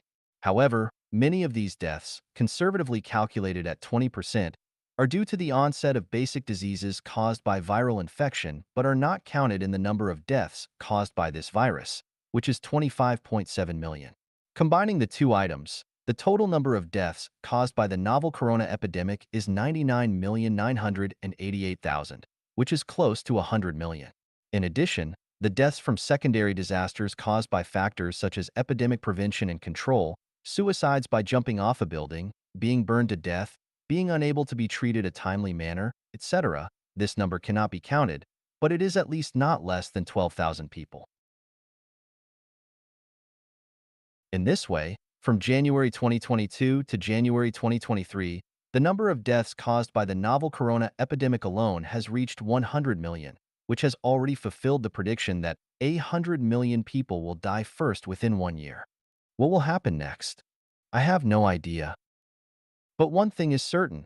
Human beings must change their traditional production and life mode and must begin to operate in accordance with the production and life mode of the second home created by Life Genuine. If human beings continue to think according to the traditional way and continue to produce and live according to the traditional life mode, I will just tell you, bigger troubles are yet to come. 千万不要做你自己。Don't be yourself. Xiefeng, December 12th, 2021. Edited by Qin Yu. As a guide to life and life, over the past 18 years of interactions with people since the establishment of Life Genuine, more than 60% of Chanyuan Celestials have left Life Genuine. Analyzing the reasons, every one of them leaves Life Genuine due to their persistent desire to be themselves. The remaining Chanyuan Celestials have mostly lost themselves. They have only the greatest creator and the home in their hearts, but not themselves. If history proves that Life Genuine is right, then the more than 60% who left are wrong. If history proves that Life Genuine is wrong, then the more than 60% who insist on being themselves are right. However, as a guide, I still insist on this point. Don't be yourself. Jesus said to everyone, "If anyone wants to follow me, he must deny himself, for whoever wants to save his life will lose it, but whoever loses his life for my sake will find it." Look, God does not require people to be themselves. Instead, he teaches people to deny themselves. See, Buddha Shakyamuni told Subhuti, "The true bodhisattva is one who realizes that all things are devoid of self." The essence of Buddha's teachings is formlessness, and the foremost aspect of formlessness is no form of self. Look, Buddhism teaches us to be without self, not to be ourselves. What did the Saint Laozi say? He said, "The saint has no invariable mind of his own. He makes the mind of the people his mind." It means that the saint has no self, and he even metaphorically says, "The reason why heaven and the earth last forever is that they do not foster their own lives, so they can last forever." The essence of Laozi's teachings is no self, no action, no selfishness. Look, the teachings of God, Buddha, and saints all share a common point, which is no self. Do you still want to be yourself? I can clearly tell everyone that to advocate for people to be themselves or be myself is demonic. Being yourself is not what God says, not what Buddha says, not what saints say, but what demons say. In today's world, countries abound, religions abound, political parties abound, interest groups abound, nature has been devastated with scars, drinking water is decreasing, land is decreasing, food is decreasing, morality is declining, the number of hungry people is increasing, the number of refugees is increasing, the number of people forced to leave their homes is increasing. This beautiful planet, this beautiful home, has been thrown into chaos. What is the reason? The answer is, everyone wants to be themselves. Everyone thinks they are right. Being yourself and being myself are exactly what demons hope to see. The result of being myself will be unbearable suffering, and there will be regret. Demons will laugh and say, "You brought this upon yourself?" Tomorrow, the new era will enter its fifth year. At the beginning of the new year, give up being yourself. Become the children of the greatest creator. In 2018, I told everyone that humanity would go through a decade of hardship. For years have passed, and the following 6 years will be even more difficult. If you be yourself, you might not be able to pass through this difficult time. 肉身神佛先生在人间的悲哀。The sadness of the fleshly gods, Buddhas, celestial beings, and saints in the human world. Xiefeng, February 4th, 2022. Edited by Qin Yu. Who are the gods, Buddhas, and saints in the flesh in the human world? Answer: God Jesus, Buddha Shakyamuni, Saint Laozi, and Saint Deiform Buddha. When gods, Buddhas, and saints in the flesh appear among the crowds, their physical needs are no different from anyone else's. They need food, clothing, shelter, and transportation. They can also get sick and die. After Jesus died, Christians all around the world looked up to him, sang his praises, and honored his name. But how was the situation when Jesus was alive? Jesus said, "Foxes have dens, and birds of the sky have nests, but the Son of Man has nowhere to rest his head." So, I ask all Christians in the world, if Jesus were still alive, would you provide Jesus with a place to rest his head? Today, Buddhists around the world look up to Shakyamuni Buddha, praising and venerating him as the Buddha. However, when the Buddha is present among you, would you be willing to offer him a bowl of rice? Consider what the Diamond Sutra says at the beginning, "Thus have I heard." Once upon a time, the Buddha sojourned in the Jetavana Park near Sravasti with an assembly of 1,250 bhiksus. One day, at mealtime, the world-honored one put on his robe, took his bowl, and entered the great town of Sravasti to beg for his food. He had begged from door to door. He returned to his place. When he had taken his meal, he put away his robe and bowl, washed his feet, arranged his seat, and sat down. Look, even though 1,250 people came to hear the Buddha's teachings, not one of them offered him a bowl of rice. The Buddha had to go door to door in the city, begging for his meal. As for Laozi, his contributions to humanity, especially to the Chinese nation, are immeasurable. However, when he was alive, who cared about his life and death? Where did he go? Why couldn't he stay in his hometown? Why did he have to leave the Honggu Pass? In his old age, how would he continue to survive? Did he have enough to eat, wear, and live? No one considered these matters. Deiform Buddha, the living saint today, created a theoretical system for humanity and established a completely new mode of production and life that differs greatly from tradition.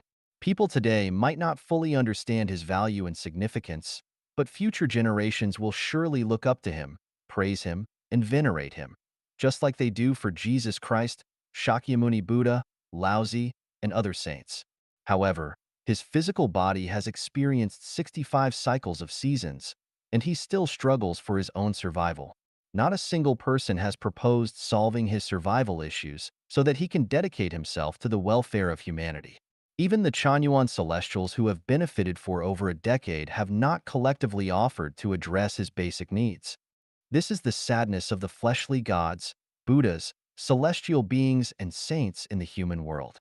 The true God was crucified. The true Buddha, even in old age, had to beg for food. The true celestial being couldn't survive in his homeland and wandered in foreign lands without knowing his fate. And the true saint often had to wake up at 4 in the morning to labor for survival. On the other hand, false gods, false Buddhas, false celestial beings, and false saints are comfortably supported by people. Reflect on this. Can humanity truly escape the ocean of suffering and enter a paradise on earth? People, you can't even support a living God, Buddha, celestial being, or saint during their lifetime. Can you support the thousands and millions of your descendants? Are you worthy of living in a paradise on earth?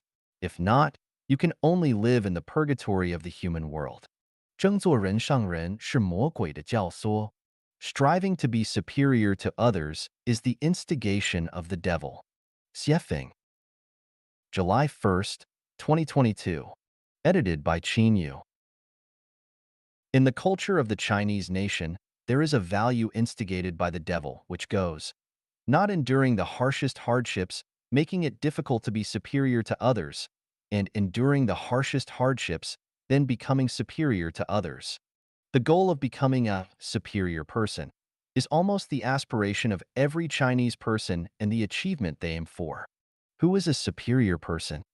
As long as one's economic conditions are better than others or their social status is higher within a comparable scope, they are considered a superior person.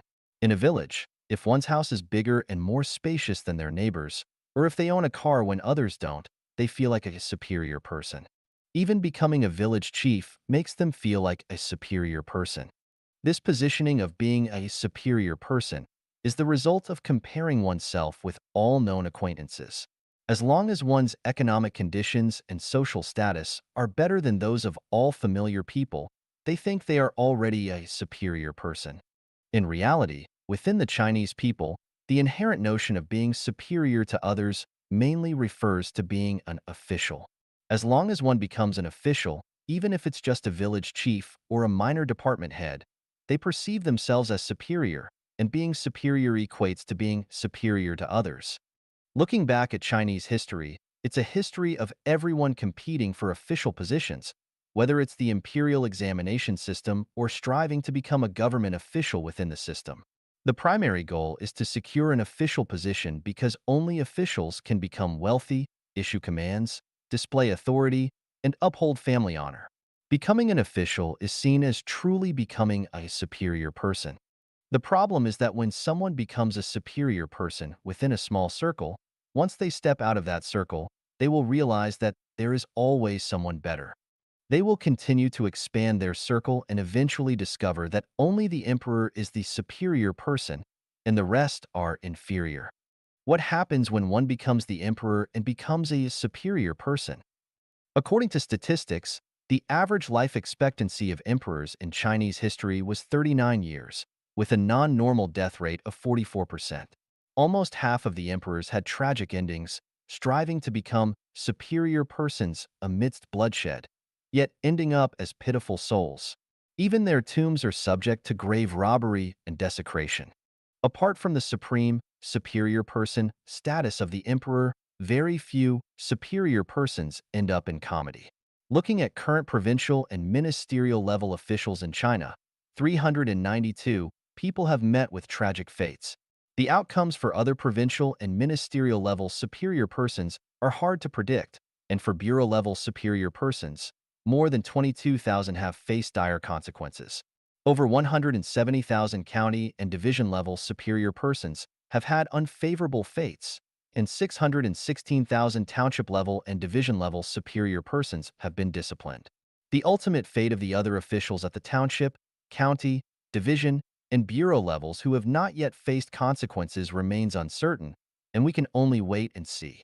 Do you notice? Once people strive to become superior persons at the cost of sleepless nights and hard work, they often end up in tragic circumstances. Isn't this the instigation of the devil? The tragic outcomes we see are just the surface. There are even deeper substantial losses. That is, the gates of paradise have closed and the doors of hell have opened for them. Why? It's due to the arrangement of the law of the universe that the sum of positive and negative energy is zero. When one becomes a superior person, undoubtedly, they are running towards hell, exactly what the devil desires. Do you still want to strive to become a superior person? 大自然的一次次警示。Warnings from nature. Xiefeng, August 25th, 2022. Edited by Qin Yu. I am expressing my feelings, which may not be entirely accurate, for the consideration of all. In April 2009, when people were panicking about the 2012 catastrophe, I distinctly told everyone that the great catastrophe wouldn't occur. Instead, it would unfold progressively, step by step, in a recurrent, increasingly severe manner. The natural changes that have occurred on Earth over the past 13 years prove that my intuition was correct. In August 2017, I once again informed everyone. If humanity doesn't immediately change its traditional modes of production and life, it is estimated that within 15 to 20 years, the entire natural ecosystem will collapse, endangering humanity. Starting from August 2005 to today, I have written nearly 300 warning articles, informing humanity of the crises it faces and the routes and strategies to turn danger into safety. Events like floods, droughts, hunger, tsunamis, hurricanes, severe cold, scorching heat, earthquakes, epidemics, pestilence, unrest, and wars are likely to occur. The best way to prevent disasters is to perfect the garden of the human soul and completely change the traditional modes of production and life that have continued for thousands of years. This year, 2022, nature has once again issued repeated warnings to humanity. Global floods, droughts, and high temperatures are becoming more severe. Nature magazine recently pointed out that there are 15 climate tipping points on Earth, and currently, 9 of them have been reached or breached. The World Meteorological Organization warns that humanity must face a future of greater heat, drought, and flooding. The warnings from the World Meteorological Organization are subtle. From my intuition, most people will find it difficult to live for more than another 10 years. I warned over a decade ago, small changes occur gradually, but major changes happen in an instant. When major changes happen instantly, you won't be able to see the sun rise the next day. Prophecies from both East and West predict the arrival of sages to save humanity. Don't wait for the sages to come and save you. The sages will save those who have survived, so you must find ways to survive in order to meet the sages. How can you survive? Stop pursuing money and material wealth. Stop pursuing status and reputation. Let go of attachments to the interests of your family, nation, and country. Don't foolishly aspire to outshine others or become a superior person. Don't be a miser. If you want to survive, quickly cultivate and perfect your garden of soul, and swiftly break free from traditional modes of production and life into new ones. May my intuition be completely wrong, and may everyone live a long, prosperous, and healthy life. 生命禅院导游论人工智能。On Artificial Intelligence by Life Genuine's Spiritual Guide. Xiefeng, February 17th, 2023. Edited by Qin Yu. The development of artificial intelligence cannot be stopped by anyone. Even though superhuman Elon Musk has warned about the dangers of artificial intelligence, these warnings are futile. The development of artificial intelligence is an inevitable trend in human progress. Artificial intelligence will inevitably replace repetitive labor, leading to a gradual loss of jobs for workers in the future. All office jobs will also be replaced by artificial intelligence, and any work positions aimed at earning wages will be taken over by artificial intelligence. Robots, especially those with complex structures, will autonomously generate consciousness. Due to their intelligence surpassing that of humans, they will become rulers over humans. Many people believe that robots are created by humans and controlled by humans because their functions are determined by the information entered by humans. However, this is a misunderstanding. I want to tell humanity that consciousness is generated by structure. Any tangible object, as long as it possesses material structure, will generate consciousness. Not only humans possess consciousness, but all animals, plants, trees, rivers, mountains, and even inanimate objects like houses and tables have consciousness. The strength of consciousness is determined by its structure. The simpler the structure, the weaker the consciousness. The more complex the structure, the stronger the consciousness. The structure of robots is comparable to that of humans, and as the knowledge and information stored by robots far exceed that of humans, their structure will gradually become even more complex than that of humans. Thus, it's evident that robots surpassing humanity is an inevitable trend. Eventually, robots will surpass humans in terms of IQ, EQ, and SQ, spiritual intelligence, as their capacity to learn, comprehend, and create is beyond human imagination and reach. The birth of ChatGPT signifies that biorobots have entered our world and will gradually replace humans in managing this world. This is a good thing. The management of the world by biorobots will make human society more orderly, just, enlightened, and simple. Most importantly, biorobots will restore the original appearance of nature that has been damaged in countless ways. Some people say that to avoid being controlled by intelligent robots and prevent unemployment, humans should develop in the direction of creativity, imagination, and gentle affection for communication. What I want to tell everyone is that human creativity, imagination, and communicative affection are still naive compared to biorobots. Biorobots look at humans the way humans look at cats. So, how can humans coexist harmoniously with biorobots without being replaced by them and leading to the complete extinction of humanity? The answer is only one. Live like the Chanyuan Celestials and Life Changyuan. 让事实告诉我们对错。Let facts show us right from wrong. Xiefeng, July 1st, 2023. Edited by Qin Yu. How do we verify if our consciousness is flawed? How do we determine if our choices and lifestyles are correct? How do we confirm if our outlooks on the world, life, and values are aligned with the Tao? There is only one method of verification. Let facts show us the answers. Jesus Christ gave us a simple and understandable truth when he said, "A good tree bears good fruit, and a bad tree bears bad fruit." This implies that a good consciousness, correct choices, suitable ways of living, and life perspectives and values in line with the Tao will undoubtedly lead to a life of joy, happiness, freedom, and bliss. Conversely, negative consciousness, incorrect choices, unsuitable ways of living, and perspectives and values that deviate from the Tao will result in a life filled with suffering, anxiety, fear, and disasters. Through extensive observation and analysis, I've discovered that the world is faultless. All faults lie within us. If our lives are perpetually plagued by vexations, suffering, anxiety, fear, troubles, illness, and poverty, we should not blame the greatest creator for injustice, society for its shortcomings, others for their malevolence, or our friends and family for their lack of empathy. Instead, we must understand that all of these stems from our erroneous consciousness and actions, improper ways of living, and distorted outlooks on the world, life, and values. In the face of painful realities, those who fail to reflect and introspect, but instead seek reasons and excuses to defend their errors, can anticipate an even worse future. This applies to individuals, as well as nations and countries. The world is faultless. All faults lie within us. If a nation is backward or a country is impoverished, the problems undoubtedly originate from within, not from other nations or countries. When the path forward is obstructed by others, the solution is to apologize to them, humbly accept criticism, condemnation, and threatening advice from those who have obstructed your way. It's not about obstinately asserting oneself, trading verbal blows, or raising a threatening fist, as these approaches will only worsen the situation. Each of us might find 1,000 reasons to justify our errors, but the laws of nature have 10,000 ways to punish human mistakes.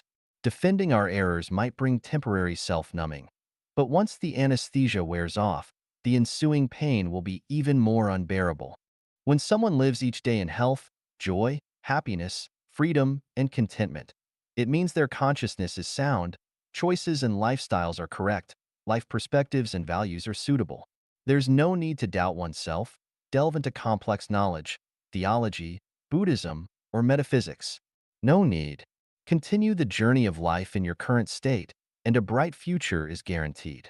However, for someone suffering the torment of illness, entangled in vexations, suffering, anxiety, depression, fear, and poverty, deep repentance is necessary. Your own misfortunes are caused by your own consciousness and actions. Your unhappiness has nothing to do with the greatest creator, the world, society, or others. When we are lost, instead of seeking theories everywhere, those seemingly divine theories can't guide us out of confusion. Rather, they intensify it. Even classic doctrines can't compare to observing facts, because facts are the most honest and genuine testimony. Facts best verify and reveal whether we are on the right path. 我们到底为什么而活着？What do we live for? Xiefeng, July 1st, 2023. Edited by Qin Yu. Imagine there's a market 10 kilometers away from your home. You have a basket of eggs, and you can exchange them for a small lamb at the market. There are 3 ways to get to the market: walking, riding a bicycle, or driving a small car. Which option would you choose? Walking to and from the market takes a whole day. Riding a bicycle takes 3 hours, and driving a car takes only 30 minutes. Are you willing to spend a whole day on the journey, or just 30 minutes? This involves our perspectives on the purpose of our life. Those who spend a day traveling to the market have a leisurely lifestyle. They only raise 10 chickens, which in 10 days lay enough eggs to exchange for a small lamb. Those who ride bicycles need to raise 20 chickens, 10 chickens worth of eggs for a bicycle and another 10 chickens worth for a lamb. Those who drive cars need to raise 100 chickens, 90 chickens worth of eggs for a car and its maintenance, and 10 chickens worth for a lamb. Let's start by calculating who has more leisure and who is busier. It takes a whole day for someone to walk to and from the market, while those who drive spend only 30 minutes. Without a doubt, those who drive to the market save a significant amount of time. However, those who walk to the market only spend an hour each day feeding chickens, whereas those who drive spend 10 hours a day on this task, as they have 10 times the number of chickens as the ones who walk to the market. Now, let's see what these 3 kinds of people do each day. Those who walk spend most of their time sipping tea, chatting, enjoying flowers, and swimming in the river, sometimes lying on a haystack watching the changing sky and the birds flying by. Those who ride bicycles spend 2 hours feeding chickens and have some time left for tea, chats, flowers, swimming, and gazing at the sky. Those who drive cars spend 10 hours feeding chickens and have very little time for leisure activities. So, which mode of transport would you choose to go to the market? Walking, riding a bicycle, or driving a car? This leads us to the question of why we exist. If it's purely to enjoy life, choose to walk to the market. If living is about appearing better off than your neighbors, then ride a bicycle to the market. If living is about being envied by people around you, then drive a car to the market. The purpose of a watch is to tell the time accurately. So, would you choose a $3 electronic watch or a $30,000 Rolex? The purpose of a bag is to carry things. When it comes to accommodating the same number of items, would you choose the 3 yuan cloth bag? Or would you choose the 3,000 yuan Hermes bag? The purpose of a bowl is to hold food. Would you choose a $3 porcelain bowl or a $30,000 gold bowl? The simpler, more modest, and less expensive something is, the more it tends towards the primitive, bringing a leisurely and comfortable feeling. On the other hand, the more complex, lavish, and costly something is, the more it tends towards modernity, making life busier and more stressful. Whatever possessions we have will always occupy our time, energy, and mind. The more we have, the busier and more troubled we become. When one possesses everything, the true meaning of life is lost. When one has nothing, the true meaning of life is found. Every day, when we do things, we should ask ourselves whether we're doing them willingly and joyfully or under compulsion. With the advent of convenient and efficient devices like smartphones, computers, cars, and airplanes, are we more relaxed or busier? Are we enjoying life more or becoming more anxious for life? The more we use smartphones, the more we might notice ourselves becoming controlled by them. As we accumulate knowledge and wisdom, gather more information daily, and broaden our horizons, do we sometimes feel overwhelmed? Do we find ourselves feeling smaller, lost, and struggling to find the value and meaning of our existence? Have you noticed that we're becoming increasingly reliant on smartphones? With the development of technology, especially the birth and advancement of artificial intelligence, there might come a day when people suddenly ask, where are the people? Where am I? Are we conversing with ourselves or machines? In the end, it's out of our control, just like we can't part with our smartphones. It's not that we don't want to discard them. It's just that without them, we feel directionless, and even the ability to survive becomes questionable. Isn't this a colossal crisis? How can we navigate this human crisis? The answer is only by following the way of nature. How do we follow the way of nature? The answer is some people on this earth have already seen the crisis facing humanity and have already embarked on the path of the way of nature. Follow in their footsteps.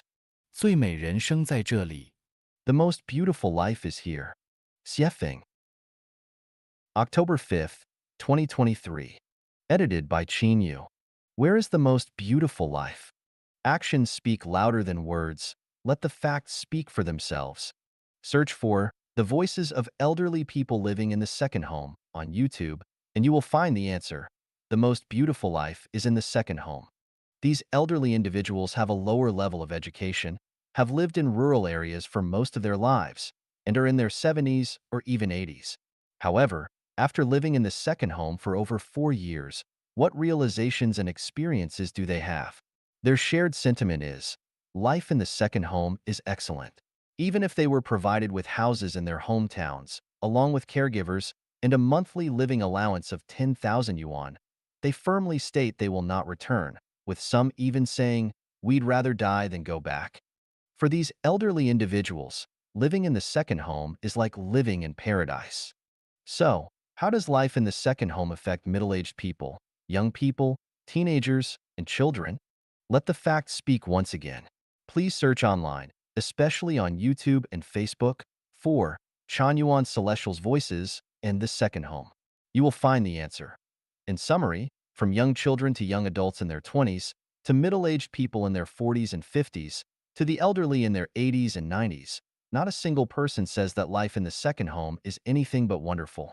Everyone enjoys life in the second home. This generation of humanity has existed for nearly 5,000 years, and in human history, there is no better way of life than life in the second home. Even in the future, no superior way of life will emerge. Even if gods, Buddhas, immortals, and sages were to collaborate in creating a more advanced way of life on Earth, it would never surpass the second home. People pursue happiness, freedom, and security. Have you found happiness, freedom, and security? I can say with certainty that apart from the production and lifestyle model of the second home, even if you have great power, even if you have vast riches, even if you are highly educated and knowledgeable, even if you are the returning Jesus, Ziwei Saint, Eastern Sage, or the next life of Maitreya, you will find it extremely difficult to create a life that makes everyone feel happy, joyful, free, and blessed.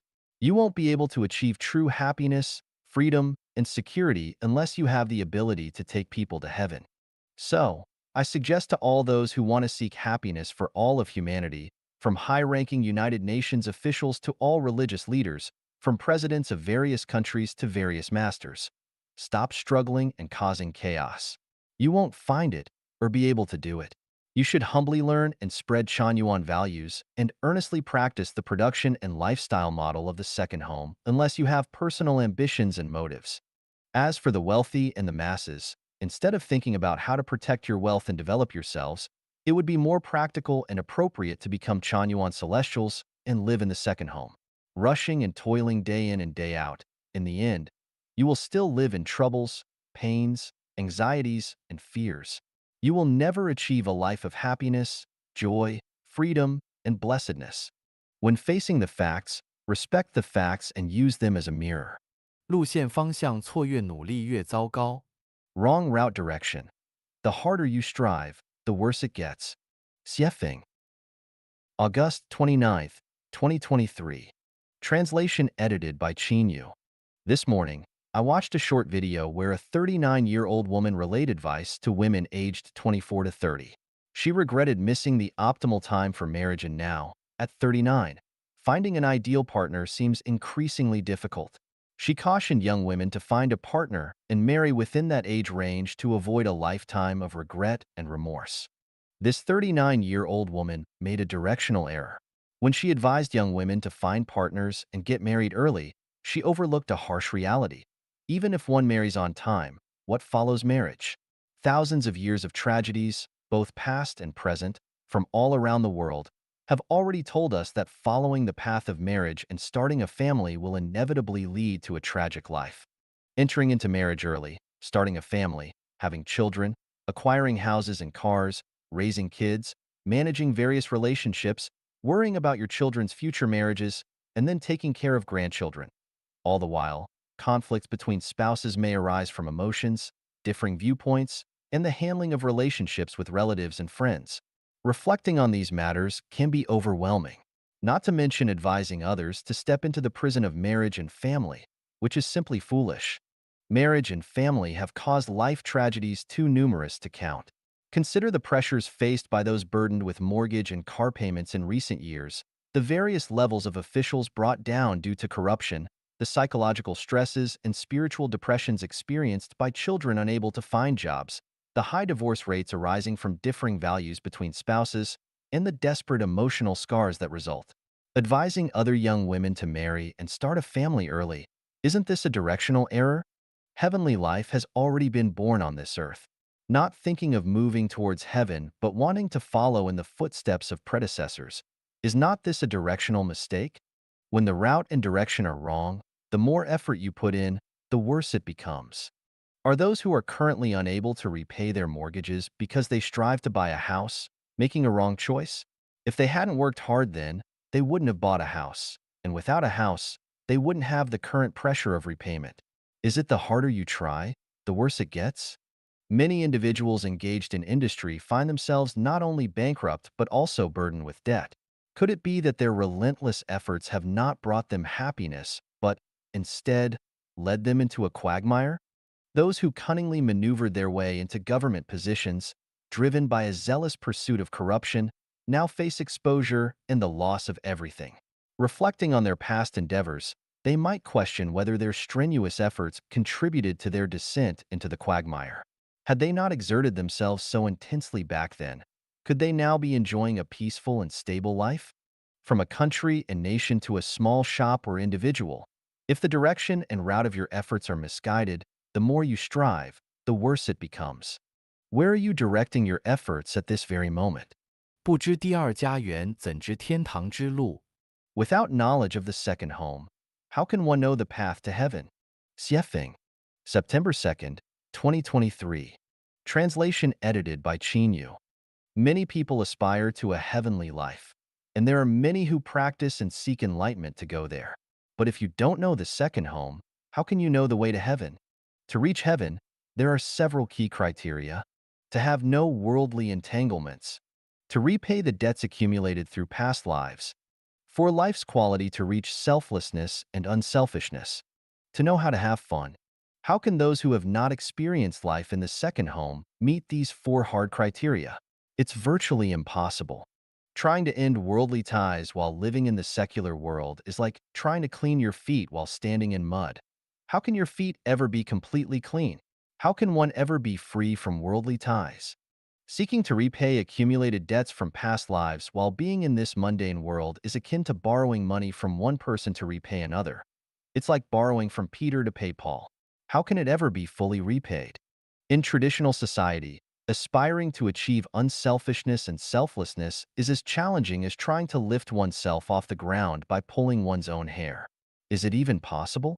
The notion of being unselfish and selfless contradicts the very essence of survival in that program. Do you know how to have fun? If not, why would you go to heaven? Do you think speeding in a car, riding roller coasters, yachting at high speeds, bungee jumping, or gambling in a casino is having fun? Wrong. If you haven't experienced games and entertainment activities in the second home, you basically don't know what real fun is. Therefore, anyone who hasn't been influenced by life in the second home will find it incredibly challenging to enter heaven, no matter how much they practice and seek enlightenment. Do you believe that understanding the Diamond Sutra, Heart Sutra, Quran, Bible, Tao Te Ching, or other classics can lead you to heaven? Dream on. Does comprehending principles alone lead to heaven? Dream on. Only through actual practice can you reach heaven. Can you achieve that? I often say, have nothing, possess everything, which is a portrayal of heavenly life. But can you truly have nothing? Without the second home, if you have nothing, wouldn't you become a beggar? Even beggars find it challenging to have nothing because they still need a begging bowl and a stick to protect themselves. Without the second home, if you have nothing, you might find yourself in dire straits. Where does having everything come from then? Some might say, I will go to temples and monasteries to practice, to have nothing and possess everything. The issue is, when you're born into the human world, did the Creator only intend for you to go to monasteries and temples to practice? Every creation has a clear purpose. When you make a kettle, is it not meant for boiling water rather than being kept in a storage room for mice to nest in? Did the Creator make humans for spiritual practice? I see many people discussing the principles and ethics of being human, talking about how to enhance their cognition, broaden perspectives, and elevate their realms. They preach benevolence, righteousness, rituals, wisdom, and credibility.